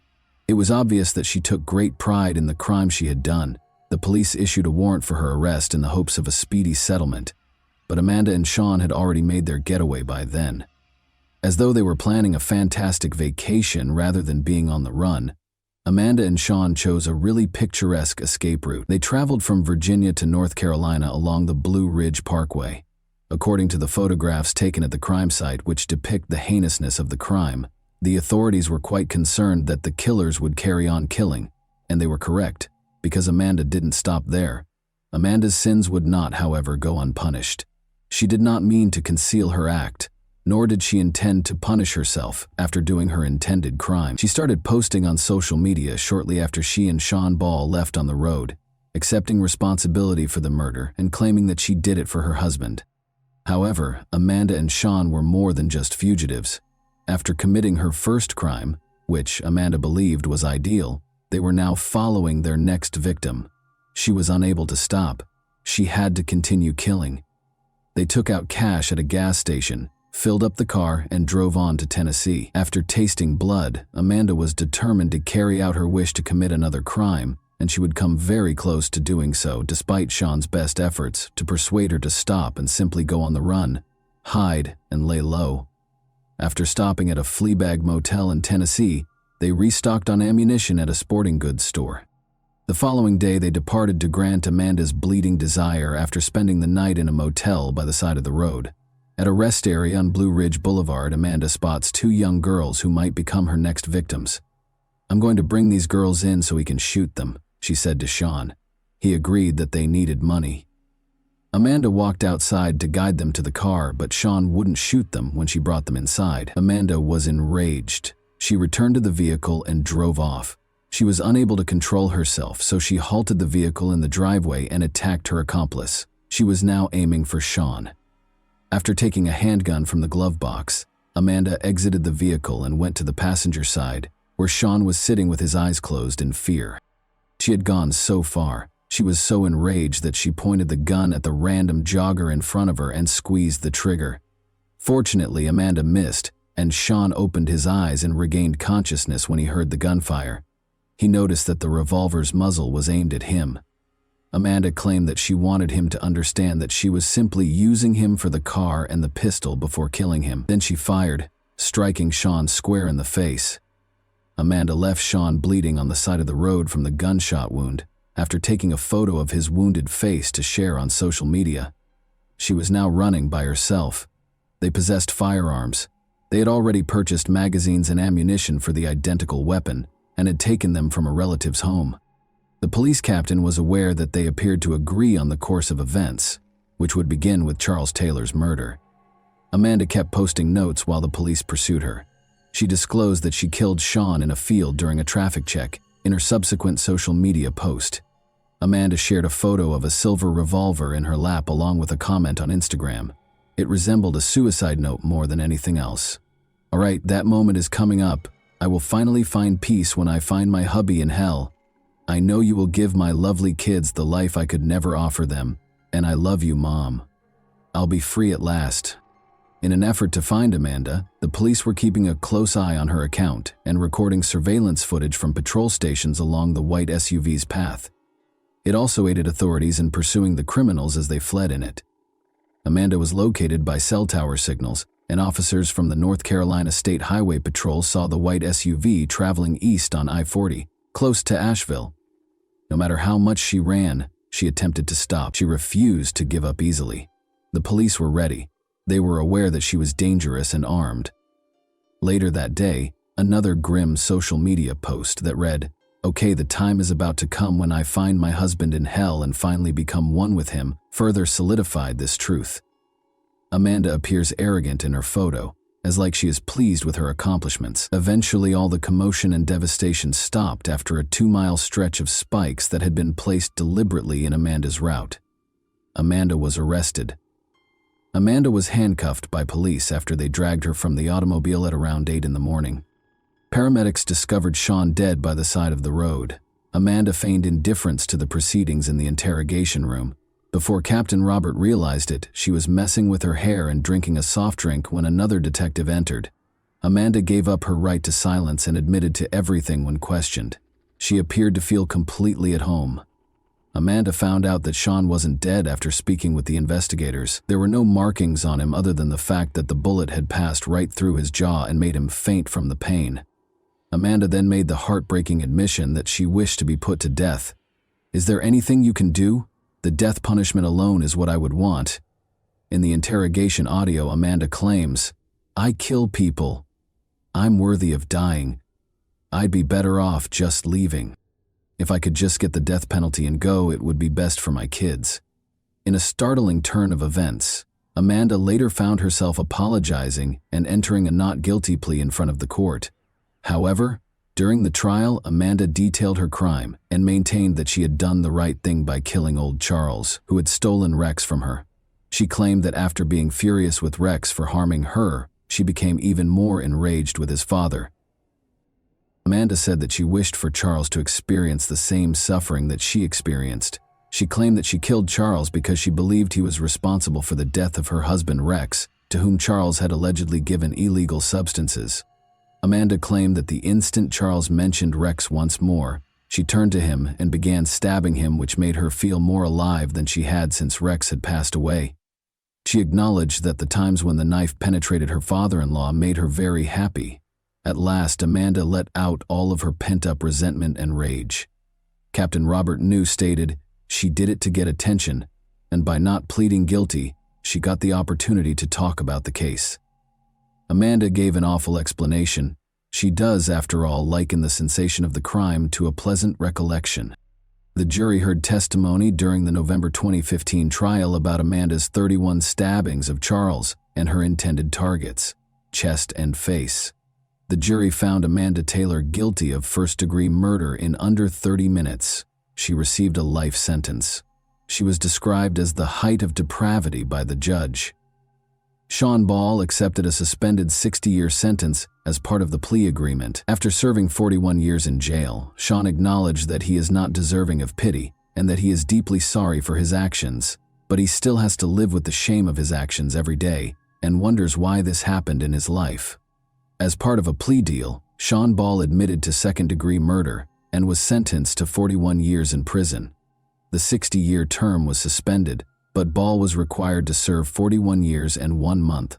Amanda recently lost her appeal of her conviction. She stated that if necessary, she intends to appeal her conviction to the Supreme Court. Amanda became famous as a killer selfie taker, but she obviously did not turn into a serial criminal. In a phone interview from prison for a popular show, Amanda Taylor made a devastating admission. She responded, "I was just really excited and thought I wanted to take a picture so I could post it and show everyone it made me really happy," when asked why she shot body selfies. Lastly, she stated that she did precisely what she wanted to do and that she has no regrets whatsoever for what she did to Charles Taylor. In an incredible phone interview with a local reporter at this period, she likened the experience of getting stabbed to going on a roller coaster. She compared the nerves and the sense of freedom to my first roller coaster ride, and that's exactly how I felt. I had no intention of doing it. You don't see it in the movies. It is truly an animal phenomenon. Amanda Taylor wants more after committing a horrible crime. From an early age, Amanda Taylor was regarded by many who knew her as a very evil and gloomy woman who was obsessed with crime, murder, and serial killers. Pictures of strange death scenes were all over her social media accounts. Amanda Taylor is one of the few women who has ever gone insane, and it frequently wasn't meant to be. Her loved ones made every effort to keep her from going insane, but those who she turned to for support chose to ignore her. Amanda is now being held accountable for all of the devastation that inspired her. Amanda Taylor's desire of becoming a well-known serial killer came to an end in this way. Admit it, when we look at horrible heroes and learn about their past, we unintentionally attempt it on ourselves. We all go through different stages in life, each with its own traumas and experiences. Have you ever had the urge to murder your neighbor because he parks in your space or plays loud music at night? However, they advise rethinking the narrative and simply shouting in the woods or by the lake. It restores moral equilibrium and soothes. Thanks for watching, everyone. Your support means a lot to me, and you can help my channel grow by hitting that like button, dropping a comment, and sharing this video. Your engagement really makes a difference. See you soon. You.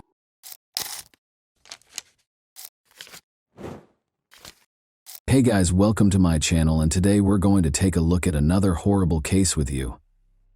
Carrie Swenson never would have thought that biathlon would become her life's work, but she most likely learned to ski before she could walk. This sport just didn't exist before for women. Women were finally permitted to compete in biathlons in 1983.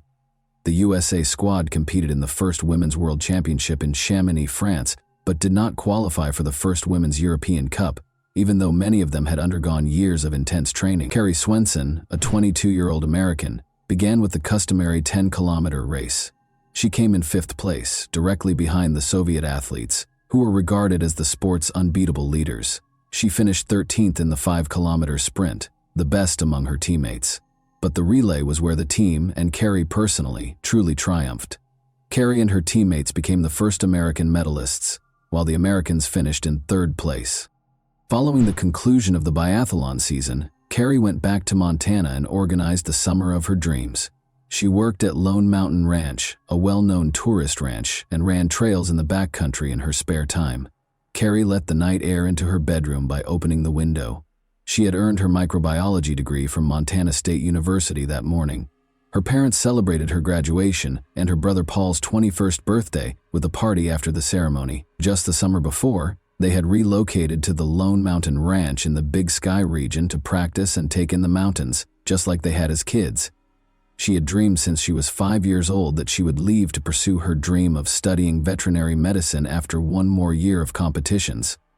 Unaware that her dreams would soon be dashed by the self-centered schemes of two recluses, Carrie turned off the light in her room and contentedly fell asleep. Carrie was unaware of the two men's conversation that was going on in the mountains a few kilometers away. The younger man was clearly irritated. Though he felt lonely in the mountains and yearned for female companionship, he generally enjoyed living away from people and their rules. "Do you recall the plans we talked about to find a woman for ourselves, Dad?" After giving his 18-year-old son a close examination, the father questioned, "Do you believe the time has come?" The son confidently nodded in response. Carrie ran around Old Ray's Lake on Sunday, July 15th. Bob Sharp, the proprietor of the snack bar where she worked, had informed her that he had spotted a grizzly bear nearby, and she was keen to see one for herself, so she decided to take this route. Carrie ran pretty fast as usual, paying attention to her breathing. She only realized there were two men in front of her at the last second. The strangers appeared disheveled. The younger one had a knife and a pistol in his hands, and neither of them was grinning. The hunting season was long over, but there were still rifles lying by a tree. The men made it clear to Carrie that they had no good intentions without taking their eyes off her. Regretfully, she saw them too late to turn around and flee. An adrenaline rush brought on by fear caused Carrie to run even faster, attempting to get past the strangers as fast as she could. But her plan didn't work. On the trail, the older man leapt directly in front of her, and took hold of her wrist. He took hold of her other hand before she could respond. Unable to escape their hold, Carrie chose to keep her composure and use her cunning. She was scared by the wild expression in the older man's eyes. Remain composed. Avoid upsetting them, she thought. She pleaded, "Please, let me go." "No, we don't often see attractive girls like you. We would like to speak with you. What is your name?" He held Carrie even closer as he asked. He started questioning her about who she lived with, whether she was married, and other things. Carrie tried to scream, but the man quickly silenced her after realizing she wouldn't be easily freed. After letting go of her left hand, the stranger hit her in the face and tied her up with a rope. The men promised to hold her for 4 or 5 days before releasing her if she didn't enjoy living in the mountains. But she could tell by their smirks that they were more likely to exploit her weakness and end up killing her. She kept telling herself, "It's just a nightmare," hoping to wake up at any second. However, she knew it wasn't a dream because of the throbbing pain in her face and wrist. Carrie attempted to reason with them by stating that her friends and family would find her. The older man retaliated by threatening to shoot anyone who attempted to save her. In order to avoid being seen, the men rushed on, hoping to get deeper into the forest and away from the lake. All Carrie could do was let them pull her along on the rope. In order to make sure she wouldn't run in the wrong direction when she had the opportunity to flee, she covertly memorized the area while feigning submissiveness. As though kidnapping girls were a daily occurrence for the men, they strolled alongside each other, engaging in casual conversation. They talked about how they felt about the mountains, laws, and society. The elderly man voiced his displeasure with the way the area had developed, especially the fact that farmers were permitted to graze their animals on his property. He assured the younger man that he could acquire all life's necessities without going back to school or abiding by social norms. Carrie came to the conclusion that her captors were probably mentally ill as a result of these discussions. Carrie requested water and said she needed to rest in an effort to slow their pace. They decided to take a rest. As they got closer to a swamp, Carrie was horrified to see the older man start drinking from it. She attempted to alert him to the harmful bacteria found in the swamp, but he dismissed her worries, claiming to have never heard of it before. She also took a few sips, reluctantly. She observed that when she pretended not to be afraid of the kidnappers, they acted less violently. Carefully, Carrie began asking them how long they had been residing there without being aware of the risks associated with drinking water from the nearby swamp. They responded that although they had lived in the mountains for 12 years, they were still relatively new to the area. Carrie felt even more uneasy when the younger man smirked and added that they were in dire need of female companionship. Then they went on their journey. In an attempt to leave hints for her loved ones who would be looking for her, Carrie tried to step on soft ground and break twigs. Sadly, the older man saw her attempts and stopped them. Carrie, however, obstinately continued to make marks, and the older man continued to erase them because she had nothing to lose. They went on in this manner, and Carrie noticed that no one had yet begun searching for her when she looked at her watch. Only 4 o'clock in the afternoon had arrived. Alan Goldstein, Carrie's friend and co-worker who instructed visitors in shooting at the ranch, started to question why her run was taking so long. He was worried that she might not have been able to return home by herself because she might have run into a bear or twisted her ankle. Carrie was being led farther and farther from the ranch by the strangers in the meantime. They asked her whether she could walk 60 kilometers in a day. After talking about how far they needed to go, she declined to respond. It was impossible for her to tell her captors that she could run 50 kilometers in hilly terrain while training. They might go more slowly if they believed she was weaker than she actually was. Now she was certain they would not allow her to survive. Not today. Not in 4 or 5 days. They wouldn't give up their valuable independence for her. Carrie kept studying the men quietly. They were remarkably similar to one another in addition to having a similar philosophy. Her suspicion that they were father and son grew. Carrie was aware that people would soon begin searching for her, but nothing had scared her more than the idea of her parents or friends becoming the victims of her captors. Making an escape was one way to avoid this. She changed her strategy after pleading failed. "Change your tactics when you're losing," her tennis coach would often say. "When you have the chance to alter your approach, why keep playing a losing game?" Before deciding to take a night's rest at around 5 o'clock, the men chained her to a tree, drastically reducing her chances of escaping. Carrie was the centerpiece of the feast that the black flies and mosquitoes were enjoying. She was tired, thirsty, hungry, and afraid for her life. Now chained close to the tree, she saw a number of rocks, one of which might be used to break a chain link. It was time to try the new tactic. At night, Carrie made the decision to become intolerable. "Hey, standing by the tree is getting old to me," she insisted. "Leave the chain loose so I can sit down." Despite their confused expressions, the men let her sit. She tried to reach for the rock in private, her eyes closed as though she were sleeping. Sadly, the younger man saw her attempt and took away every rock within her reach. She kept acting rude and demanding feminine products at around 8 p.m. because she was freezing and the mosquitoes were driving her crazy. The older man began discussing how they had many of his ex-wife's belongings in the underground cave where they lived after the younger man, whom the older one called Dan, gave her a shirt and socks. He continued by saying that those caves were very comfortable and that they would never be discovered there. In the distance, Carrie heard a voice. Regretfully, her captors also heard it. A plane appeared in the sky at the same time. Carrie was unaware that the plane was looking for her, but the men were startled and put out the campfire right away. It is obvious that they were surprised that someone would look for the hostage so quickly. The plane circled the forest for about an hour before taking off. Carrie waited anxiously for the night to come and to see what they would do to her. But as they sat quietly by the smoldering fire, they left her alone. When night fell, they lay in one sleeping bag and gave her the other. Carrie's coworkers became increasingly concerned as the sun started to set. They began looking for her 2 hours after she was expected to arrive at work. Carrie's friends and family split up into 4 groups and were each given a specific area to search. In order to get assistance flying over the forest, Carrie's father, Rob Swenson, contacted a friend who was a pilot. He was filled with fear when Bob Sharp told him that Carrie might run into a grizzly bear on that trail. For several hours, the teams combed the areas where Carrie was likely to run while calling her name.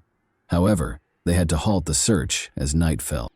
When their father got back from the airstrip, Carrie's brother Paul discovered him at the ranch. His father appeared pale and anxiously restless. Paul went to his room and asked his father to notify him as soon as there was any update on Carrie because he needed some alone time. After a hasty shower, he collapsed on his bed.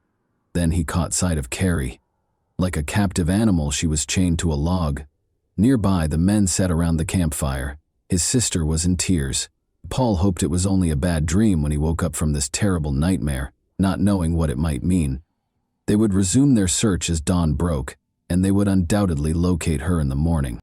To Carrie's surprise, the captors only moved the camp roughly 50 meters from the original campsite when they made the decision to move it. Dan didn't think twice about using his gun to go hunting and shoot a squirrel for breakfast, in spite of the continuous search for her.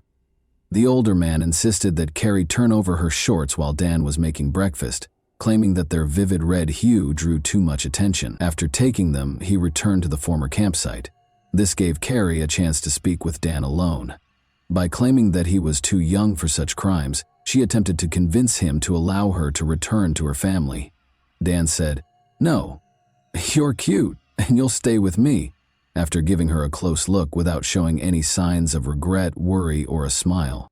Carrie received her shorts, which were smeared with soot from the earlier campfire, from the second kidnapper when he returned. Carrie began putting on the shorts in her sleeping bag while fighting back tears. She was nearly finished when she noticed someone flat on the ground and heard rustling in the bushes to her right. Dan sprang to his feet and pulled his gun from its holster. Carrie yelled, "Remain back! Keep your distance! They will shoot because they are armed!" "Stop talking!" The older man grabbed his rifle and gave an order. "Get out!" "They will murder you!" Carrie yelled once more. Abruptly, a loud noise reverberated and she was flung back. She smelled the gunpowder and felt the searing pain pierce her chest. "I didn't mean to shoot her," Dan said again, startled. "I didn't mean to." Amazingly, Carrie believed she had been shot right before rescue arrived. No attempt was made by the kidnappers to assist her, but someone else appeared from the bushes to the left. It was Jim Schwalbe, another ranch worker. Evidently, he was unaware that the kidnappers were criminals and thought they were a rescue team attempting to assist Carrie, possibly hitting her by accident while frightening off a bear. Jim dropped his backpack on the floor and hurried over to Carrie. Only then did he realize the truth when he noticed the chain around her waist beneath the sleeping bag. While he was still being threatened with the rifle, he insisted that the older man take Carrie's chain off of him. Dan dropped his gun to the floor and removed the chain's key. Jim then told Alan Goldstein, one of the kidnappers, to flee for assistance. However, it seems that Alan had already discovered their true nature. The kidnappers were surrounded by 200 people, so he yelled that he was armed and told them to surrender. Carrie let out a painful scream as Dan yanked the chain violently. The older man pointed the rifle at Alan as Jim turned to face them. "No!" Carrie let out a gasp. Everyone heard something fall in the grass and heard a shot. The kidnapper had already vanished from view when Jim hurried to the fallen friend. Jim was already too far away when the older man reloaded the rifle and pointed it in his direction. With haste, the abductors stuffed their things into their backpacks, removed the chain, and even threw Carrie out of her sleeping bag, claiming she would no longer require it. Carrie and Alan lay on the cold ground, and they did nothing to help them. Carrie could hear Alan's radio crackling, but she dared not try to get to it because he was lying too far away. Her whole body felt cold, and she tried to crawl toward the extinguished fire with what was left of her strength. Hoping there were still warm logs to help the leaves catch fire, she tossed some leaves and twigs toward the fire while lying on her stomach. Carrie lost consciousness when she attempted to blow on them because she was too weak. An army of black ants raced toward her blood-soaked shirt as she awoke. No, she chased them off. She was reminded of her desire for life by these ravenous insects. Alan had fallen too far away for her to help him find the radio, but then she saw Jim's backpack close by. After struggling to unfasten the backpack with her icy fingers, she discovered a sleeping bag, a chocolate bar, and a water bottle inside. There was no radio. After successfully inserting her legs into the sleeping bag, Carrie opened the water bottle to find some warmth. She took a sip of what turned out to be warm lemonade and nibbled on the chocolate bar. Carrie attempted to approach Alan once more, but this time she had to pull the sleeping bag with her.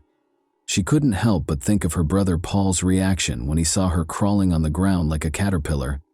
He would most likely chuckle and encourage her at every turn. She laughed at the absurd ideas that crossed her mind during these times. Unaware of the situation, other search teams carried on their work about 1.5 kilometers away from the shootout.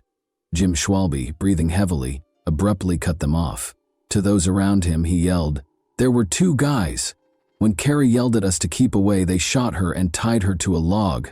"Is she alive?" Bob asked him. "She was when I fled, but she was shot by that scoundrel, and Alan was struck in the head by the elderly man." Carrie was losing life with each breath. The bleeding worsened as breathing became extremely challenging. She instinctively made a choice. She closed her eyes and found herself back on the biathlon track, where, like speed and accuracy, athletes systematically practice their breathing technique. Carrie was able to slow down her bleeding and heart rate by focusing and breathing very slowly, almost like in yoga. Strangely, the annoying flies that buzzed around her kept her awake. Jim was on her mind. Unless he encountered the kidnappers once more, he ought to have brought assistance by now. A few hours later, that grating buzzing noise was back. Searching for the source, Carrie noticed a helicopter hovering over the treetops. People were looking out of it as it paused right over her. "Please, locate us as soon as possible," she begged in silence.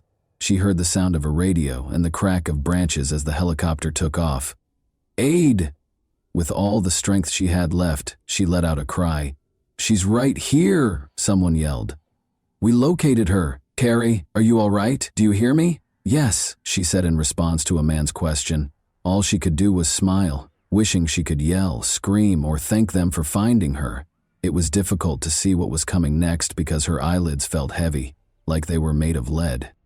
The police worked tirelessly to track down Carrie's kidnappers while she was being transported to the hospital. They had no idea that it would mark the start of a months-long search. The two fugitives are the only ones who are familiar with the hundreds of kilometers of local mountains and forests. For 5.5 months, the kidnappers were able to successfully elude the police, and the media romanticized their image, portraying Dan as a handsome prince and the other man as a strict and affectionate father. A local businessman even expressed interest in selling T-shirts featuring their pictures. The victims of their crimes were ignored by the journalists in the interim. Then, roughly 2 weeks prior to Christmas, Sheriff Johnny Franz got a surprise tip. In the woods on his ranch, one of his family members spotted smoke. Franz knew every inch of that ranch, having grown up there. The radio had sporadic signals in the mountains. It was dark, and the criminals might vanish at any time. The sheriff, however, hurried to their camp. Years later, he joked, "Why did I go there alone? Because that's what I was paid for." He came as fast as he could on a snowmobile, found the father and son, and was aiming for them. Without hesitation, the father drew his rifle and vowed to shoot. The sheriff responded by threatening to shoot his son twice. To get the father to listen, he had to use the boy's influence. The sheriff persuaded them that they could at last take a shower, eat healthily, and warm up. The sheriff had complete control of the situation in a matter of minutes. Dan and his father, Don Nichols, were taken into custody and charged with kidnapping. Don was also accused of killing Alan Goldstein. It was disclosed during the trial that the men had plotted the abduction for a number of years. About 5 or 6 years ago, Don Nichols bought a chain for his future bride because Dan wouldn't live in the mountains without a woman, and not all girls would accept their lifestyle. Carrie was meant to be the mother of his son's future children, and he had aspirations of starting his own clan and living apart from society. Don was released in 2017 after receiving an 85-year prison sentence. Dan only spent 6 of the 20 years he was sentenced to in prison. With his marriage, education, and decision to assist those with disabilities, it appeared that the young man had changed his life. He was, however, arrested once more in 2012 in relation to illicit substances. After spending 8 days in the hospital, Carrie started pushing the limits of her physical capabilities and conquering pain to hasten her recuperation as soon as she was released. Carrie recovered sufficiently by 1986 to compete in triathlons in Oslo, Norway. Despite her 4th-place finish, the 3rd-place finisher acknowledged her abilities by inviting her to join her on the podium. Although it might have appeared to others that she was completely recovered, Carrie was aware that the injury and kidnapping had left a permanent mark that would never go away. During intense physical exertion, she still felt pain from scar tissue and the bullet shrapnel that was still embedded in her body, affecting nearby nerves. She therefore made the decision to give up competitive sports and concentrate on becoming a veterinarian, moving to Colorado to pursue her studies. Carrie Swenson, who has loved the outdoors since she was a young child, is a veterinarian in Bozeman, Montana, and still enjoys it today. She has turned into a harsh critic of the media's coverage of the kidnapping and hardly ever discusses what happened. She felt that the romanticization of the murderers and kidnappers as rugged mountain men skilled in wilderness survival was particularly inappropriate. Additionally, she thought that the media greatly minimized the emotional trauma of the kidnapping by making it seem more romantic than it actually was in the hands of the mountain people. The Nicholses may have lived in the mountains at times, but they couldn't survive there. At least, not without theft and robbery. Often leaving the woods for months and buying modern equipment, in the end they were so easy to catch because they froze, starved, and grew tired of mountain life. They are no true mountain men, Carrie wrote in a 2012 article for the local newspaper after Dan was arrested once more. And that wraps up today's chilling story. If you enjoyed this video, don't forget to like and subscribe so you never miss a new upload. Also, let me know in the comments, what part of this story shocked you the most? Thank you for watching, and I'll see you in the next video.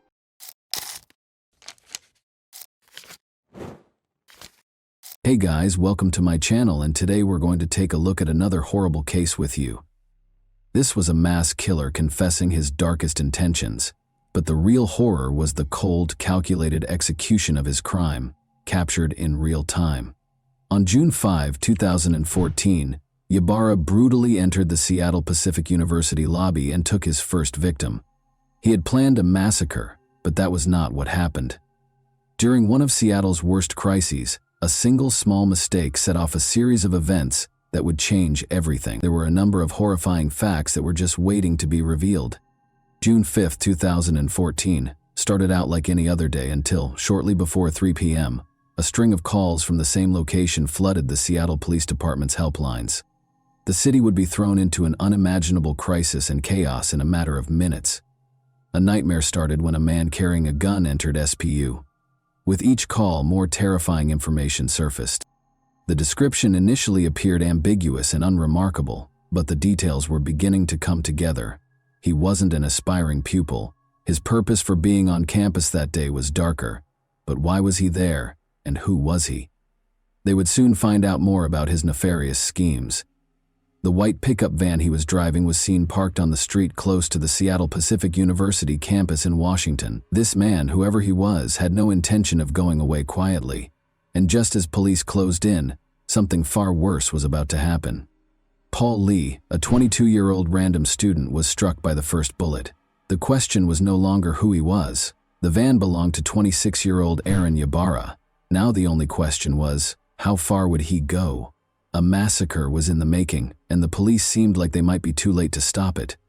Officers moved in, sirens heightening the tension across the campus, but no one knew what they were truly walking into, or how the standoff would unfold. Even before the police arrived, the action had already taken place, captured on camera as it all played out in real time. The man, whose identity was now confirmed to be Aaron Ybarra, could be seen walking into the hallway calmly, as if he belonged there. The CCTV captured everything, every step, every glance, but no one knew what was coming next. There, sitting innocently at the desk, was 22-year-old Tristan Ruth, unaware his life was about to hang in the balance. The man leaned in close and threatened him. "Don't move, or there will be consequences." But it wasn't just Tristan in the building, unaware of the danger. Sarah Williams, 22, had just reached the bottom when Ybarra turned and shot without thinking. Sarah was shot at close range in the chest. Tristan saw his opportunity then, and he took desperate action. The gunman would not be as fortunate, though, as his next move would be the demise of his entire scheme.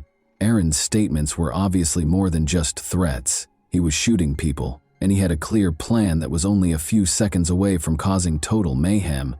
However, he then committed a critical error. A security guard caught the gunman as he stopped to reload his weapon. A 22-year-old student and security guard named John Mice came up behind the shooter. Everything suddenly changed in a split second. He wrestled the shooter to the ground, wrenched the gun out of his hands, and pepper-sprayed his eyes. Aaron, the shooter, was on the ground with his eyes burning, and Sarah, the injured girl, took the opportunity to step aside. John moved away with the weapon to keep it out of the shooter's reach, but when he returned, he'd find a surprise. Aaron had produced a knife from his pocket. Next, John would engage in a physical altercation with the pepper-sprayed Aaron to remove the weapon from his grip. He was going to have unexpected help. Suddenly, a second hero, Justin Sarah, kicked the weapon out of Aaron's reach, ensuring it would do no harm. What was seconds away from becoming a massacre was stopped in its tracks, thanks to their courage. But the tragedy was nowhere near an end, and what came next was going to expose the harsh reality that changed everything. By 3:29 p.m., paramedics and officers from the Seattle Police Department flooded the campus. Officers immediately apprehended Aaron after finding John Mice and Justin Sarah holding him down on the hall floor. One team of police officers took Aaron into custody, while the second took hold of his van. Paramedics treated several students for shock, while Paul Lee, Sarah Williams, and John Mice were all transported to Harborview Medical Center in Seattle. Paul was pronounced dead on arrival at the hospital. Sarah was taken to surgery right away because her condition was critical. Despite Thomas's critical condition, medical personnel managed to stabilize him, and he was admitted to the hospital. After receiving treatment for the cuts he sustained during his fight with Aaron, John was allowed to go. However, this was not the end of the story. They thought the worst was over when the police showed up to remove the gun. They were unaware that the shooter was hiding something much darker than anyone could have predicted. After being brought to the homicide and assault unit of the Seattle Police Department, Aaron was informed of his Miranda rights. Detectives Dana Duffy and James Cooper then brought him in for an interview. What secrets was he concealing, and what was his true motivation? The truth was finally going to be revealed in the interrogation room, where the answers were hidden. Aaron was still recuperating from the pepper spray, so detectives Cooper and Duffy took a while to begin the interview. They started by inquiring about his private life. Janice and Ambrose Ybarra welcomed Aaron into the world in July 1988. He grew up in Seattle's Mount Lake Terrace neighborhood with his younger brother Joel and older sister Brandy. From the start, Aaron's life was described as turbulent. Ambrose, his alcoholic father, was a frequent source of conflict for the family. Aaron discussed his psychological issues, including his severe OCD, as he became more at ease during the interrogation.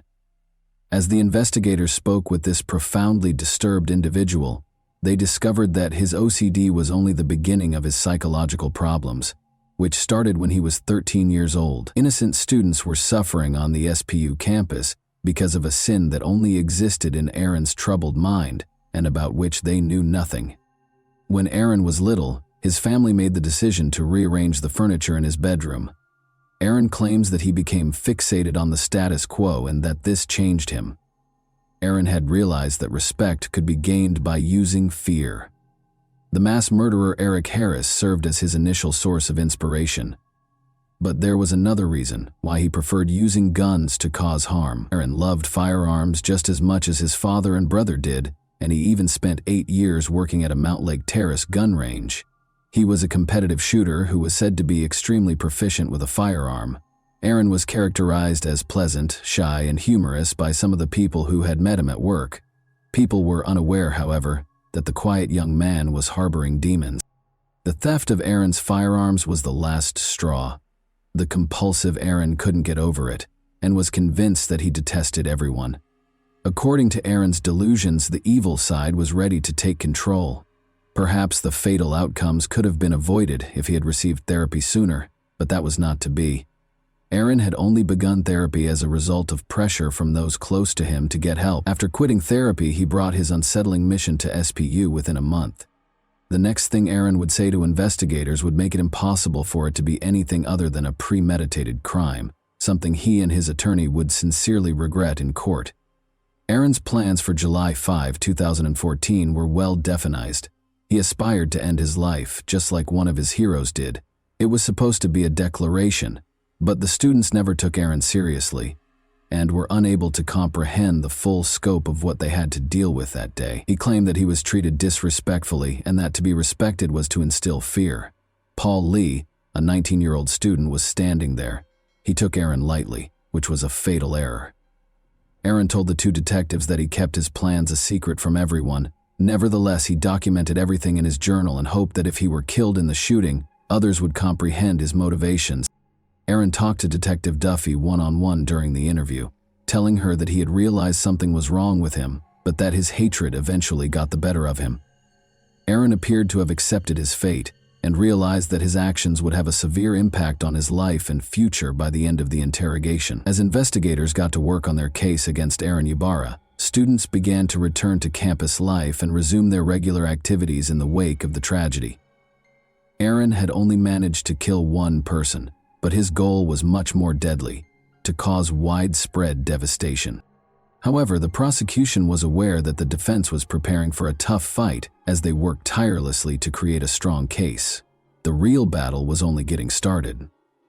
Aaron Ybarra was put on trial for his crimes on October 10, 2016. Prosecutors weren't going to let Aaron's defense team get away with a lesser charge or sentence, even though they were already ready to use the insanity plea as their argument in the case. According to defense lawyer Ramona Brandis, Aaron experienced crippling bouts of mental illness and depression, which caused him to hear the voice of God, who urged him to go on a murderous rampage. She also questioned his upbringing and his unstable home life, claiming that he never got the support he actually required. Aaron's victims' testimonies were crucial to establishing the case as it actually was. Paul Lee was the worst hit, followed by Sarah Williams. Before she could resume her regular life, she spent days in the hospital. She made an effort to describe the pain she endured in court. The entire scene in the SPU lobby where he and John Mice had overpowered Aaron was described by Justin Sarah. Ramona, the defense lawyer, also contended that Aaron's actions were influenced by his upbringing and unstable home life because he had sought professional help for his years-long mental illness. Under the direction of Senior Deputy Prosecuting Attorney Kristen Richardson of King County, the prosecution team was ready for the insanity defense. Aaron's own words were going to be used against him by the prosecution. They provided evidence that Aaron had voluntarily stopped taking his medication and quit therapy in order to allow his dark side to take control, shattering the notion that he did not receive assistance for his mental health problems. The assertion that Aaron was getting assistance from at least one family member was supported by testimony from his mother, Janice. His journal also provided evidence to the prosecution that he had premeditatedly planned and executed the shootings. Additionally, the recorded interrogation by detectives Cooper and Duffy was made available to the jurors, demonstrating Aaron's complete awareness of his actions and the repercussions. Aaron tells detectives in the video that he was inspired and motivated by Sung-Hui Cho and Eric Harris, but he makes no mention of hearing the voices of God or Satan. Although the prosecution acknowledged that Aaron had serious mental health problems, they made it abundantly evident that Aaron planned and chose to carry out the shooting. Now that the sentence was just a few seconds away, everyone was wondering if the jury would feel the same way. Following weeks of testimony and arguments from the prosecution and defense, the jury returned a guilty verdict on November 16, 2016. Aaron was convicted of 1 count of assault, 3 counts of attempted first-degree murder, and premeditated first-degree murder. Judge Jim Rogers sentenced Aaron Ybarra to 112 years in prison on February 17, 2017, for the shooting at Seattle Pacific University. Aaron spoke to the courtroom full of SPU employees, students, family members, and surviving victims during his sentencing. Aaron was the center of attention, but nobody was emotionally ready for what he said next. He apologized for the horrible crime he had committed. In addition, he expressed regret for killing Paul Lee, whom he hoped was still alive. Speaking to the survivor of the attack, Sarah Williams, he told her that she did not deserve the events of that day. Aaron expressed his desire to go back and change everything, but he acknowledged that it was too late. He will be housed at the King County Adult Detention Center for the duration of his sentence. John Mize was awarded the Congressional Medal of Honor in 2015 for his valiant efforts to apprehend the SPU shooter. Since the 2014 shooting, Aaron Ybarra's family has stayed out of the spotlight. The public and social media spheres still contain scant if any information about his family members and their lives. Paul Lee's legacy endures in the lives of his family and friends. Soon after Paul's memorial service in June 2014, the Lee family established the Paul Lee Foundation. The goal of the foundation was to carry on Paul's work of supporting those who experienced mental health problems and depression. It was cruelly ironic. He wanted to help people with mental illnesses, but before he could complete his education, he was harmed by someone he would have preferred to assist. The foundation has made it its mission to raise money to support groups that conduct research and create solutions to assist people with mental health conditions. Many people will be discussing what caused Aaron Ybarra to become a school shooter in this case today. Seeing young lives lost so needlessly and murderers succumbing to their own mental health problems is heartbreaking. Could something have been done to prevent this tragedy, considering Aaron's family life was, to put it mildly, turbulent? Or was he destined to become a killer? Before he committed suicide, he was troubled, mistrustful of people, and desperate to be remembered. However, he chose to target the helpless students instead of exacting revenge on the innocent or facing down actual villains. And that wraps up today's chilling story. If you enjoyed this video, don't forget to like and subscribe so you never miss a new upload. Also, let me know in the comments what part of this story shocked you the most. Thank you for watching, and I'll see you in the next video.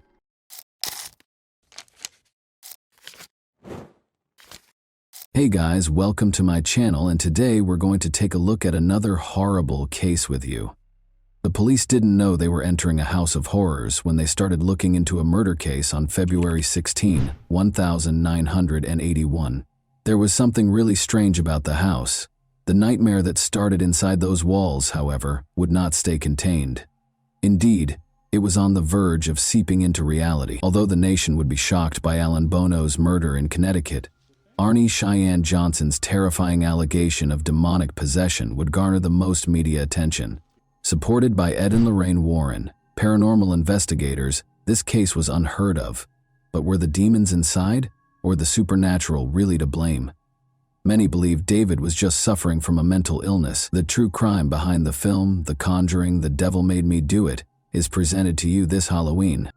The first illegal killing in Brookfield's history had occurred on the evening of February 16, 1981. With dense woods on either side, Brookfield Police Department Sergeant Gordon Fairchild slowed his patrol car when he saw a man stumbling down the road.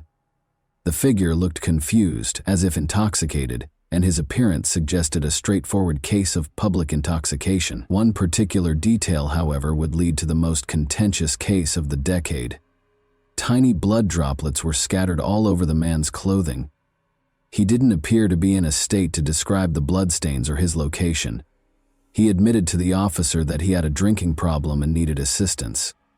The man was captured by Fairchild, who escorted him back to the cruiser. The sergeant didn't know the man, but that night would be the beginning of the most bizarre case he would ever work on, one that would ultimately rock the foundations of the American legal system. A call came in as he was getting the man settled in the car. 2 miles away, a horrific murder had been attempted.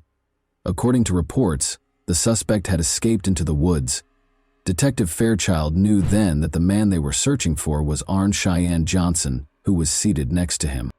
They took him in to question him. Investigating the horrifying murder attempt further, they found that Alan Bono, 40, was lying in a pool of his own blood. A 5-inch knife had stabbed him several times in a gory manner. One of the stab wounds extended from his stomach to the base of his heart, which made the situation worse. The autopsy had completed the case, the fingerprints on the knife had been positively identified, and there were eyewitnesses to the assault. The proof was unquestionable. Investigators were certain that Alan Bono was murdered by Arn Cheyenne Johnson. However, it was the why, the reason for the action, that would transform this otherwise straightforward case into a riddle that defied reason and has sparked debate to this day. Alan, the victim, was still receiving medical attention at a hospital on the day Arne was captured. Arne was told that he would now face murder charges after Alan passed away from his injuries. Arne's unexpected reaction was to take a 25-minute power nap.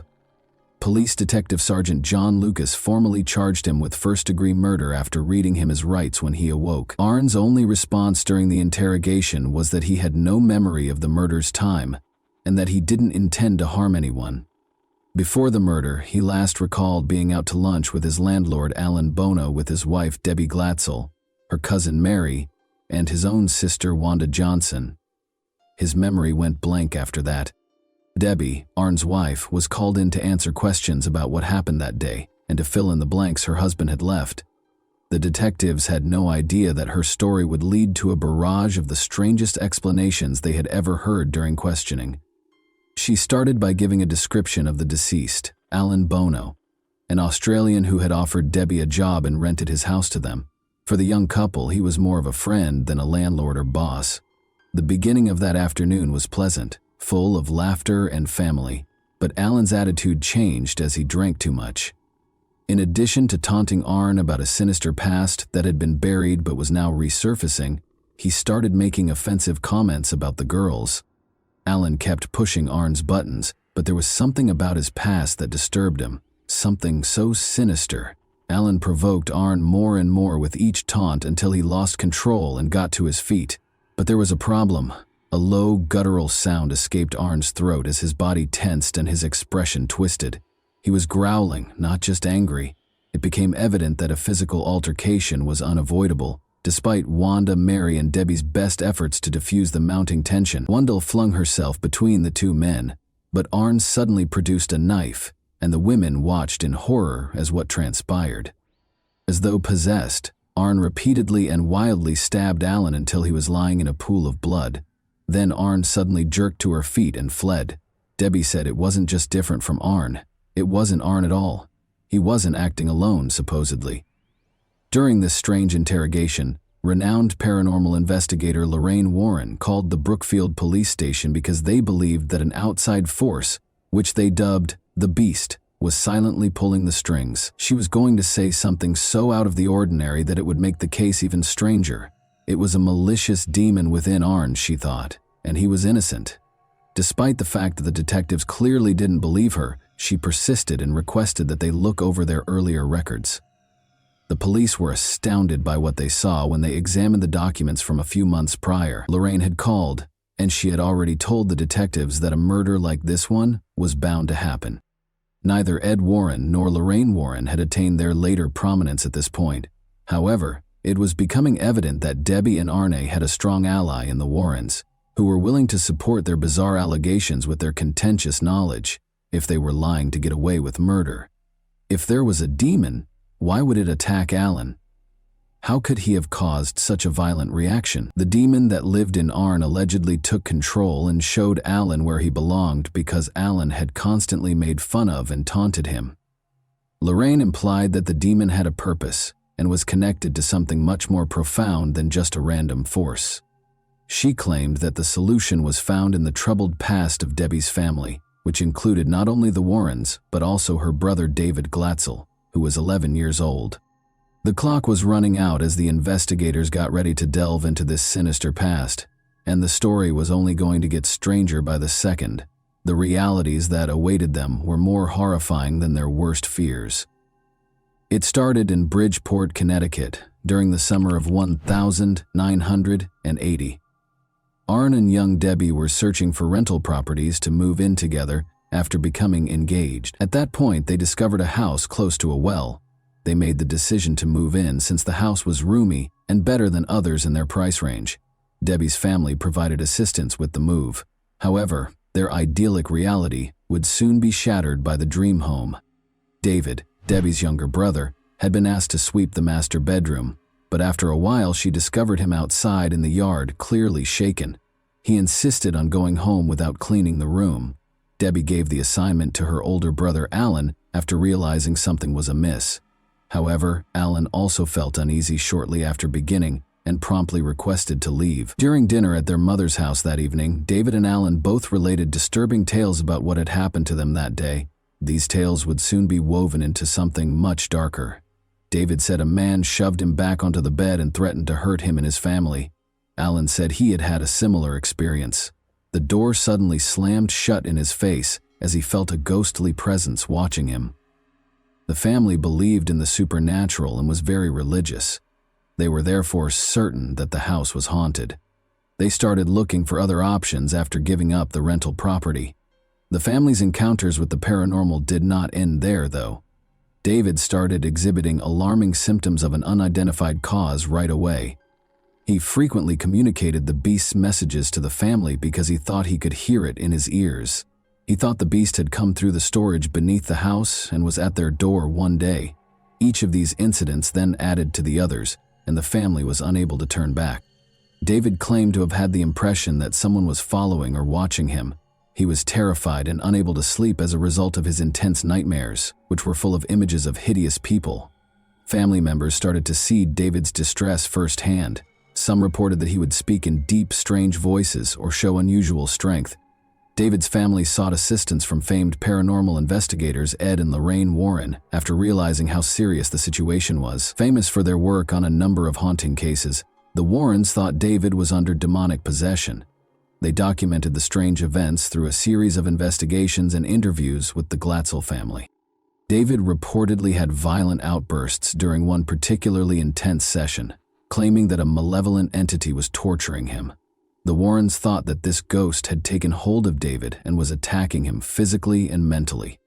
The Warrens and a number of priests performed several exorcisms at the Glatzel residence in an effort to rid David of the alleged demon. David frequently screamed, convulsed, and displayed strange behaviors during the rituals, making these sessions tense and frightening. The Warrens claimed that David's suffering was so intense that he would physically attack family members and anyone else who was around when the exorcisms were taking place.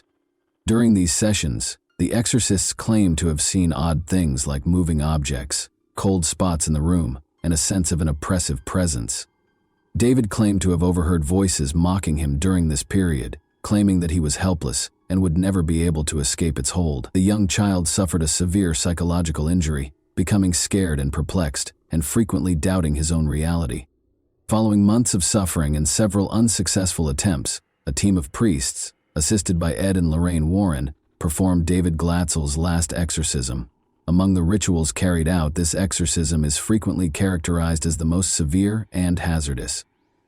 David's behavior peaked in a terrifying way during the session. It was reported that his voice sounded unnaturally guttural. "You are repulsed by Jesus," the priests chanted, "Leave this child alone." Those involved claimed that David had demonstrated supernatural strength well beyond his physical capabilities and had levitated off his bed. Following what felt like hours of fervent spiritual struggle, David's condition abruptly changed.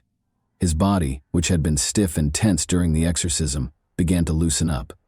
David was calm for the first time in months, as his screams stopped. The priests and the Warrens thought that the demon had finally been expelled at this point.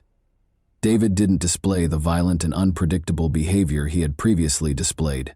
Instead, he looked tired but lucid. Witnesses to his ordeal, his family described the moment as a relief, a weight being taken off their lives and their home. Nevertheless, although the exorcism was terminated, the demon continued to exist. Everything would be completely upended at this point. Here, the startling link between Arn and the eerie case of demonic possession started to emerge, exposing facts that nobody could have predicted. Ed and Lorraine Warren, as well as the Glatzel family, said that Arn had grown impatient with the demon's seeming control over David. During one of the exorcism sessions, Arn confronted the entity thought to be torturing David in a show of defiance and concern. He yelled at the demon, demanding that it abandon David and take possession of him instead. They said, "Take me on," Arn said. "If you're so strong, leave David alone and come into me." These words were meant to be a taunt, challenging the evil force to target him instead of young David. This challenge that Arnie presented to the demon deeply troubled Lorraine. She thought a horrible thing might happen, so she called the Brookfield police to express her fear that something terrible was going to happen. And it did. As events transpired, investigators were certain that Arnie and his followers had a story that was both frightening and humorous, but unquestionably implausible. From the investigators' point of view, the day's events were simple. After consuming excessive amounts of alcohol, Arn and Alan ended up with young girls. Alan's offensive comment about Arn's sister-in-law pushed Arn over the edge, escalating the tension.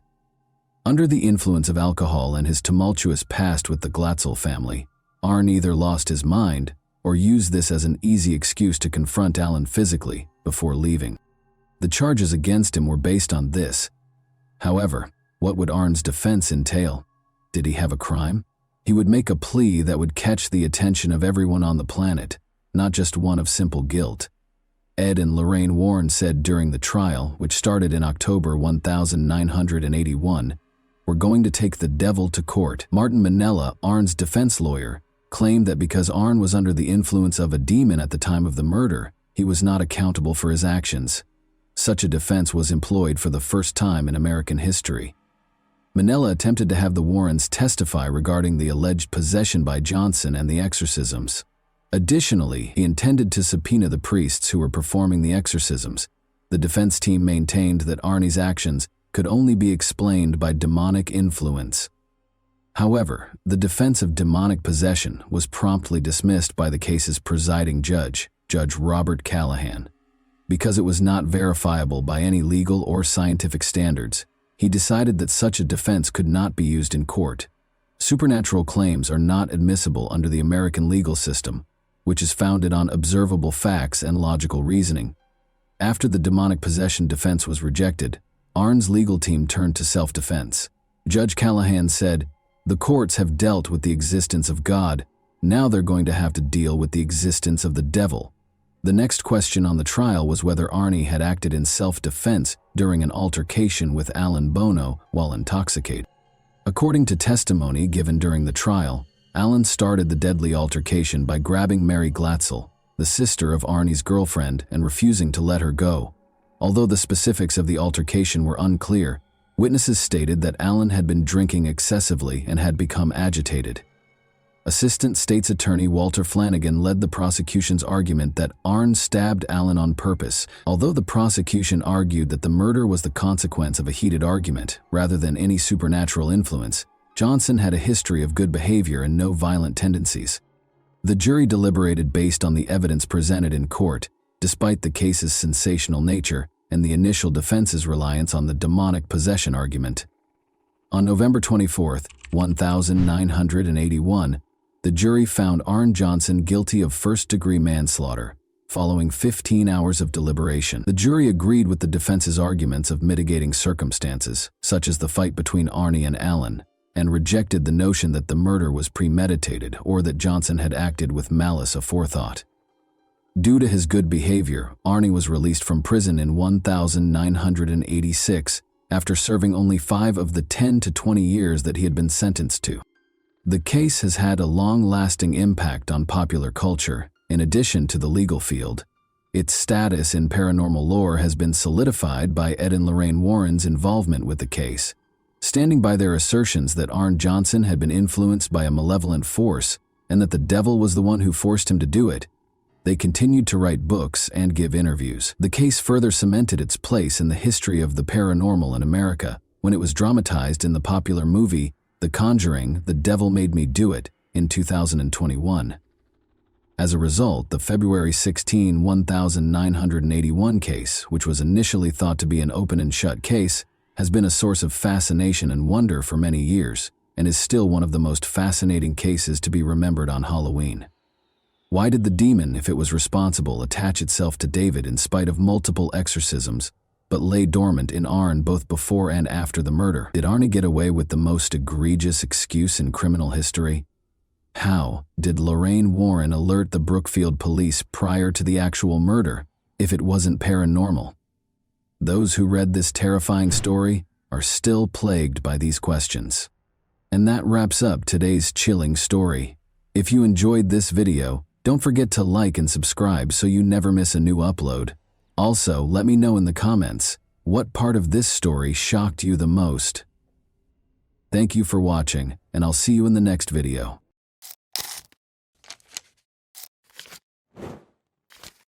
Hey guys, welcome to my channel, and today we're going to take a look at another horrible case with you.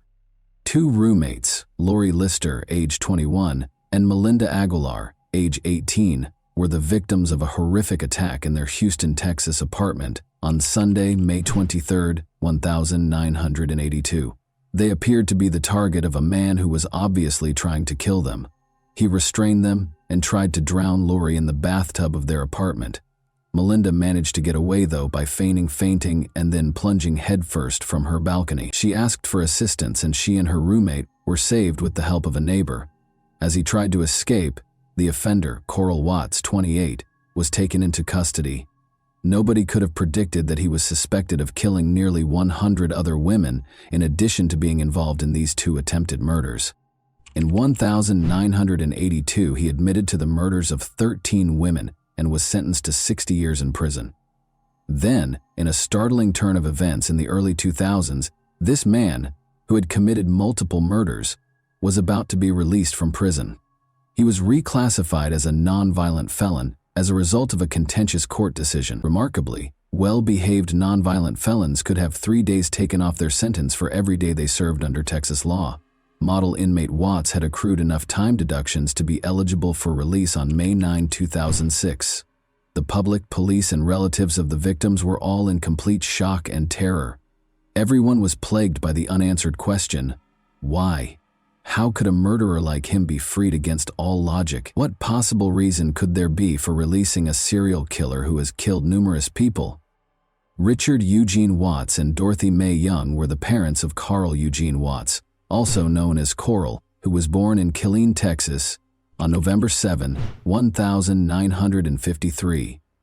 His mother was a kindergarten art teacher, and his father was a private first class in the Army. Watts was raised by his mother after his parents divorced before he turned 2. After they moved to Inkster, Michigan, Dorothy Mae married Norman Caesar, a mechanic, in 1962. The 2 of them had 2 daughters. Watts and his sister fought meningitis when Watts was 8 years old. He was held back in school for an additional year and missed the 3rd grade because of the illness, which almost took his life. Watts was temporarily housed at Herman Kiefer Hospital, where he required isolation from other patients and spinal taps. Journalists reported that Watts' body temperature rose to dangerously high levels, which raised questions about possible brain damage. His family observed a change in his personality after his illness. His memory deteriorated, his attention span was shortened, and he became shy, quiet, and introverted. Having been held back a grade and experiencing chronic insomnia, Watts struggled to keep up academically. His sleep cycle was disturbed by violent dreams in which he battled and killed the evil spirits of women. At the age of 12, Watts started to enjoy his sleep-induced fantasies of torturing and killing girls and young women. When asked later about his crimes and the reason he killed his victims, Watts explained that he wanted to free their spirits because they had evil eyes. Watts began stalking girls at this time, still a teenager, and it's believed he may have killed his first victim before turning 15. Police identified Watts as the attacker in the July 29, 1969 attack on 26-year-old Joan Gave when she was 15 years old. Watts knocked on Joan's apartment door while delivering his newspaper, and when she opened it, he attacked her severely. He carried on with his delivery route as if nothing had happened, with no remorse. Coral was arrested at his residence as a result of Joan's quick reporting of the incident to the authorities. He was then ordered to receive mental health care at a mental hospital in Detroit called the Lafayette Clinic. A psychiatric evaluation indicated a delusional thought process and a full-scale IQ of 75, indicating mild intellectual disability. He did poorly in school, but a police officer later said he was very, very intelligent and had a great memory. On November 7, 1969, Watts was discharged from the Lafayette Clinic. Watts received a football scholarship to Lane College in Jackson, Tennessee, after graduating from high school in 1973, despite having academic difficulties. After 3 months, though, he was expelled on charges of stalking and assaulting women. Watts' expulsion was also influenced by suspicions surrounding his ruthless killing of a female student. Even though there was not enough evidence to convict him, he moved to Houston, Texas after being expelled. Coral and his girlfriend Dolores Howard welcomed their daughter, Nikisha Watts, in 1979. Coral and Dolores, however, went their separate ways and broke up soon after her birth. Following that, Coral married Valeria Goodwill. Not long after they were married, Valeria saw that Coral was acting strangely. He broke candles, melted them on a table, rearranged furniture all the time, chopped up houseplants with knives, and strewn trash all over the floors without cleaning up after himself. Furthermore, he would abruptly depart after intimate moments, going missing for a few hours. Sadly, they were only married for 6 months. Although there are hints that Watts may have had more victims before this, his murders officially started in 1974, when he was 20 years old. After abducting his victims from their homes, he tortured them until he killed them. His victims were mostly slender, attractive white women between the ages of 14 and 44, and he struck in different states. Watts killed his victims by a variety of means, such as drowning, bludgeoning, stabbing, and strangulation. 10:45 a.m., Coral knocked on the door of Lenore Knizaki's apartment on October 25, 1974, saying she was trying to find Charles, one of his siblings. He carried on a conversation with Lenore. Coral asked if he could leave a note when she opened the door, the chain still fastened. He unexpectedly attacked Knizaki and strangled her until she passed out as she went to get paper. Lenore later called the police, but they couldn't find her attacker. Gloria Steele, 20, was thought to be Watts' second victim and was brutally murdered and tortured 5 days later on October 30, 1974. Gloria was a mother and a Western Michigan University student. She was discovered with 33 stab wounds to her chest from a wooden carving tool, as well as a crushed windpipe. Because there was insufficient evidence, Watts was not charged with direct murder. Diane K. Williams, an apartment resident manager and the sole witness, saw a black man looking for Charles throughout the apartment building. Coral grabbed her when she saw Williams, pried open her door, and pulled her inside. Williams' phone rang during their struggle, so she knocked it off the hook and yelled for assistance. Williams saw her assailant getting into a tan Pontiac Grand Prix as he ran away. Both Williams and Knizaki recognized Coral in a police lineup. Coral had been arrested for stealing plywood from the campus of Western Michigan University. On November 16, 1974, he was arrested and charged with assault and battery in connection with the Nakazaki and Williams cases.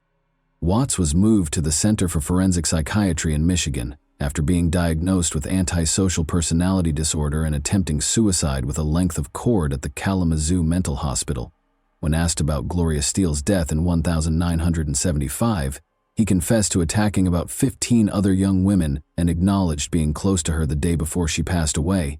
but he denied being the cause of her death. Under a search warrant, Detroit police searched Watts' home and found a wooden carving tool, but no evidence connecting him to Gloria's death. Watts was given a year in the county jail after entering a no-contest plea during his trial for the assault and battery of Nizaki and Williams.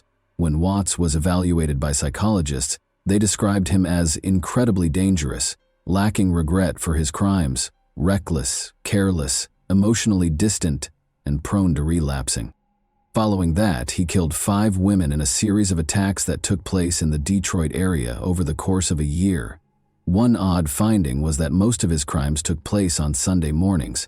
An Ann Arbor newspaper gave the offender the sinister moniker, Sunday Morning Slasher, because of this peculiar pattern, which added to the mystery surrounding the timing of these horrific attacks, which all took place at approximately 4 a.m.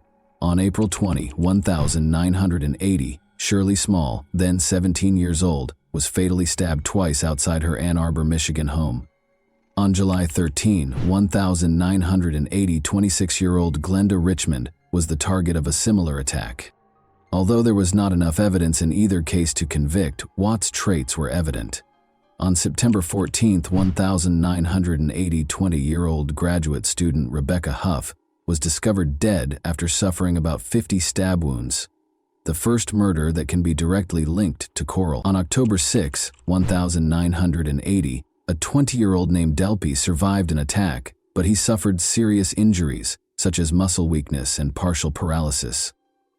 Agnes, a 30-year-old woman, raised the alarm on her way back from a Halloween party on November 1, 1980, and barely avoided being attacked by a hooded man who looked like Watts. She recognized Watts from pictures, but there was still some doubt because of the dark surroundings. When Watts became the focus of local homicide investigators in July 1980, a task force was established to investigate the Sunday slashings.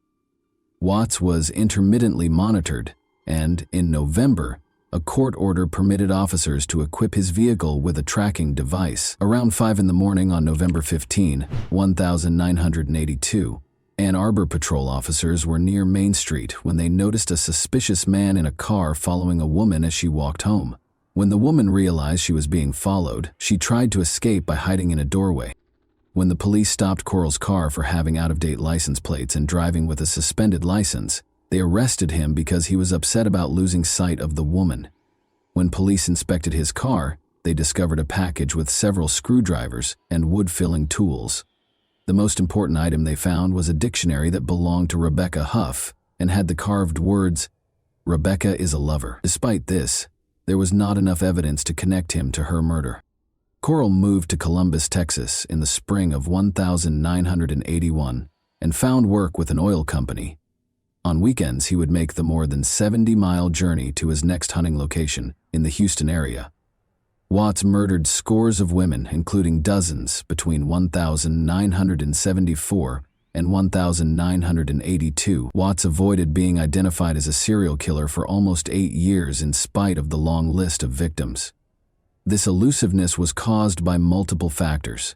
The fact that Watts operated in multiple jurisdictions and even states made it more difficult to link the crimes. His method of operation also deviated from the norm because, in contrast to many other serial killers who prey on women and girls, he never had physical contact with his victims. As a result, connecting the crimes was difficult, even after DNA testing was developed.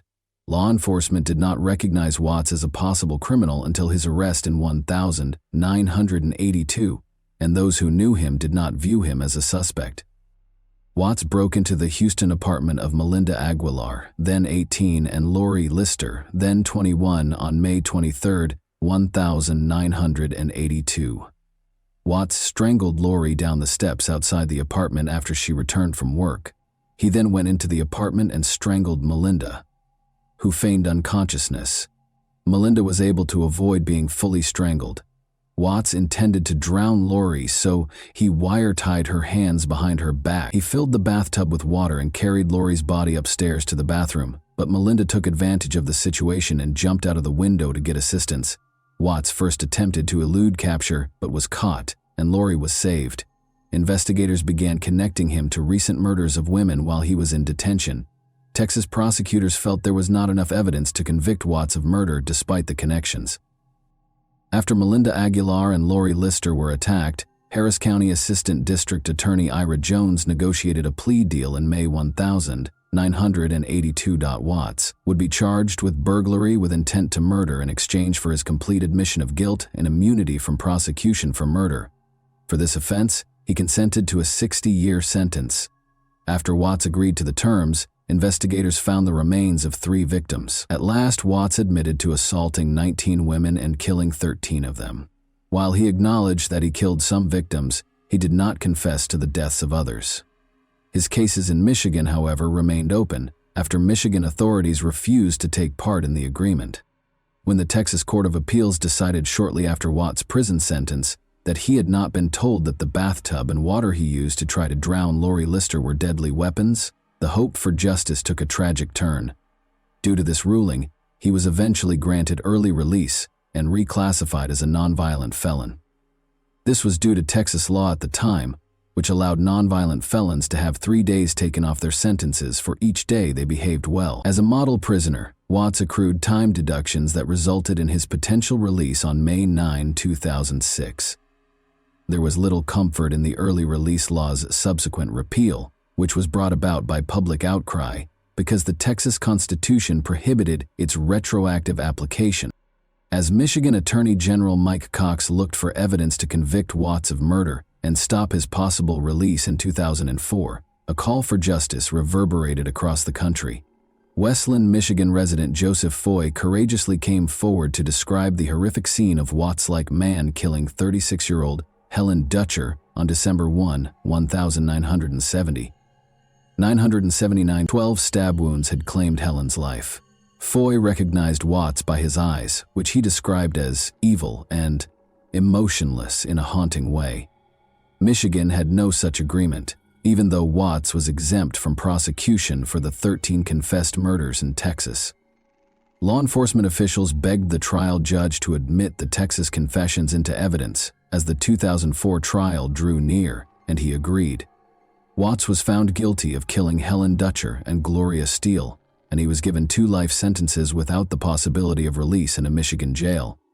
He was given a sentence on November 17, 2004, to serve his time in an Ionia, Michigan, maximum security prison. But a few years after this sentence started, on September 21, 2007, he died in a Jackson, Michigan hospital from prostate cancer.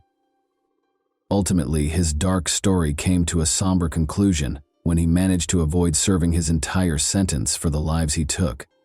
A vicious serial killer named Coral Eugene Watts terrorized the nation with his numerous murders. Despite his confessions, he was nearly released due to legal loopholes that allowed for a reduced sentence. The extent of his darkness was revealed by his subsequent conviction for Helen Dutcher's murder in 1979. In April 2379, Watts' legacy is haunted by the fact that he left the Ann Arbor murders unsolved, a terrifying reminder of hidden evil. And that wraps up today's chilling story. If you enjoyed this video, don't forget to like and subscribe so you never miss a new upload. Also, let me know in the comments what part of this story shocked you the most. Thank you for watching, and I'll see you in the next video.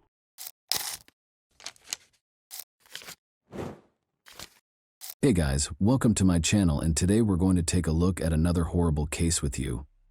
Jasmine Block, a 15-year-old from Alexandria, Minnesota, had 1 month until the start of the new school year on August 8, 2017. She was having a great time boating with her friends during her summer vacation, but by nightfall, Jasmine was suffering from a headache. Sarah, her mother, suggested that she take it easy and wait for the pain to subside. Jasmine laid down after taking her mother's advice. Sarah had to leave for an urgent family matter at 10:30 p.m. Before leaving the house, she made sure Jasmine was okay and would attempt to get some sleep. Knowing that Jasmine's older sister and her boyfriend were at home gave her comfort. 3 hours later, Sarah found her younger daughter gone when she got home. To her surprise, the top portion of the pajamas she was sleeping in was on the floor, and Jasmine's phone, keys, and bag were all at home. She had also lost 2 pairs of shoes. At first, Jasmine's family thought she had just gone outside to get some fresh air in the hopes that her headache would go away, because she had never left a note before. She wasn't in the house, though. Because her daughter was terrified of the dark, Sarah was certain that she wouldn't flee, especially at night. This indicated that she had been abducted. Sarah became so worried that she called the police. Hundreds of locals and the police joined the search for the missing teen in the days that followed. Posters asking anyone who saw Jasmine to report her whereabouts were displayed everywhere. The young girl found herself in the worst nightmare imaginable as the hunt for Jasmine went on. A family friend named Thomas Barker visited them that evening on August 8th while she was trying to fall asleep despite having a headache. Since she was a young child, Jasmine has known Thomas Barker, the 32-year-old father of her best friend. The youngest of his 6 children was born only a month ago, and he was married. Jasmine believed him when he told her that his son was having a breakdown of some kind, and that he couldn't manage it alone. In an attempt to soothe his son, Thomas asked if she could accompany him to their house. Even though it was late, Jasmine was unable to turn down his request, but she had a hazy feeling of danger during the ride. Her instinct was correct. The story about his son's breakdown was really a pretext. Rather, Barker drove Jasmine 16 kilometers from her home to a remote mobile home in the neighboring town of Carlos. Barker attacked her out of the blue and used zip ties to bind her hands and feet. Jasmine's actual nightmare started inside the mobile home. Before attacking her, Barker threatened her with his gun. Once his craving was satiated, Barker told his victim why he had taken her hostage. He brought up the incident a few days prior when Jasmine fell while riding a bicycle with his son. She revealed a bruise on her body by slightly lifting her shirt. For Thomas, it was an innocent incident.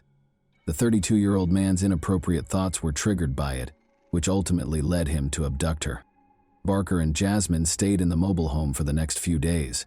After 3 days, Thomas's old friend Joshua Holby, 31, and his acquaintance Stephen Powers, 20, arrived at the house, decreasing Jasmine's chances of escaping. Jasmine was mistreated by all 3 men, but Stephen in particular was not ashamed to participate in the abuse. Although Joshua didn't try to hurt her, he also didn't try to free her or call the police. Jasmine was kept in a utility room most of the time and made an effort to keep quiet out of concern that they would hurt her or worse. At intervals, they fed her fast food and water, and all 3 of them tried to kill her several times. Barker tried to kill Jasmine twice in the 13 days she was left alone with him. His initial attempt to drown his captive was unsuccessful because Jasmine resisted and fought valiantly to save her life. On his second try, he came up with a darker scheme. He put her in a bag with the intention of drowning her in the bathtub. However, Jasmine was able to chew a hole in the bag, insert her fingers, then her hand, and eventually free herself when he left her in the bedroom to fill the tub. When Barker realized she was out of the bag, he became furious and hit her. He briefly gave up on trying to get rid of her, but he later went back to his evil schemes with the help of his cronies. Stephen helped Barker attempt to drown Jasmine on the 3rd attempt. He taped a sock shut after jamming it into her mouth, but despite both men's best efforts, the young girl was fighting for her life with great vigor and they were unable to overcome her. Joshua, the heaviest of the kidnappers, sat on top of Jasmine after the criminals realized that drowning her would not work and sandwiched her between 2 halves of a sofa bed with a pillow over her head. They had a very clear idea. They wanted Jasmine to choke, but she persisted in struggling, kicking, and fighting, so this plan also failed. Jasmine's 5th and last attempt on her life took an odd turn. Threatening her with a knife, the men made her stand on a number of stacked buckets, tied a noose around her neck, and fastened a rope to the ceiling. However, Thomas told Joshua to untie the noose because she might die after he unintentionally knocked over the buckets, causing them to roll on the floor. Evidently, the men found it difficult to cross the boundary of taking a life, even after all their efforts to get rid of Jasmine. Thomas later told Jasmine, dejectedly, that he was only doing this to avoid being caught with her because he was afraid of going to jail. The mobile home's door was unexpectedly knocked on almost a month after Jasmine was kidnapped. A policeman was circulating the neighborhood to ask about a theft that had nothing to do with the kidnapping. The policeman left after the 3 suspects, who were all inside the house at the time, declined to answer the knock. The criminals realized they needed to find another hiding place immediately following the officer's visit. After placing Jasmine in a sports bag and escorting her into their vehicle, they let her exit the bag. In an attempt to find a new place to hide the girl, they first went to a number of cornfields before setting up camp at an abandoned house in Grant County. Jasmine feared for her life at the hands of Barker and his cronies, and by this time she was certain that they had no intention of letting her go alive. But good fortune was on the girl's side. She had an opportunity because of the kidnappers' negligence and the forced relocation to a new location. The previous day, the men had come across a police vehicle while driving and quickly threw some illegal substances out the window. They made the decision to look for those substances at the new location and had to purchase supplies for both themselves and their captive. They left Jasmine sitting in another car, thinking she wouldn't go anywhere, and told her they would be gone for approximately an hour. Thus, Jasmine was alone for the first time in 29 days following her kidnapping.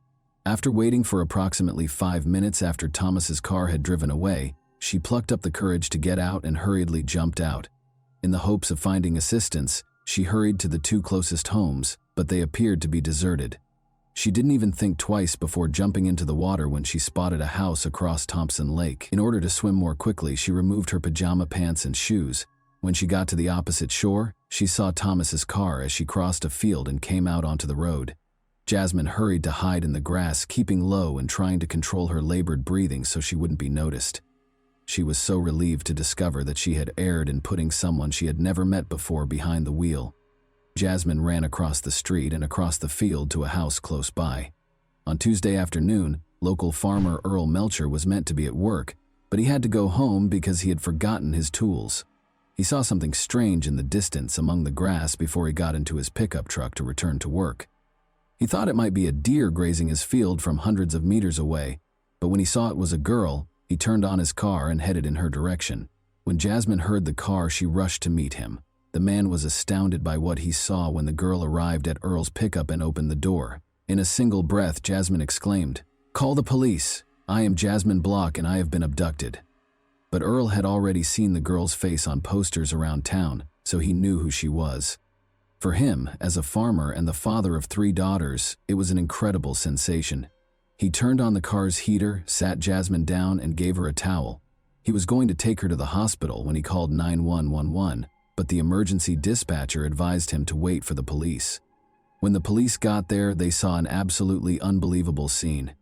Jasmine yelled, "There's that car," as Earl assisted her in getting into the sheriff's assistant's SUV. That car is there. Incredibly, Stephen Powers was just by their house at that precise moment. The suspect was immediately pursued by one of the officers, who jumped into his vehicle. Powers was taken into custody following a comparatively brief pursuit. Shortly thereafter, Joshua Holby and Thomas Barker were captured. Jasmine's family thanked the brave farmer who just so happened to be home on that fateful day in the days after she returned home. Earl received a reward of $7,000 from the police for helping to save the girl. "Thank you, Earl," said the police chief, praising his actions. "This world is a better place because of people like you." To which Earl replied respectfully, "Anyone could have called 911. I was in the right place at the right time by chance." Earl already knew what he was going to do with the reward money. He gave the money to Jasmine and her family and invited them to lunch.